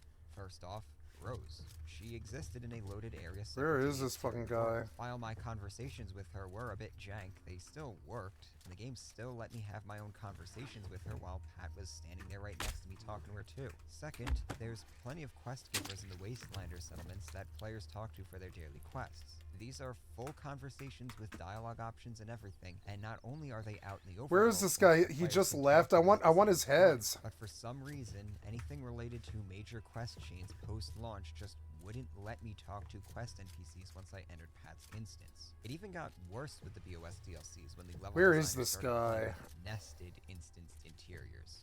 All right, let's try to do this one together and see if they fixed it. Oh wait, I'm not even gonna be able to go. He back must have there. just left. How do I- Wait. Oh yeah. He's 'cause lucky. it's nested interior. Yeah. I can't even. Go You hang in back here here. somewhere? Nope. I used to hang out back here for a while. It will Maybe only- I need to go back into Fort Atlas. Oh, maybe. Okay, yeah, it's gonna let me in now. And Well, this was my first attempt at PvP. It didn't go anywhere, but on this character anyways, Do you and have it an didn't go objective anywhere. to It's collect alright. documentation? Nope. Can you talk to her? Somebody just killed it and left. It's annoying. If I'd just gotten the right time, might have got me like a nice 2 or 3 gold for why a kill. would they? They When did this update come out? they fixed. I want to the sit in game. there and listen until somebody kills the Wastelanders was a success. the general, and then just come At gank no them. point between April and November did somebody try to play Wastelanders as a co-op group, realize that it was fucking abysmal, and like try to improve that experience. Evidently not. Well, I guess I'll buy it. Guess you go off to do it yourself. Yeah.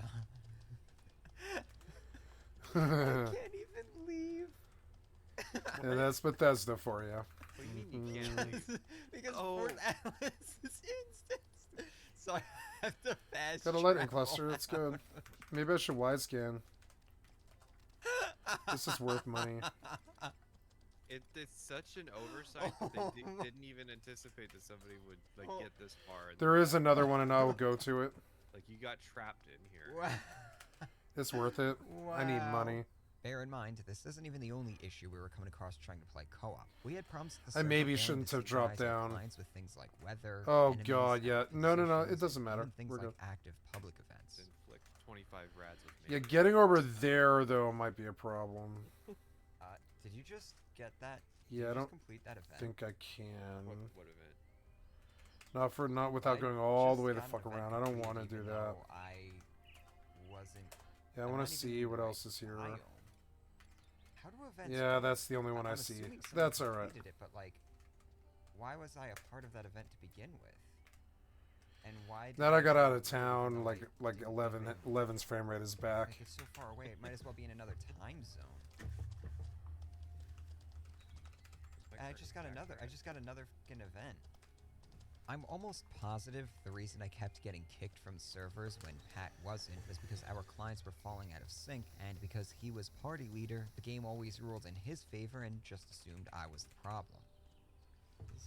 Oh, tomorrow's patch day for weapon switch. That's awesome. That'd be a bit Crash. weird. What, the daily changing because the server crashed? Mhm. Um, The server didn't crash. You just lost connection. yeah. Wait, so vital connection, or vital equipment. Yeah, yeah, it did change for me. What?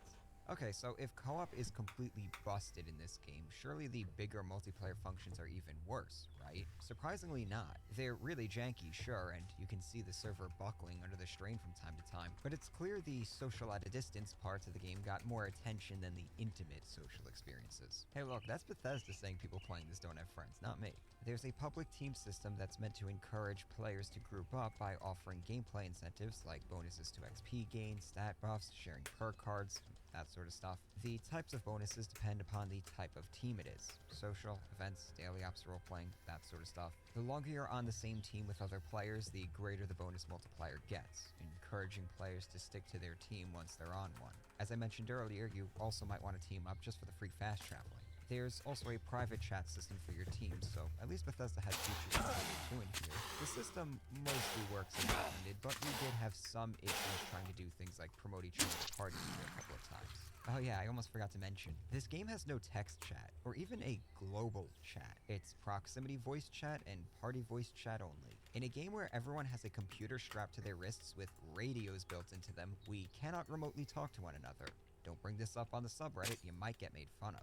But what is there to really do with other players? Depends on the version we're talking about. Outside of busted co-op questing, currently you have public events, Oh, I missile could have silos, kept the daily rat meat, I ops, and suppose. expeditions, which I don't are think just rat reskin meat is the daily ops best nobody thing actually to plays. do. Unless you consider standing around silently I could have emoting sold at each it. other to be content. I shouldn't have that's thrown it away. So there used to be a lot more multiplayer content. Bethesda decided to kill off the Battle Royale mode rather than implement an anti-cheat system. They decided to cut the vault raids rather than fix their bugs. And they decided to make PvP opt-in and entirely unrewarding rather than making it balanced and giving it its own game mode. I only got into PvP twice when I accidentally had balance placed on me when I picked Lock on Workshop without realizing another player.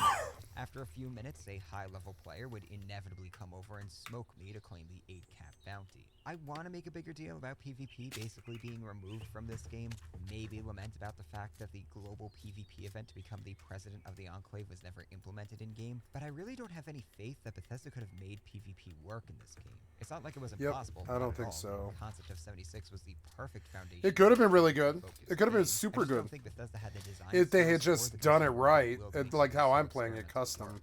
So with it's infinite best VATs and all this stuff. the They missile could have done it silos so were well, probably but the they most fun didn't. thing Pat and I got to do together. Once you know what you're doing and are properly leveled and geared up, they are easy enough to be soloed. Still, playing with other players offers an enjoyable experience because there's opportunities for everyone to contribute. At various stages of the event, players need to do things like break through security systems, repair a reactor, disable a computer system, or defend the control center. There's opportunities for people with hacking skills to shut down some turrets, or open doors, or activate... I guess I could cook rat decontamination. meat for There's more also just a cooking simple act of killing skill. mobs, as these silos will continuously spawn infinite robots. Sure, these are just super basic dungeons or raids by the standards of World of Warcraft or Destiny, but they were still miles ahead of everything else 76 had going on. It's the only time the game really tries to claw its way No, out they of weren't. mediocrity by forcing players to utilize their skills, gear, knowledge, and each other. It's mind-blowing missile silos were not used as a template for more content, but Bethesda probably saw most players never launched a nuke and just assumed that meant their players are anti-socials with no friends. Rather than making better social systems and creating more incentives to get those players sampling the best part of the game, they abandoned the one thing that made Pat and I sit up straight and start paying attention.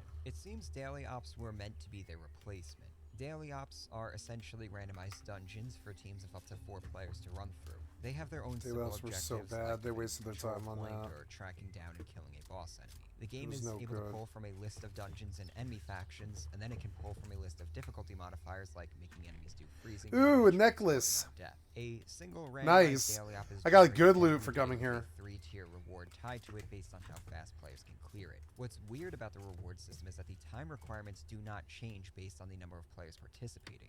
So you can try soloing the thing if you're somehow that good, or you can get a full squad and basically guarantee the max reward on the first attempt. They're alright. It's very basic and completely lacking the imagination the missile silos had. Sure, they are randomized, so you can get thousands Wait, I of just different saw it. combinations of ops, but like anything else There it you is. randomize in a game, eventually you'll notice it all feels very homogenous and you'll be I forgot moved about to something combine. Yeah, handcrafted instead. combine, huh? You can also get some really unfun combinations.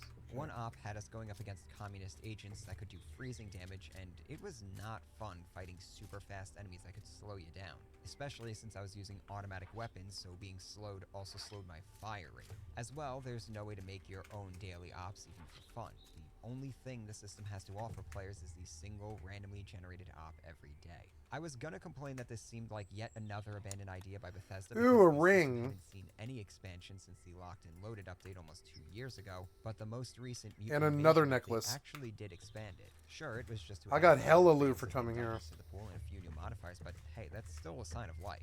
I think the reason daily ops were allowed to languish for so long was because expeditions were meant to, if not replace them, then at least substitute them. We'll talk more about the pit specifically in its section coming up, but for the sake of this discussion, we can still talk about the expeditions. Oh my god, my Players had to horse complete got killed. some That mundane son of a daily quests at the bitch. White That son of a Springs bitch. Resort in order to earn themselves an ultrasight battery. Once they acquire one, they can use that to fast Why travel did you to the kill pit my to complete horse, one you of the fucking two son of a expedition missions. bitch? These are similar to daily ops minus the random What? factor because they're both entirely handcrafted. They're much longer, take place in Fuck bigger was dungeons, and have a that? little story to accompany them.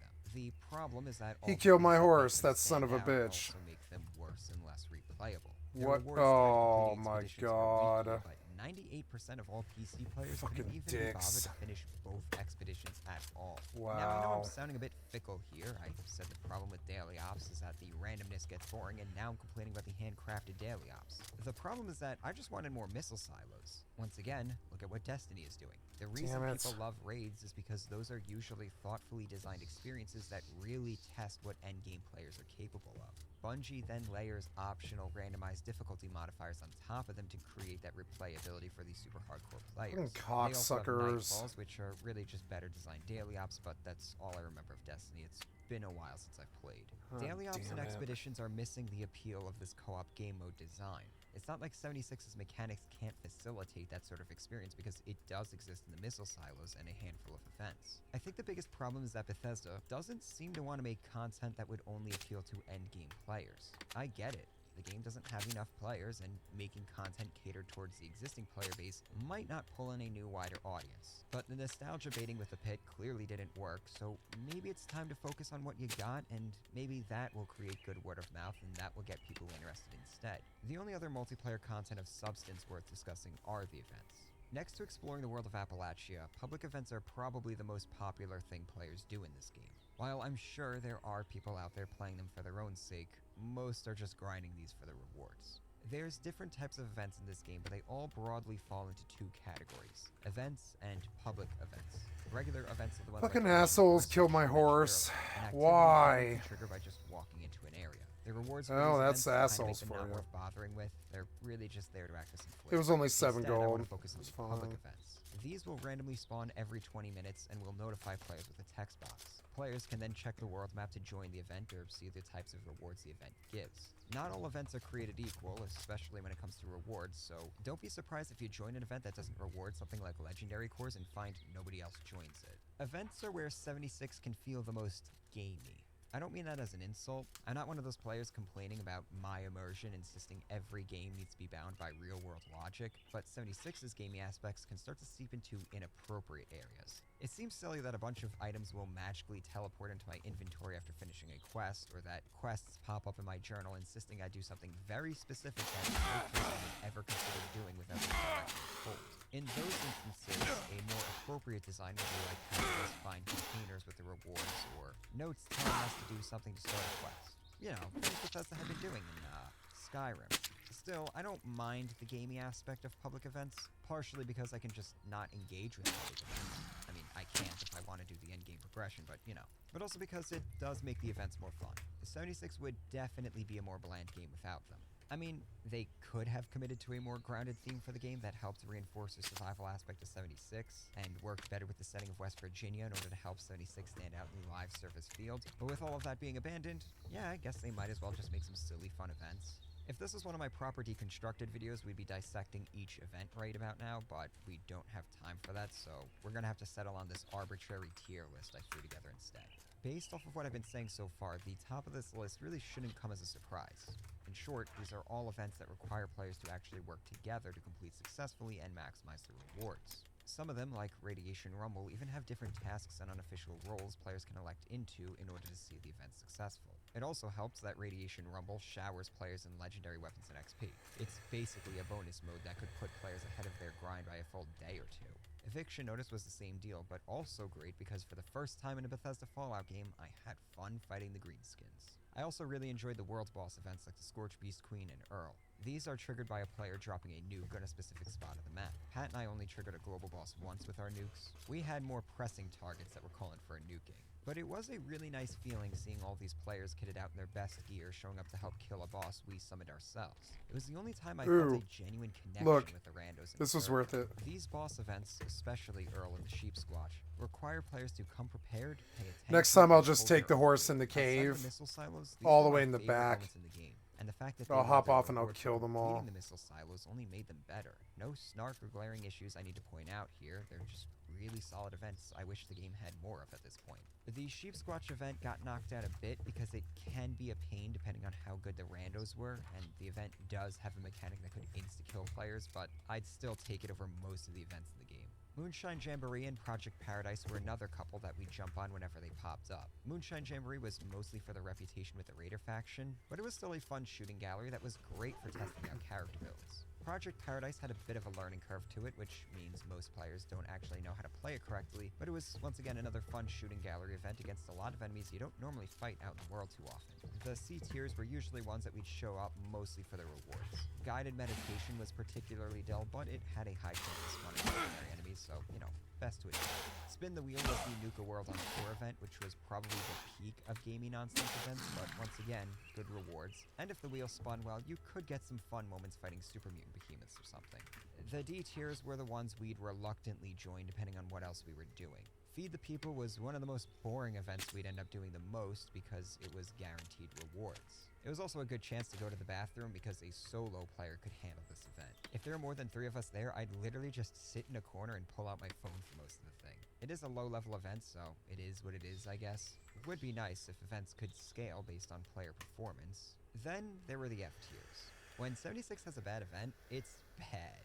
Free Range, One Violent Night, and Swarm of Suitors are all point defense events, where Free Range has you following a slow-moving pack of Brahmin, and One Violent Night requires players to pick up instruments to make noise to attract the next wave of enemies. Swarm of Suitors just has you standing on a tiny, indefensible island fighting off It's waves of getting dark, I miners, better get making it home. the worst event I encountered. There's a few I didn't get to play, and I really can't justify going back and playing them now because, for starters, they're random. I think I saw Jailbreak spawn only once or twice while we were playing. So if I want to go play a specific event, I'm going to just be sitting around twiddling my thumbs until the server finally decides to spawn it. On top of that, Mutant Invasion adds mutation modifiers to certain events. These make the events harder to complete, which would be fine if most players were doing these for fun, but most people are grinding these for their rewards. So if they see a hard version of an event pop up, they just skip it and wait for the next one that will let them knock it out in a few minutes hassle-free. I'm sorry, but I'm not going to wait around for 4 hours only for a mutated version of Tester Metal to pop up. The damage did not feel right. It's my main complaint with the game. Everything was bullet spongy. Well, that was something. There was so much With combat in the game. They did so well with that part of it. There was enough combat in the game, but following the advice of the just like WoW, officer, but they went and joined the Pioneer Scouts to avoid a life of drugs, crime, and debauchery idleness often brings. I hope it's the dude again. Yes. Oh, nice. It's repeating itself too.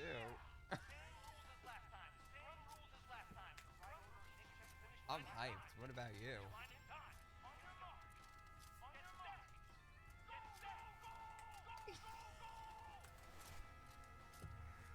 I'm ready, coach.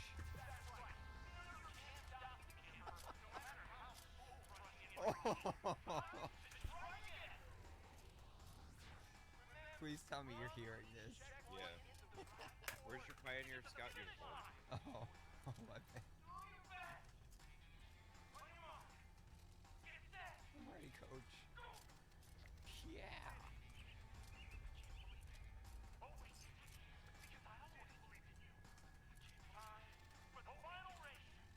I want this dude to be my personal trainer. Wild Appalachia was the first major content update for 76 after its launch. And So, after playing the chamber thing, I can beetles, see why Bethesda was considered a funnel launch title for bats. so long. Imagine this. The game studio you work at is in the news just about every week for some new controversy related to the game you just crunched to release. You're all getting angry messages and death threats from players who paid full price No, for a it's game worse that's than barely that. functioning. Constant server wipes keep deleting player progress. Cheats, exploits, and item duplication methods are rampant. All the bread tubers and parasocial Twitch streamers are playing your game for a quick laugh and an even quicker buck, and your job is to write things like this for 8 hours a day for the first major content update that's meant to save the company. Judge would rather study dinosaurs than mammals because they're big and scary. But mammals can get big and scary too, and they are still around. What is the largest living mammal? Mice have been sneaking into your garden and nibbling on all your plants. It's time to take action. What kind of weapon was made for just such an occasion? Hannah is driving a train from White Spring to Sunnydrop at 50 miles per hour, and Samuel from Sutton to Morgantown at 60 miles per hour. Wraith, yeah. They both leave at noon. When will they collide? Wraiths in a drop it, fiery yeah. crash? The Wild Appalachia update was a band-aid And Fallen meant to treat Mages and Fallen decapitation. Majors. It came out 4 months after the game initially Hell released, Mines, I so think. if you Yeah, heard Hell about Mines will do was it. Because 76 had already been mostly Hell Mines forgotten drop by it, that yeah. point. But the players sticking it out. This having is a good forgotten spot. For their loyalty, they got an update that was Chamber mostly side beetles? content and No, challenges. not There were a chamber few gems beetles introduced or with it, like the sheep squash bats, event and just the fixed Hell auto rifle, Mines. but Hell for the most part, Mines. This is a largely forgotten piece of 76 content. Pat and I Hell were committed Mines to the plan and of going through Wraiths all the content, though, and this Skellies. Yeah, was this is the content. copper nice thing area. was that Yeah. completing a few of these Pioneer Scout challenges would give us access to bigger backpacks. A lot of We aggro started here the game would be with backpacks really already equipped, and it bad. turns out those are only boosting our So current I'm depth just with gonna five have my pounds. my The ones tiger we were pull working back to towards would give us a me. 60-pound bump, so Yeah. yeah, definitely worth the effort. These challenges were mostly forgettable. The entertainment for I've us gotta was put just sneak back getting to on. screw around Yeah, and no, I making have jokes sneak on. and exploring some obscure parts of the map. Some of these locations we'd already seen before and wondered what their deal was. I want him Well, to now pull we knew. back. They were parts to some Pioneer Scout challenges.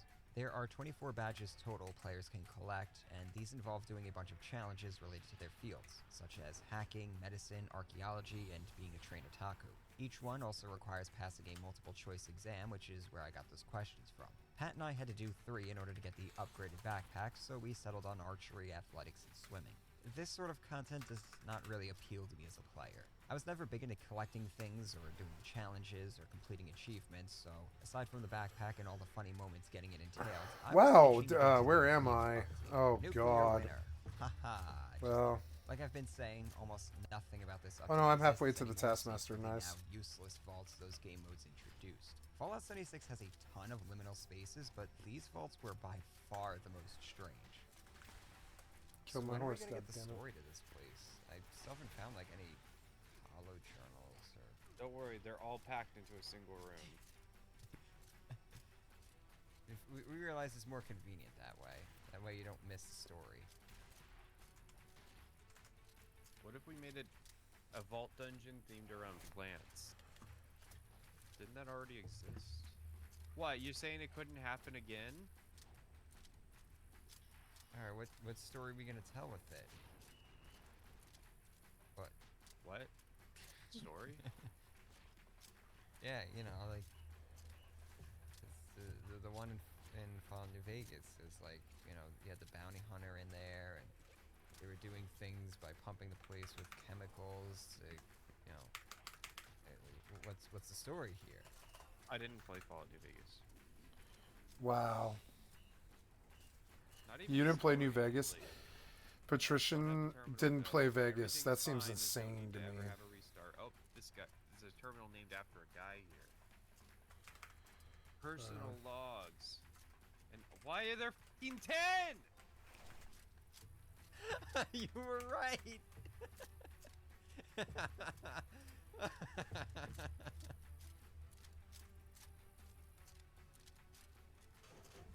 This is not how you do this. Tomorrow's patch day, thank Okay, God, so- and I bet the client's even better now. You ready for some of the story? Oh. I'm about to unload some of the plot onto you. Oh. You better sit down, okay? Some Hicks showed up and killed all the vault dwellers, and then put the Gek, and this is the result. Okay, I'm seated. You can continue telling me the story. No, that is the story. The Vault Dwellers all got killed by some, like, 3 guys, 3 Hicks, who with the gag. And now the Vault's like this.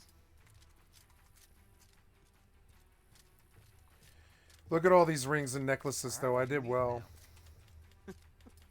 Alright, that's enough screwing around. Let's talk about the big one, the Wastelanders update, the beginning of 76's redemption arc.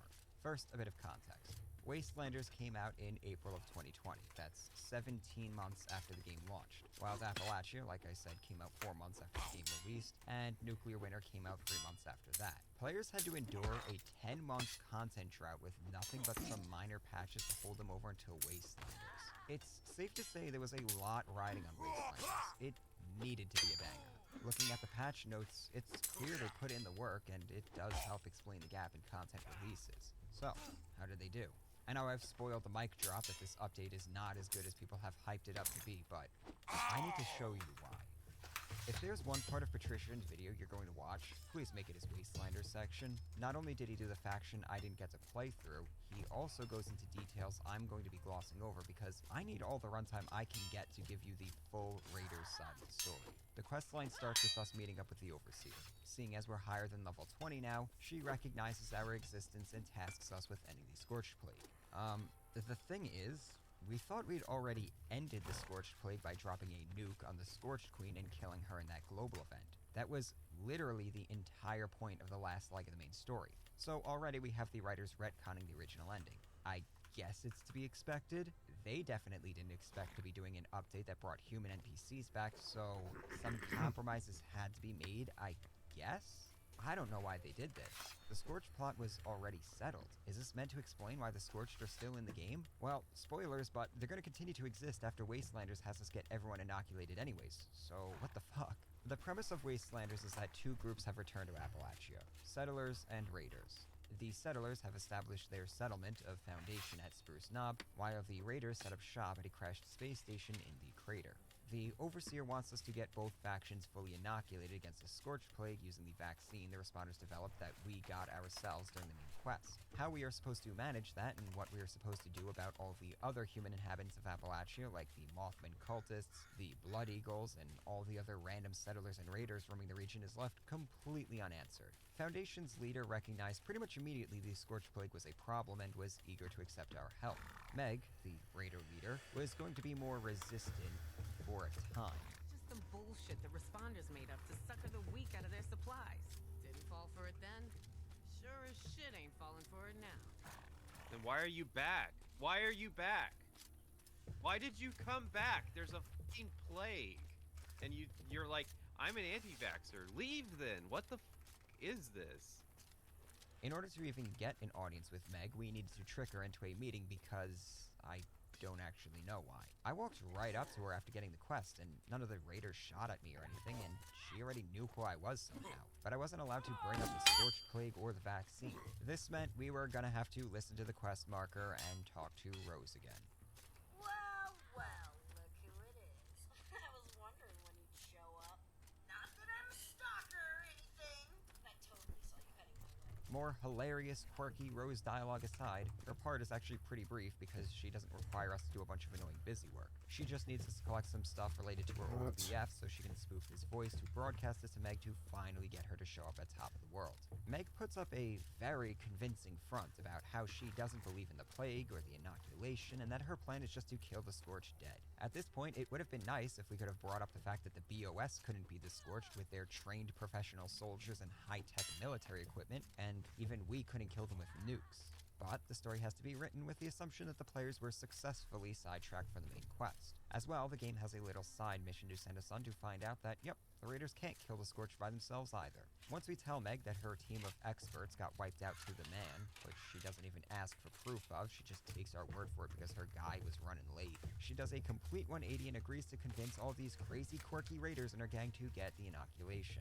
There was just one tiny problem. We still didn't have a way of producing the vaccine in bulk to give to these people. The devices we used to inoculate ourselves were in mutant-infested Charleston, and it would take way too long to do it that way anyways. The Overseer decides we're going to do what the Solarians did with the Krogan and spike the drinking supply. Actually, we're going to use a Nuka-Cola plant to mix the cure that's in our blood now to make a vaccine soda. How do we know a soda bottling facility would have the high-tech medical equipment needed to make this work? It's just there, okay? Just trust the Overseer. This was the point where Pat and I had to split up. I tried joining his instance of the Nuka-Cola plant, and yeah, the game was getting really annoyed we still hadn't picked up on its hints that this was now a single-player experience. What? What? Does she know? Do you know something I don't know? Let the ghouls attack her. Stop shooting him. Oh, I got mutated. Ghouls. The ghouls are ignoring her. Alright. I guess I'm doing it solo then. After synthesizing the cure and distributing the 12 whole bottles of Nuka-Cola to Foundation and Crater, the Overseer declared mission accomplished. We did it. Appalachia had been saved. This allowed us to kick off the real quest for this DLC, the ultimate heist. We were going to break into a vault and steal the entire pre-war US Treasury's supply of gold bullion so we could reestablish the gold standard in Appalachia and start rebuilding the government by reestablishing trade and...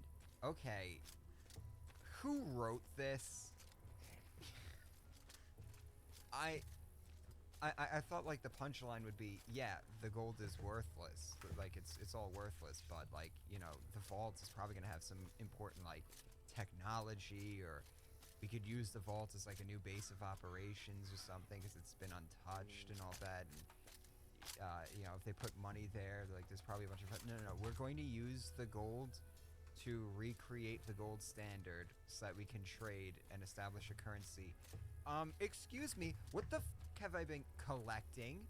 I have like 10,000 caps. Is that not currency? No. What about and barter and stuff like that? We have like all these different... Is this really like... This is the plan? Yeah, this is our plan. We're rebuilding the gold standard. I cannot find the enchantment. All that. No, we took care So of that. annoying. We inoculated 12 people. We're done with that now, right? That's done and over. It's resolved. It's resolved. It's resolved. Yeah, we finished the mission. We made the Nuka-Cola. It's done now. Now we have to reestablish the gold standard. Oh my god, is this real? What? Is there some kind of problem here? Yes, there is something wrong here. Actually. Hey, remember when the main argument Southeast corner. NCR was Okay. that they were recreating a government that failed? Well, hold on. This is only 20-something years after the bombs dropped. You know, we need about 200 or so years to work out all the ways to, you know, figure out that rebuilding the ways of the olds is not gonna work. So we can't have that lesson yet. Right. Sorry, I'm an idiot. I might have skipped a bit here, but the gist is that ever since Pat and I started this playthrough, we'd been hearing rumors of some hidden treasure in Appalachia. After doing some snooping in Vault-Tec University with the Overseer, we learned about Vault 79 with its reserve of gold. That's what spawned the insanity of this plan. This is where we got to decide what faction we were going to work with to break into the vault. Pat went with the Settlers, which left me with my favorite, Meg and her Raiders. Naturally, she was on board with the plan to loot a vault full of gold, which makes sense. She doesn't even Where's seem the to understand what it means to enchanter? be a raider, let alone grasp the concept that gold is worthless in a Oh my god, I'm post-apocalyptic having setting. a lot of This trouble kicked off with a series that. of recruitment missions where I had to assemble a crack pipe team of misfits to pull off the ultimate heist. First, we needed a way to get through the vault door. Crater had a master explosives expert, but he ran off, so I had to go track him down. This had me running into Weasel, an expert tracker who was looking for our boy Lou as well. Now, I am with Meg and her gang. They liked me, but when they found out why I could not talk, they programmed this thing so I could only say my name is Weasel. That way, people know I was a rat. The scientist was working on a device to let animals talk. Fisher made it work for me and impoverished, improvised, made it work better, mostly. The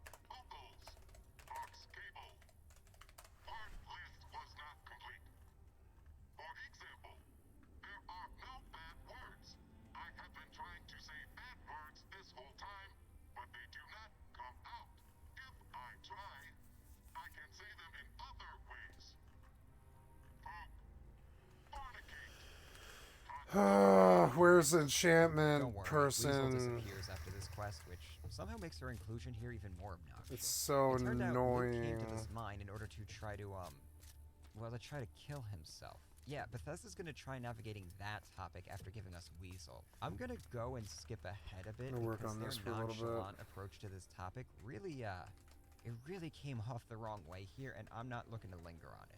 After coming to an agreement with our demo expert Lou, I had to secure the dynamic duo of Gale and Rara. Gale was a super mutant who I was told would be a big help if we had to do any fighting, and Rara was great at circumventing security systems by crawling through vents. Gale was, well... You need help? No! Gale needs help. Gale don't like your attitude. Gale don't like your face. They say calm down, stop yelling, don't throw things, stop breaking arms. But no one listens. No one helps. One say, maybe Gale is just hungry, so they give meat. Gale no want meat. Not now. Not while Gale need help. Make Gale want to scream. In a game with Rose, she wasn't the worst character I'd come in contact with. Rara, though... Bun is my favorite toy. He's a fun. It's funny that you mentioned how Rose was like a low rent Tiny Tina, but here's Tiny Tina right across the aisle from her in the same voice actor studio. It's weird. It's just weird. You guys are kind of dissing it wrong. And the same voice actor cast was Tiny Tina right here. It's a local slang for the poor kids who grow up in the station. What? When they're small, they tend to play in the ventilation ducts where adults can't get to them. Those are just the ones we know about. More just Where's the enchant sucked into thing? space. Maybe they fall into the protein vats the keepers run. This quest was interesting because I was allowed to be a total asshole to Rara, and she really couldn't do anything about it because she had to progress the quest forward. I wasn't sure why, in a story where I couldn't bring up obvious things like how the gold standard wouldn't work or that nukes could absolutely solve the Scorched Plague, that I was being allowed to bully this little girl for no reason. I wasn't sure what the catch was going to be, but you can bet I seized on the opportunity to express how I was really feeling for the first time in this quest line. I mean, I'm supposed to be a raider after all. Being a dick is kind of what they're known for. It turns out these choices have consequences in the pettiest and saddest way possible. So because Rara is able to circumvent security systems with her duct rat skills, there would occasionally be optional doors she'd be able to unlock for me so I could loot a room. Because I was mean to her during this quest, she refused to do it. Not only that, Well, I got during 2 gold heist, towards she the tried horse I taunting me lost. with the fact that she wasn't going to let me into a room that I could look and see that there was nothing of value inside anyways. All my fellow partners in crime also joined in on chastising me for having been mean to Rara. I see some pretty good stuff in that room. But I'd really only do that for my best friends. And you're only an okay friend. Sorry. Kids got you there. Oh, I'm starting to like her style. Told you. Should have been gooder to Rara. This is the Raider storyline slapping me on the wrist for picking its own dialogue options to be mean. You see what I meant earlier about the writing coming across as resentful and condescending? After getting the dynamic duo on board, all that was left to do was get our security expert, Meg's ex-boyfriend. Johnny is a man of many fronts. He's a con artist. I actually started to like him after a while because he was the only character in this faction that wasn't painfully overt with his shtick. So attractive one day, not attractive the next. Have you come across this? Yes, I am familiar with this syndrome. She's a two-face. Too bad his recruitment quest was completely broken, so he wanted my help busting an old business partner of his out of a slaver stronghold. This involved going incognito and pretending to be Johnny's slave that he was entering into a gladiatorial arena. After slipping past the guards posing as a slave, I realized I was in my home build, and I was about to be doing a bunch of fighting in an arena. On a hunch, I wondered, could I just leave on my own and go switch to my combat build real fast? Turns out, yes, I could. Is my 8 plus? Oh no, I'm in my home build right now. Can I actually do this? No way. No fucking shot. I can just leave? back in my proper build, I was ready to do a few rounds in the arena. There was a lot of ambition on display here. We had all sorts of options for how to rig the fights in my favor, and there were fighters I'd have to beat that I could get to know and use skill checks to sabotage. But the entire sequence broke after the second fight, after I found out there was literally no consequence for dying in the arena because I just respawned still in the fight. And they're just gonna trust me to what? Why did it just spawn like 50 raiders on me? What God the? damn it. How does Can't that find the work? enchanter What? and it's driving me crazy. What the fuck is This, going see, on? their design is not that good. It I like the guess this is towns plan and B. stuff. It's not so good. Oh, this is definitely bugged. Wait. Good thing we're doing this fight in Wait, I thought this was it. Yeah, wasn't this it last time? No, it's in the tower. I remember now. Yeah, I found them, but it was fucking annoying when I did find them. Wait, what's that sound? Your Oh skill god. has increased. Yeah, kill him. I guess our cover got blown, and nothing told me that it got blown. And then it just spawned every single raider that's in this place on me at once in the arena. Your skill has increased. Dying literally just makes me respawn right where I was standing. And now, yeah, literally the objective was like, wait for the results of the fight, and then, bam. Damn it. I He guess slept my tiger. Your skill has increased. After It that disaster, sucks. Johnny I'm and I going to blasted our die. way to his old business partner, who Johnny immediately snuffed out because, yeah, it turned out this wasn't a rescue operation, it was an assassination. Okay. With that, we had everything in place for the heist. But then, Please attack. Trail. Oh Lev, god, he one of slept Meg's the whole underlings and a bunch of time. his buddies jumped Lou and stole the detonator for breaking into Your the skill vault. has increased. This dude is Come so on, good, he's gonna Tiger, blow open a unsleep. vault door. Surely he could just He's put gonna it in his cast net. Quake on me. Wouldn't he have a No, million of I'm these lying dead. around anyways? Maybe I can Meg run wasn't from it. pleased to hear about this and I named might him as her well run brand from it. inquisitor, Fuck it. tasking me with finding out where Lev ran off to. Wait, but This where was going to involve can I a run lot to? of Oh talking god, to yeah, quirky, over there. funny characters of Crater, and I could not be bothered. Nice. For a few caps, I got the bartender to just Yeah, tell me his method, 653. Then I got my information and served justice my own way. My Then tiger after the slept last for hideout, like killed 2.5 all his minutes or goons and something. It's found so out I'd stupid. made the biggest mistake Fuck, it's of so my dumb. life. Lev was the only genuine raider this Oh faction had god, to running offer. down He here over and knew over the again is gold was painful. bullshit. He knew Meg was a terrible leader, and he hated all I the was too stupid, AFK quirky there. characters like Gale and Rah-Rah that Meg kept recruiting. So he sold them out, made a deal with Foundation, and was going to make himself the new raider boss. This dude understood. He understood it all. But no, I was not allowed to side with him because he called the wonderful characters in Crater a bunch of freaks. This was the part that started to break me. I'd been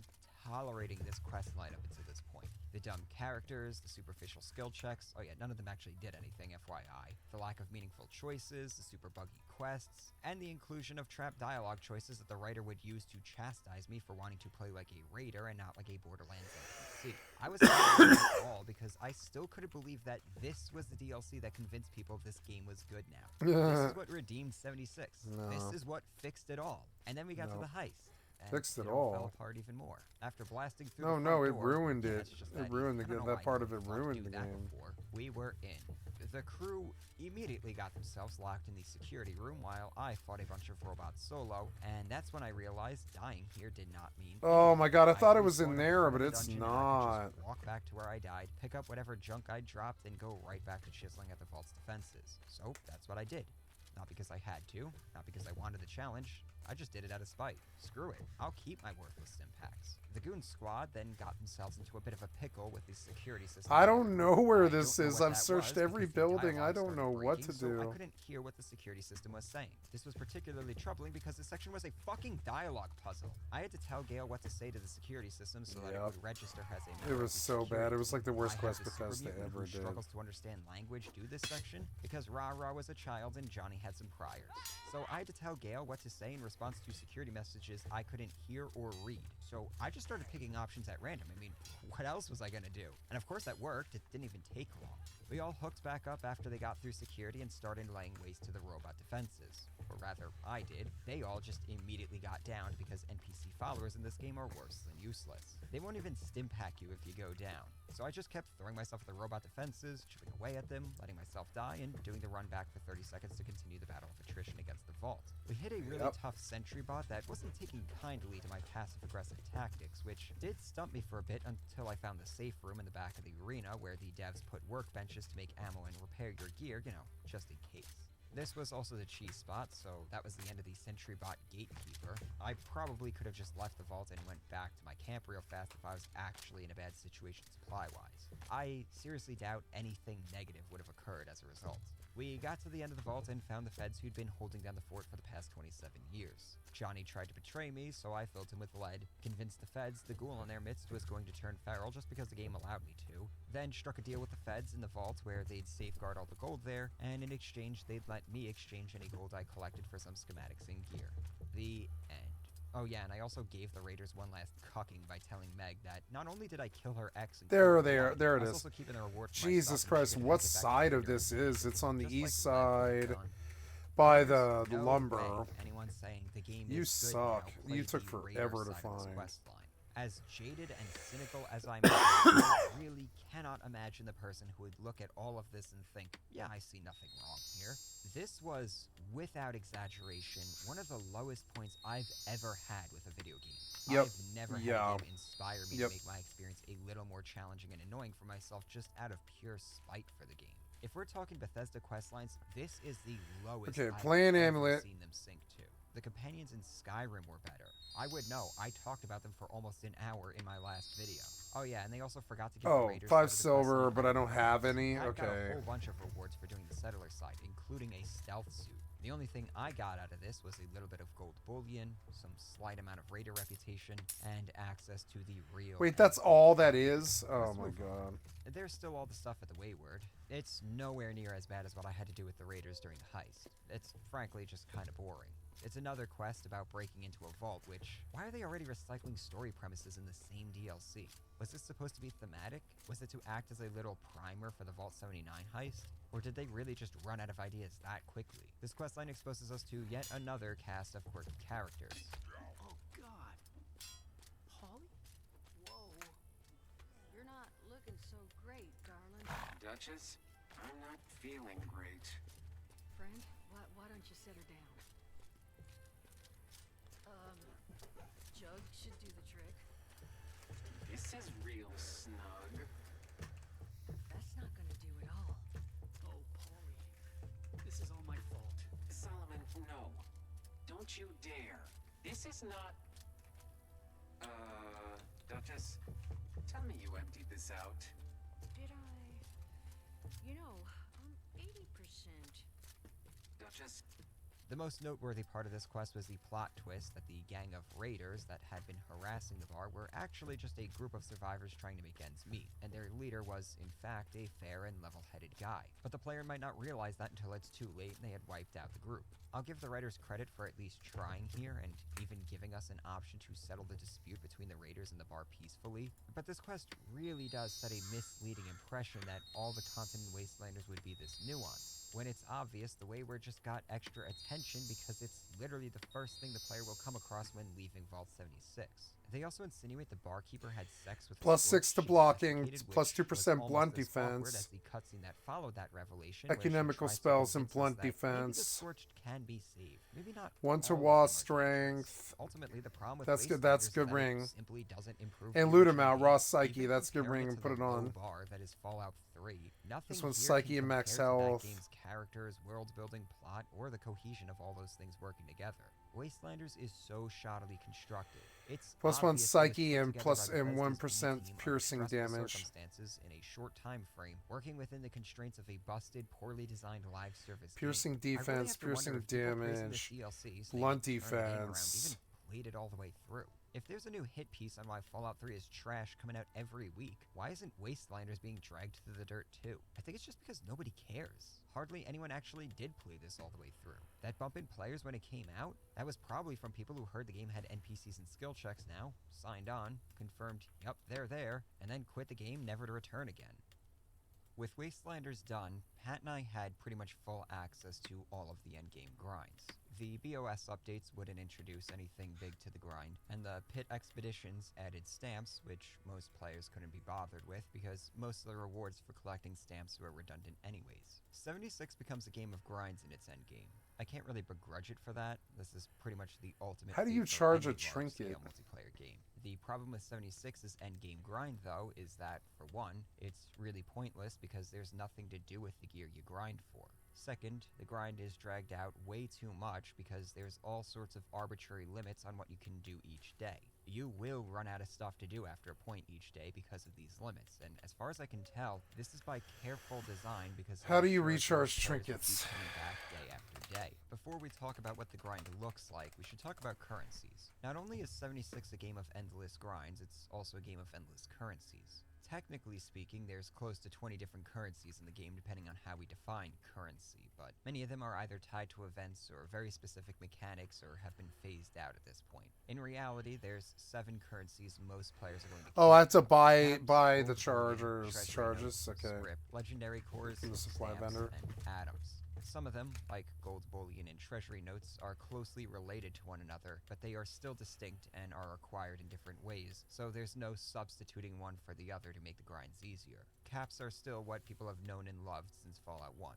This is your main monetary currency. You can use them for buying and selling items with NPC vendors, player shops, and directly with players themselves. You can only hold a maximum of 40k caps, and you can only earn up to 1400 caps per day from NPC vendors. These limitations are likely the result of Bethesda wanting to avoid an insane degree of inflation that would occur in this game due to a lack of money sinks. As a result of these limits and several other factors, this game has almost no player economy. There's automated kiosks players can put in their camps where other players can purchase items the owner has listed, but without any sort of inter-server trading system like an auction house, this really kneecaps what kiosks can do. Oh, you have to Most charge players can't all be of bothered to these? interact with the Oh, system shit, outside okay. of throwing their extra chems and ammo into the vending machines, making going around checking out other players' kiosks a really tedious process, only eased somewhat by a vague overview from the player's camp icon on the map. There are items other players might be interested in, such as crafting schematics and legendary equipment, but shopping for those items by checking all the shops in a server and then hopping to another That's server is expensive. obviously Oh entirely well, impractical. worth doing. Gold bullion can be exchanged with the settlers, raiders, and feds for a ton of unique weapons, armor upgrades, and just all kinds of things. It's arguably the most valuable currency and the thing most players spend their time focusing on. Treasury notes can be exchanged at a gold press machine for bullion at a rate of 1 note for 10 bullion. You can only exchange 40 notes per day, so 400 bullion per day. Once a week, you can exchange up to 6,000 caps for an extra 300 bullion. Treasury notes are common rewards for completing public events, and you can earn an unlimited number of them per day. So here's a bit of context. The Secret Service Armor Jetpack mod costs 2,000 gold bullion. If you're farming efficiently each day, it's going to take you 5 days of farming to get the bullion to buy it. But you also need the armor piece to put that mod onto, so that's actually 3,250, which is 8 days of farming, assuming you did the 6k cap buyout too. This is just for one armor piece and one mod. Granted, it's one of the more expensive items, but it's also one of the most popular ones. There's hundreds of items to buy with this stuff, so it's not unreasonable to say most players can spend a solid 2 or 3 months of daily efficient treasury note farming to get everything they want. And that's just gold bullion, which is the more straightforward currency. Legendary scrip and legendary cores are more convoluted, and that's because they are tied to slot machine mechanics. Like treasury notes, legendary cores are given as rewards for completing certain public events, and like them, there's no limit to how many you can earn each day. Legendary scrip is earned by breaking down legendary items in a legendary exchange machine. Scrip has a limit of 400 per day, and the amount of scrip you get depends on the number of stars on the items you are breaking down. Some clever folks might think, okay, I'm just going to do a ton of farming of legendary items and just log in each day, exchange my weapons, and log off to make my life easier. Remember though, you have a weight limit on your stash, and it's not very high either, especially if those legendary items you are holding weigh 40 plus pounds each. It also doesn't take many items to tap out your script for the day. You could easily do a couple of events and get enough legendary items to cover that day. Script and cores are used for rolling legendary items. You can head to the Rusty Pick and spend script to roll for random 1, 2, or 3-star legendary items. The problem is that the pool of items you'll be rolling for is huge. You're only able to specify armor, ranged weapons, or melee weapons. So if you want a 3-star EXO-1 power armor left leg, you have to roll against every piece of armor, powered or not, and hope you get the exact piece you want with the exact effects you want. Or say you just want a good auto rifle. You'll be rolling against all those pistols and shotguns you don't even have perks for. Fortunately, you can turn all the worthless legendaries you're gonna get over to the exchange machine, but remember the daily script limit. Cores allow you to roll legendary effects directly on an item of your choice at a weapon or armor workbench, greatly improving the odds of you getting something you actually want to use. You still have to spend script though, because you need legendary modules, which are bought using script from the same vendor who runs the casino. Thing to note is not all legendary items are considered equal. There's a pretty major discrepancy between the base stats of items depending upon where you get them from. The game never calls attention to this fact. As a result, it seems the player base doesn't even know this is a thing. Because Pat and I don't have access to console commands or even save slots to do proper testing, we've had to reverse engineer what's going on here in other ways. So just keep in mind our sample size is limited. There seems to be two types of legendary items: bog standard legendaries and what I've taken to calling premium legendaries. The standards will just sport the same base stats the item normally would at its item level. In the case of the lever rifles I was comparing, the premium legendary rifle I won in the casino was sporting an extra 13% base damage. Pat reported his irreplaceable double barrel was 20% better than the other double barrels he crafted himself. So, okay, we figured legendaries the player crafted themselves are nerfed compared to the ones won through RNG. Maybe it's a balanced consideration to give players a reason to mess with the most RNG methods of acquiring items. For some added context, the fixer has been the meta for a while simply due to its 20% base damage increase compared to the standard auto combat rifles.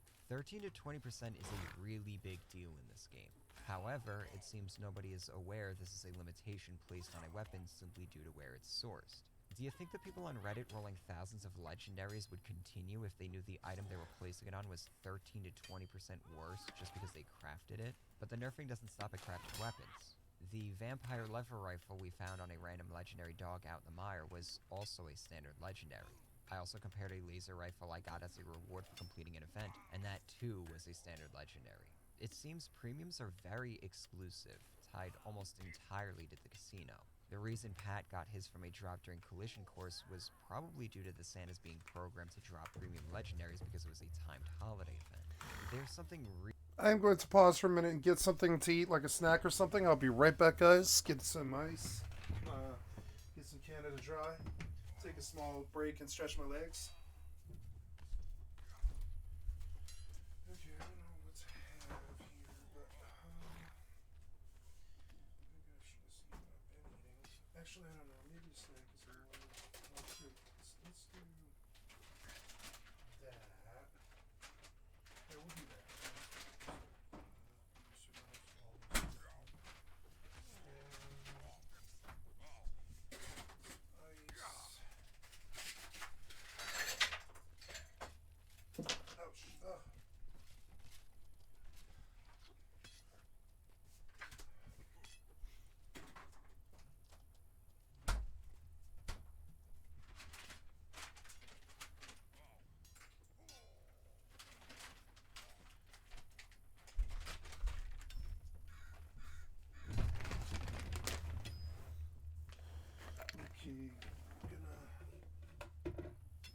Some Canada Dry. Really weird going on with legendaries that I don't think the community is fully aware of. Considering most discussions of legendaries I see are about how terrible the odds are for landing a good legendary, I think more players ought to be looking into this.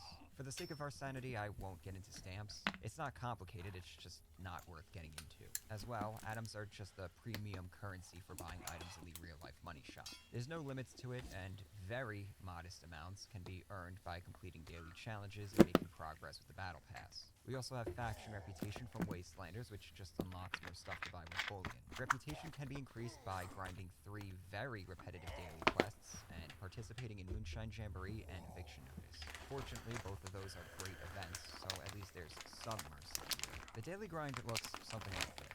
Log on and check the Atomic Shop to claim any free items you might be given, then hop into a server and make note of what daily challenges are available. Harvest all the resources in your camp because we want all that stuff generated while you're playing.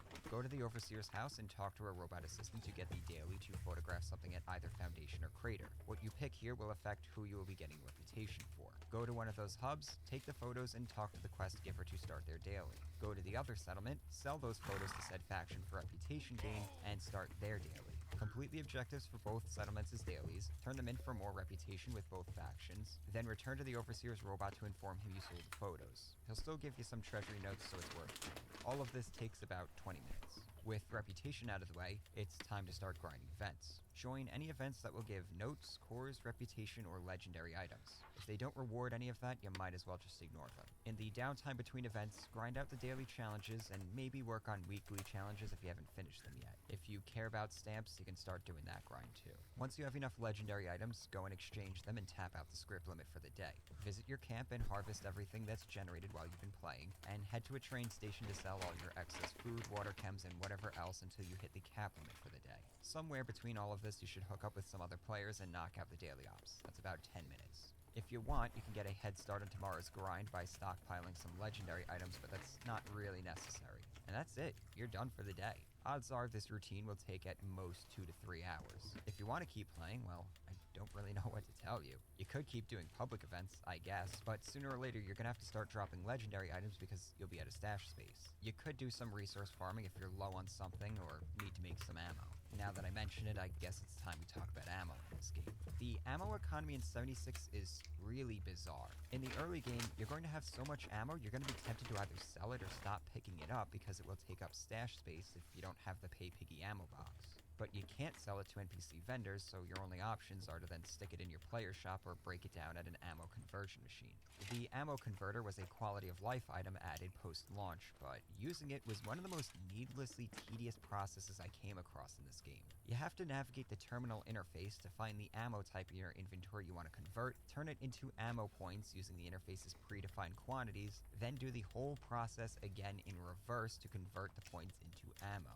The quantities of the ammo listed are in stacks, not individual rounds. So if it says you're buying 1,000 units, you're buying 1,000 stacks of ammo, which is probably somewhere closer to 6,000 rounds. I have no idea why this wasn't just a vendor interface, seeing as we're converting this crap into a currency anyways.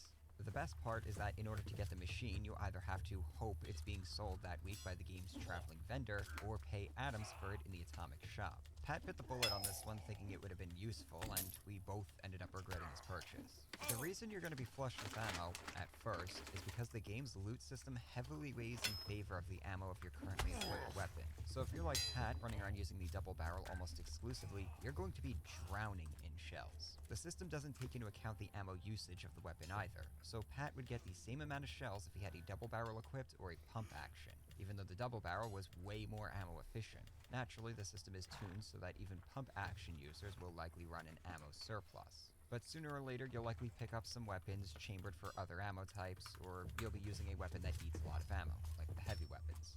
Then the reverse problem manifests, you're going to be running an ammo deficit. I'd say this is how it should be in a survival game, but two things make this an annoying issue. First, if your build is only designed for one specific weapon, which is the best way to maximize your damage output, running out of ammo in the middle of an activity is going to be a big problem. Second, this doesn't really encourage diversifying your arsenal, because acquiring more ammo is actually pretty trivial. So all this achieves is forcing you to interrupt whatever you were doing to run home and craft more. Right out of Vault 76, you can make any ammo type you want at a Tinker's Workbench for pretty cheap. Lead is likely going to be the biggest bottleneck for you, but that's nothing a quick tour of every train station vendor on the map won't fix.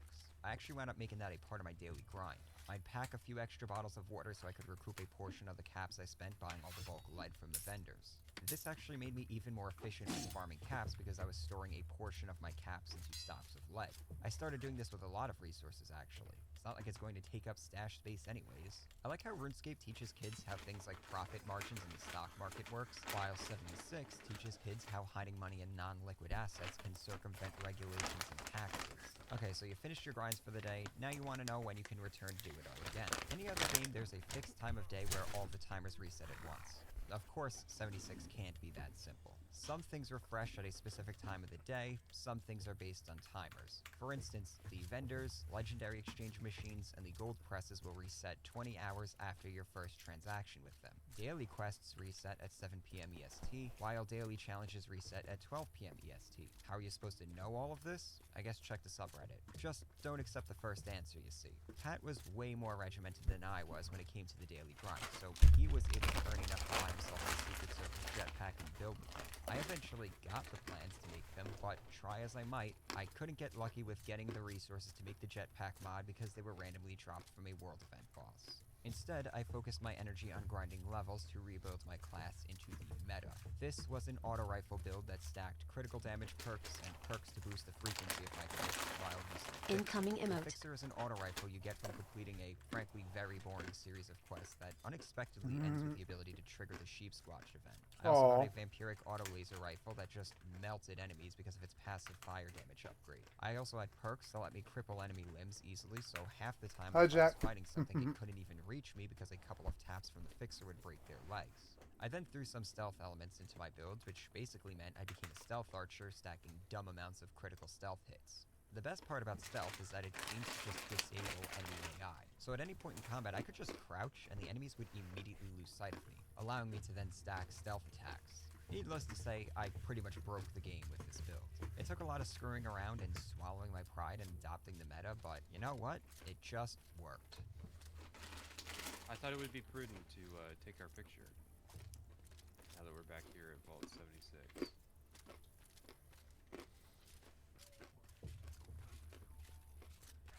It really has come full circle, hasn't it?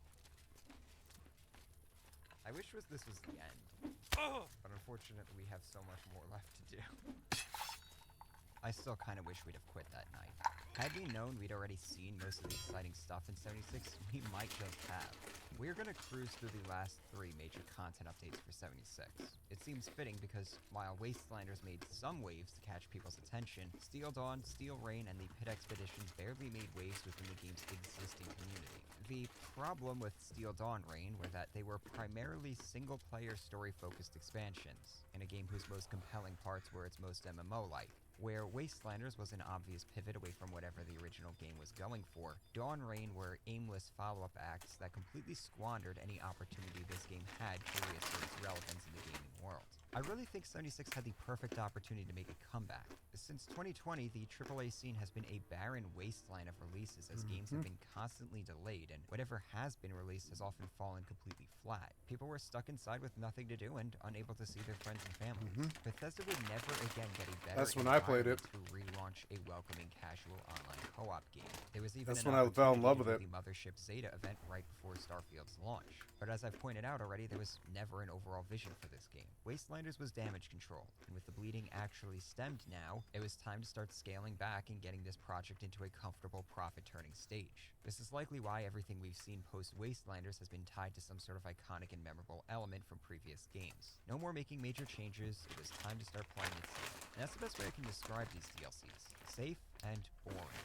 So safe and so boring, in fact, that I have almost nothing to say about the BOS stuff because Pat covered it so thoroughly with what little he had to say about it. The most interesting element of these 2 DLCs were the absurd stories they tried to tell. As terrible as the execution was, Wastelanders was at least ambitious with how it was trying to tell 2 competing storylines with all sorts of dialogue choices. The BOS quests stripped a lot of that back, streamlining the experience into a very linear story where the player has barely any input on events, instead just being bossed around by 2 leaders whom the writers seem to want the players to dislike. What have we seen so far that can inspire people to want to check this game out? What elements make current players want to tell their friends to start playing it? This is a multiplayer game with busted co-op elements, almost no player economy, literally no official support for player communities, and hardly any player interaction outside of 10-minute public events. The reason people continue to play EvE Online is because they see the insane stories of large battles between clans where tens of thousands of real-life Well, that battles and get it's blown up good. over the course of a weekend.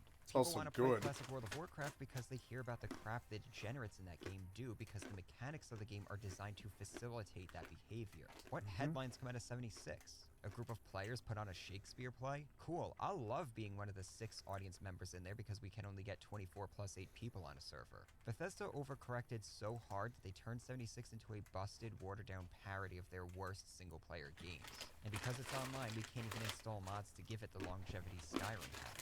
At this point, if they want to make this game work, I think they need to, if not give players access to private server tools and full modding tools, then at least give us an offline mode where modders can start to make use of the cool map Bethesda originally built. Pat and I were at least able to do most of the pit together because these were just daily ops. In fact, playing co-op really worked in our favor because we were both able to get our own ultrasight battery, allowing us to play through both missions back-to-back the same day. I joined Pat on his mission and he joined me on mine, and it all worked perfectly fine. The pit was a visually impressive location, but we were taken aback by how linear these areas really were. We were expecting this to be another open world region like Appalachia, just pit flavored and higher leveled. What we got were big dungeons. And that's where they with objectives shortchanged. like hunting down steel ingots and clearing out enemies in a yard or defending a church to access some speed bumps. Not only that, these weren't even challenging dungeons because the loot tables for enemies were modified to just drop tons of ammo for our guns and plenty of chems to keep us alive.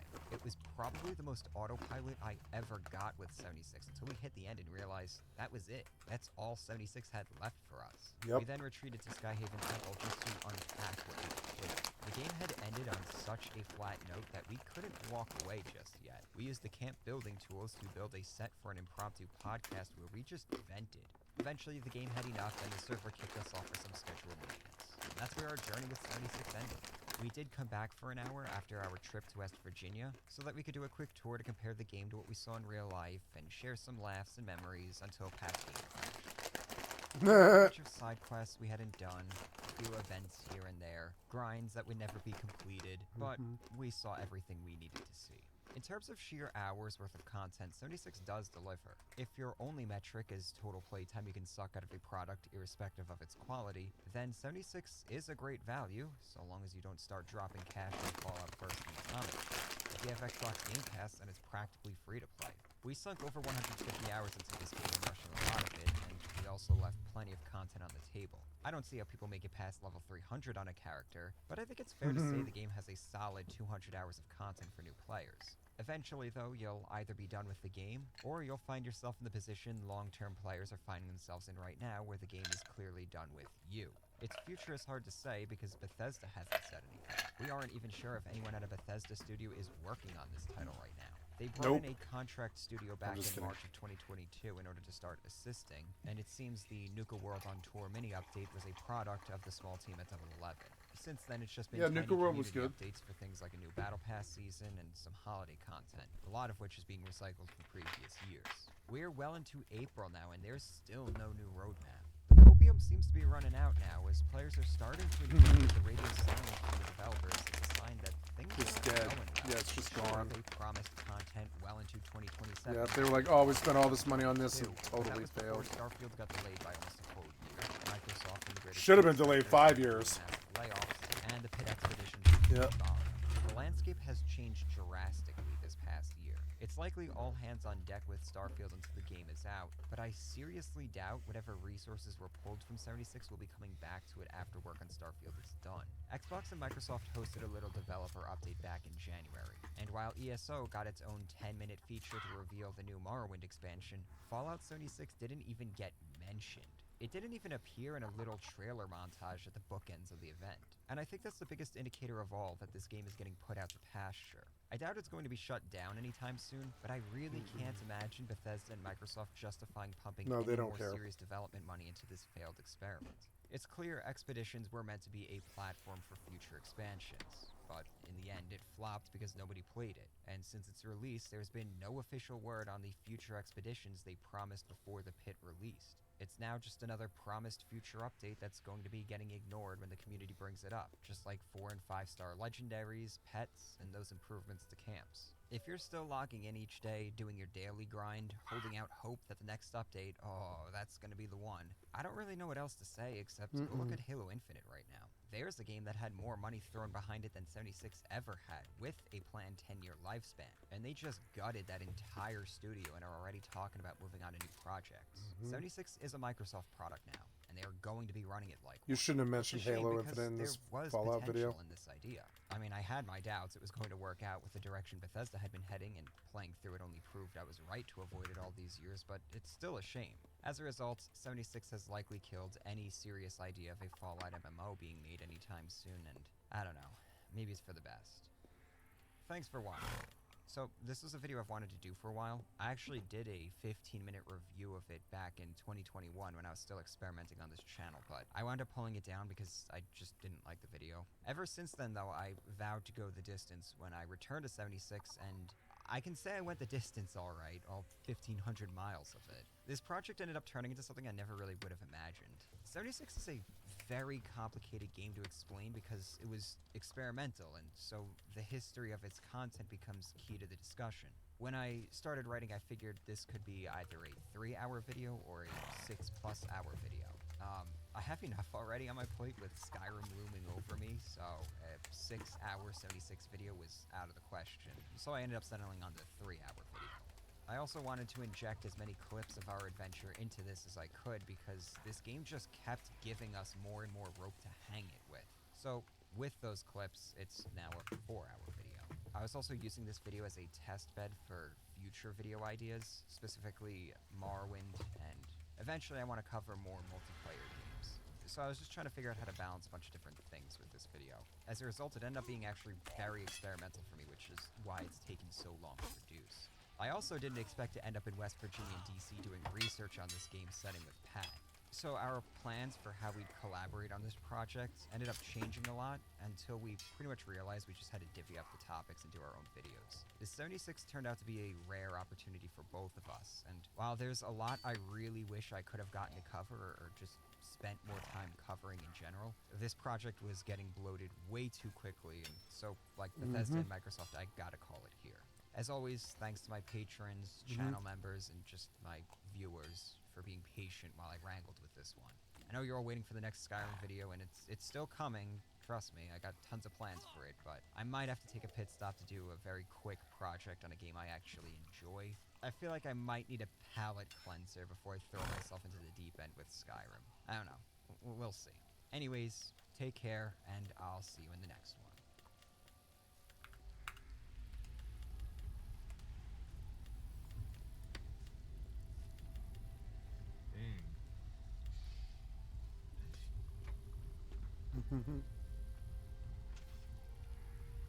Yeah, the music was better than the game was.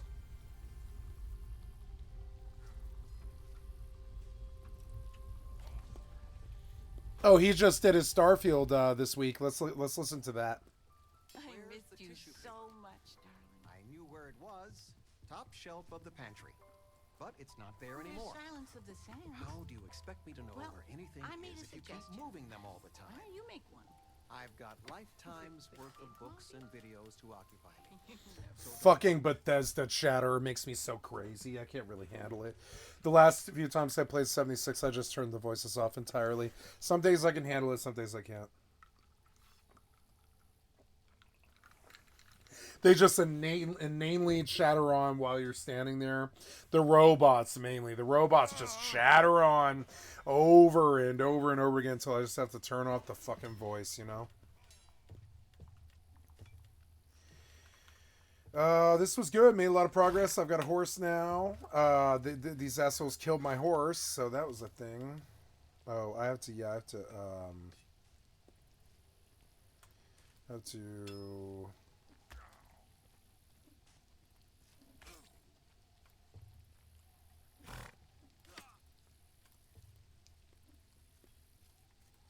Yep. And then, yeah, he's got a...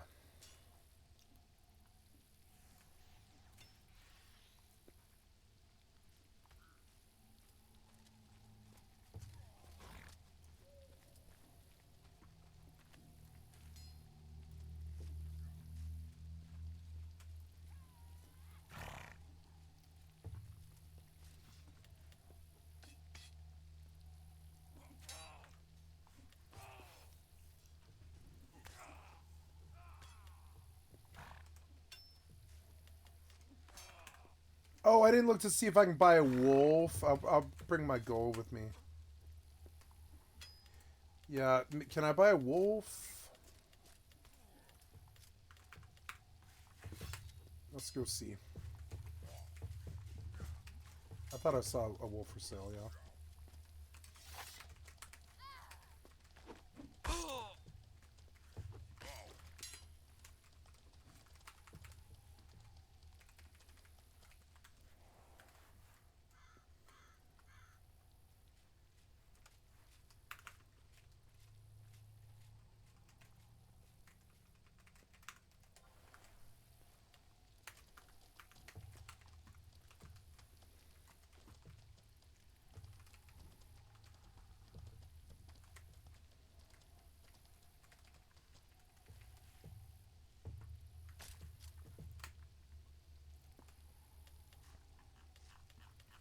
Should somebody else bought the wool too.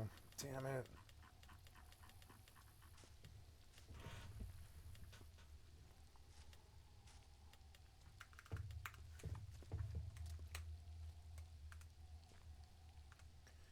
I should go south of yeah, I should go south of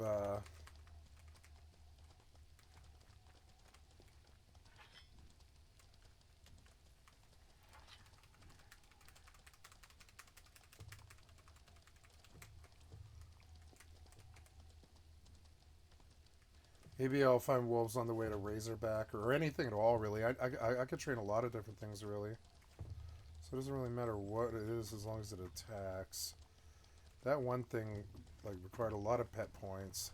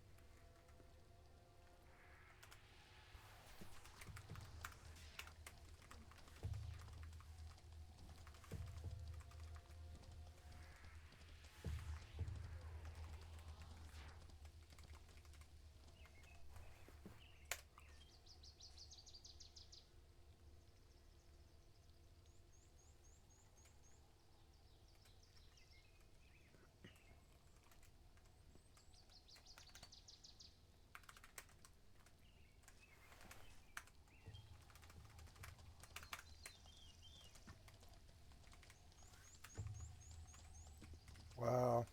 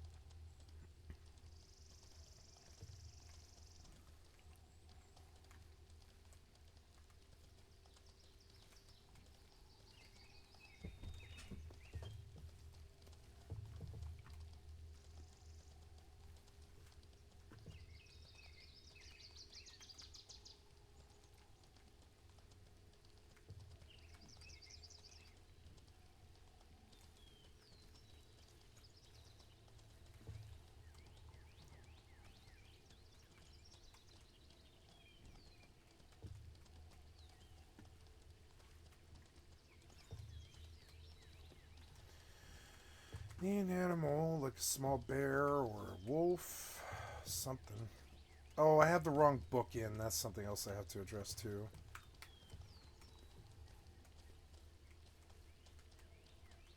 There. Wait. What is he? Oh, he's a razorback.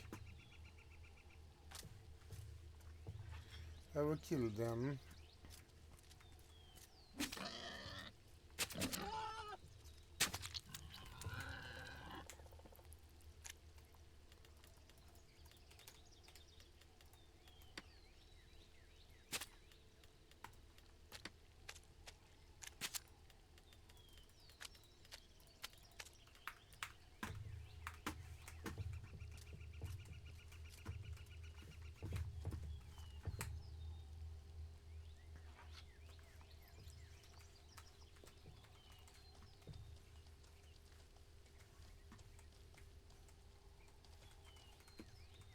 Oh, I have not been paying attention. Oh god.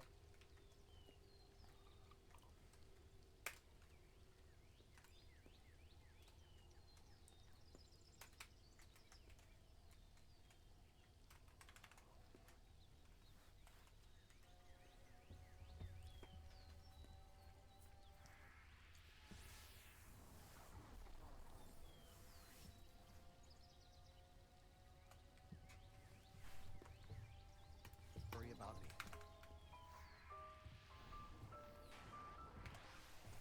So I'm just gonna come right out and say it. I think Starfield was a mistake down to its very concept. On paper, the idea of Starfield sounds like the perfect Bethesda game. That go anywhere and do anything concept of theirs taken to its most extreme logical conclusion. It sounds like a match made in heaven, as that concept has been the ultimate goal for many other space games of this class over the decades. Your Star Citizens, Elite Dangerouses, EVE Onlines, and many others. From here on out, I'm just going to call this vaguely defined genre of large, open-ended space adventure games the big space game. Technically, many of them are classified as space sims. However, Starfield defenders have been using the fact that Starfield isn't technically a space sim as a means of deflecting criticism and comparisons to other space sim games, despite Starfield borrowing heavily from the genre and Todd himself citing many of them as inspirations for Starfield. So let's sidestep the definition issue by using a different label altogether. I don't think the big space game genre has been saturated, or really has even had its true touchstone game yet. I also think there's a place for a big space game that's less simulation and more action-adventure RPG. I just don't think Bethesda was up to the task they'd underestimated, as Starfield reflects a lack of understanding of genre and an inability to think beyond the type of game they've been making for 2 decades. This is a hard game to make, and that's mostly due to the combination of scale and genre here. Space is big, and science fiction tends to include a lot of technology that's meant to make the impossible possible. One of the many challenges in game design is to fake scale and to satisfactorily explain why limitations exist beyond just, we don't have the tech and manpower to make a game that big. When you're dealing with something that's, in terms of human scale, nearly infinite, and in terms of modern sensibilities, pure magic, you got a recipe for a lot of headaches as a developer. This is where the scope of a project really comes into play. Scope needs to be defined by the vision for the project. What is this game supposed to be, and what sort of experience is the player supposed to have? Ultimately, I think Bethesda failed to adequately answer either of these questions for themselves when making Starfield, and that's because the answers were either antithetical to the genre and type of game they wanted to make, or weren't in line with what they were used to doing, or they simply lacked the creativity and skill needed to pull them off. The fact that we got tons of interviews and several marketing campaigns for Starfield that never really settled on a succinct pitch indicates to me that there never really was one. If you go by what Pete Hines said in an interview with Gamescom, Todd's pitch was simply, I want to do a massive outer space game and I want to call it Starfield. While there was probably more to the pitch than that, and a pitch to an exec is different than a vision statement to a team, the final product sure does end up feeling like that's about as much as they were working off of for most of the time. It sounds like the hope was that Starfield's identity would form as more systems and content fell into place. The various teams would be given a lot of freedom to interpret what a Bethesda game set in space would look like, and eventually that would come together to make a cohesive experience. The problem is that it doesn't sound like things are really come together. Their past projects always had the benefit of working within well-established IPs with plenty of games to reference in better-defined genres. Starfield, on the other hand, was a new IP in a genre of science fiction Bethesda had no experience with, going after a type of game that has yet to truly be nailed. While the freedom a new IP and a vague vision statement provides can help unleash a lot of creativity, it can also lead to a lot of tire spinning and a product that ultimately doesn't commit to anything. Evidence of the tire spinning can be seen when you got Todd admitting that the game wasn't fun until a year before its September 2023 release date, and if there's one thing we can say about Starfield, it's that its disjointed experience never really comes together to mean anything. The problem with the Bethesda game in space idea is that there's a lot of vagueness there that, if left undefined, is going to result in different, incompatible interpretations. As well, I just don't think that their type of game is compatible with the big space game. So let's take it from the top then. What is a Bethesda game? Now, I'm sure some people will disagree with what I'm going to list, but I'd argue Bethesda has essentially been making the same game since Morrowind. While the priorities and quality has shifted from project to project, Not Morrowind. these features have all been constant since the early 2000s. 1. a large handcrafted open world map designed to be fully open to Oh. exploration. 2. A gameplay experience that focuses on player freedom built upon exploration, combat, looting, and character progression. And 3. A large cast of NPCs, many of them named, that the player can interact with, who provide lots of quests ranging from little side jobs to larger main storylines and faction-tied quest lines. Right off the bat, a large handcrafted open world design is pretty much impossible in the big space game. Even if the technology and resources existed to make a world that detailed at this scale, the end product wouldn't be that much better. Planets in the big space game are not meant to be fully explored down to every square inch. They are too big, there's too many, and it won't be a fun experience. So already we're at an impasse. We either have to compromise on the scale of the world so that we can get that classic handcrafted Bethesda map into this game, or we gotta change how the exploration experience plays for Starfield. Well, despite conflicting messages in Bethesda's marketing, they went with the latter and to devastating results. A gameplay experience built around player freedom is perfect for this type of game, though. Go anywhere and do anything is pretty much the big space game to the T, and building that experience on exploration, combat, looting, and character progression is what a lot of them end up doing. But with exploration completely changing from previous Bethesda games, how that core gameplay loop is going to look is ultimately going to change too. On top of that, you also need to have spaceship combat because that's what a big space game needs. So, okay, combat is going to be changing too. With both of those changing, naturally looting and character progression's gotta change too, and suddenly what seemed like a sure thing we could depend upon is full of unknowns we gotta answer. So then we gotta ask, how do we begin to design cities, NPCs, and quests when we don't even know what the exploration, combat, looting, and character progression is going to look like? I think I've already demonstrated in just a couple of minutes why this was, if not a terrible idea, at least a seriously challenging one. And we haven't even gotten to defining the in-space part yet. You see, we only just finished explaining how translating the Bethesda formula to the big space game is almost untenable. Now we gotta start answering genre questions about this game's world building that will be congruent with the vision we've completely lost focus on, and the technical boundaries of the game itself. Bethesda's answer to these massive questions was just to start working on the game. And honestly, putting your head down and grinding out some demonstrations is actually a great way to work through a problem. However, when you take those demos and just start building off of them, even if they didn't provide you with a vision, you're going to end up with a messy, poorly defined product and a lot of reworking of ideas. This is exactly what happened in Starfield's case, and it was exacerbated due to the scale of the game and the fact that it's a kitchen sink product that's meant to say yes to any idea the devs were coming up with. This is how we end up with the tonal clash of Cowboy Town, Discount Night City, and the Googleplex all existing in one game. Not only that, with how Bethesda likes to design their games, they never want to make players commit to anything. Don't like exploration? Don't do it, just stick to the quests. Don't like combat? Turn down the difficulty. Don't like leveling? Pick some random stuff and turn down the difficulty. Don't like looting? Just don't pick stuff up. Simple. While I think a lot of their previous games' shortcomings can be tied back to this fear of making players do things in their games, I think Starfield suffers from this issue the worst, to the point that it makes the player question why they're even playing the game once they start to see through all the smoke and mirrors.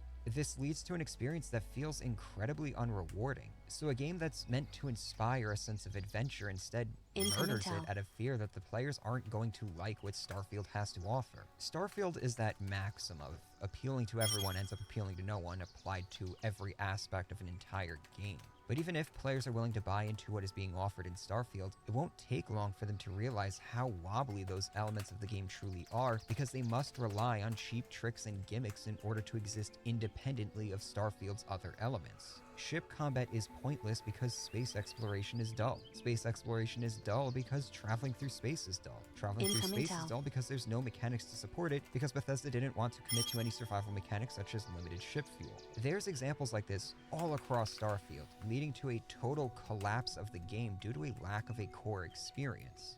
Then you layer on a truly uninspired world with bland writing that is constantly contradicting itself, and you got a recipe for a game that's pretty much designed to bore its audience. Maybe Bethesda could have skated by releasing this game last year when competition in the RPG space was non-existent, but being sandwiched between Baldur's Gate 3 and Cyberpunk 2077's massive overhaul and expansion, yeah, it's no surprise Microsoft's last-ditch hope is already falling off the radar a month after its tepid release. While Bethesda designed Starfield to be open to expansion with mods, patches, and DLC, we're going to look at why that just might not be enough, because at its core, Starfield is a disjointed, hollow mess that, in the pursuit of having 1,000 procedurally generated planets, ended up abandoning some of Bethesda's biggest strengths.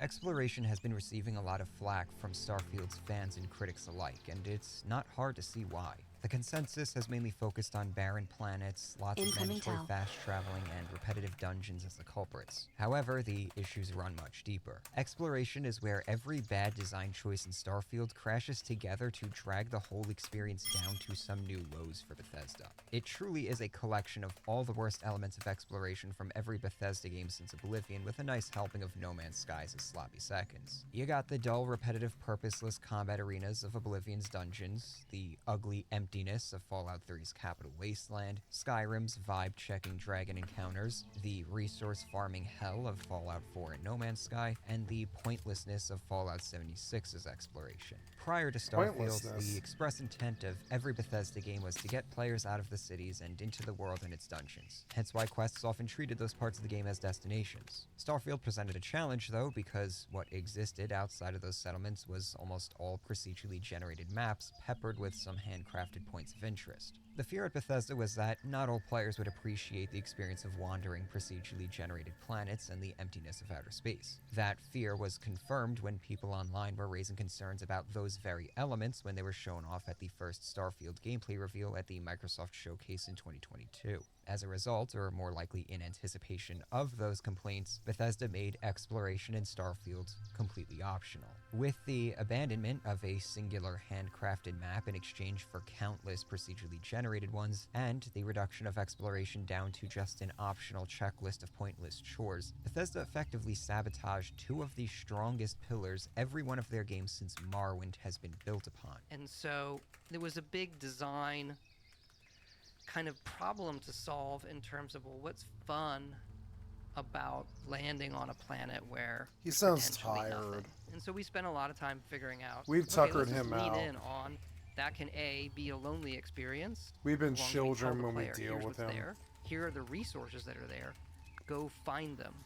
But I equate it to that moment of we said about listening to the wind go and watching the sunset. And I do think there's a certain beauty to landing on a strange planet, being somewhat the only person there, building an outpost, and we are modeling Only person all there. of the systems, because that's how we like to do things. So you can watch whatever that gas giant or moon, it will rotate and go, and sunrise, sunset, and all of those things that you would expect, and it's all really happening. I want to go do that and see that on that place, as long as we tell them, hey, the quest leads over here, here's where the handcrafted content is that you would expect, and then here's more of the open procedural planet experience. So you're long answer. I don't know if I answered your question.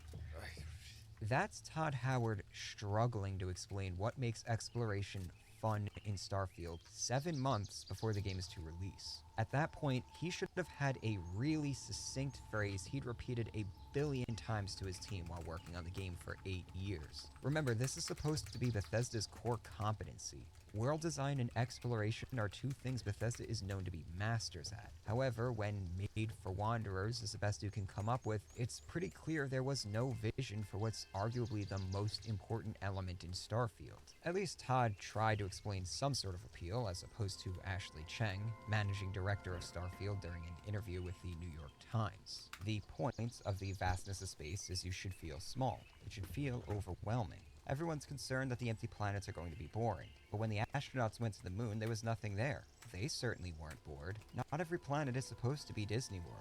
Ashley Cheng is, of course, missing the fact that those astronauts weren't bored because they were in constant mortal danger no human had ever faced before. They were also scientists there to perform experiments that would have tremendous value for validating theories going back to the days of Isaac Newton. They were also acting as living icons so that their country could win huge points in a high-stakes geopolitical game that was reshaping the world as everyone knew it. Players aren't going to be thrilled by the primordial fear of a horrific death, or the honor of fulfilling the legacy of generations of scientists, or the pride of representing their nation in the greatest way possible. I hate to be one of those people, but it really is just a game, bro.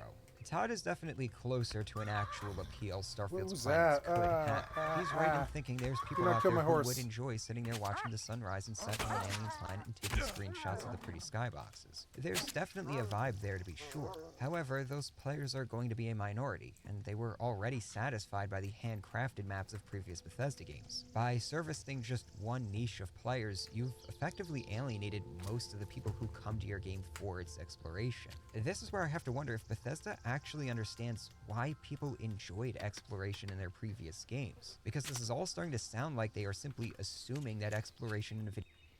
Let's go see if there's a Starfield mob spawner yet.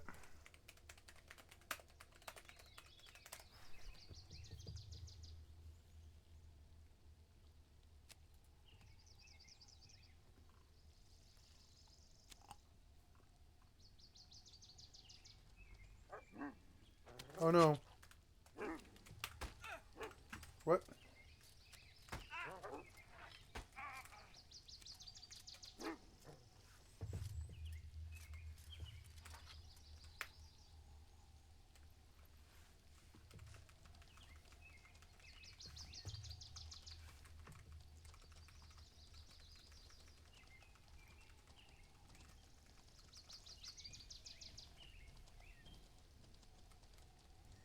I think there are 2 people on that horse. That's insane.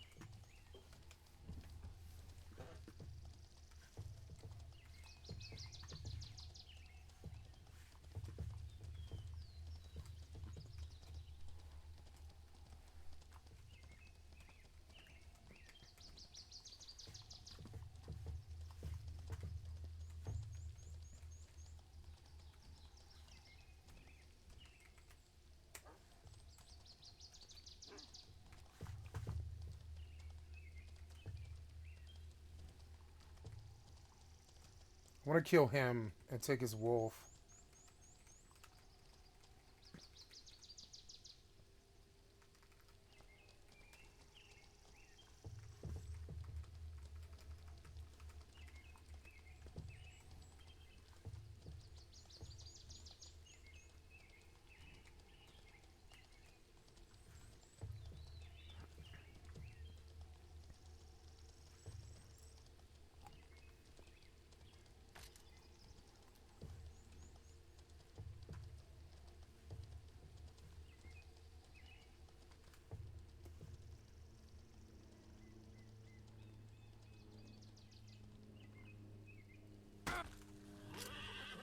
A has been killed. Why? Oh god damn it! I fell while I was AFK. Oh, god damn it! I fell into the ravine. Son of a bitch. Oh well. I can go back and train another horse, maybe.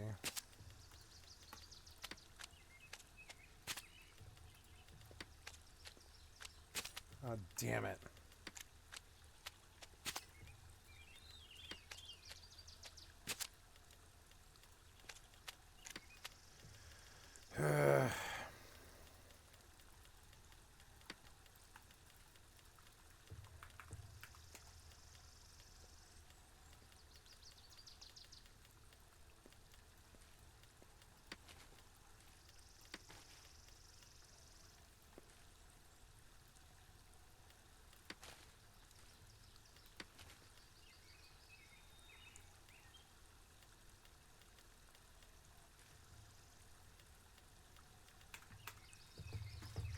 Damn it. Well, at least I didn't die. Into the ravine.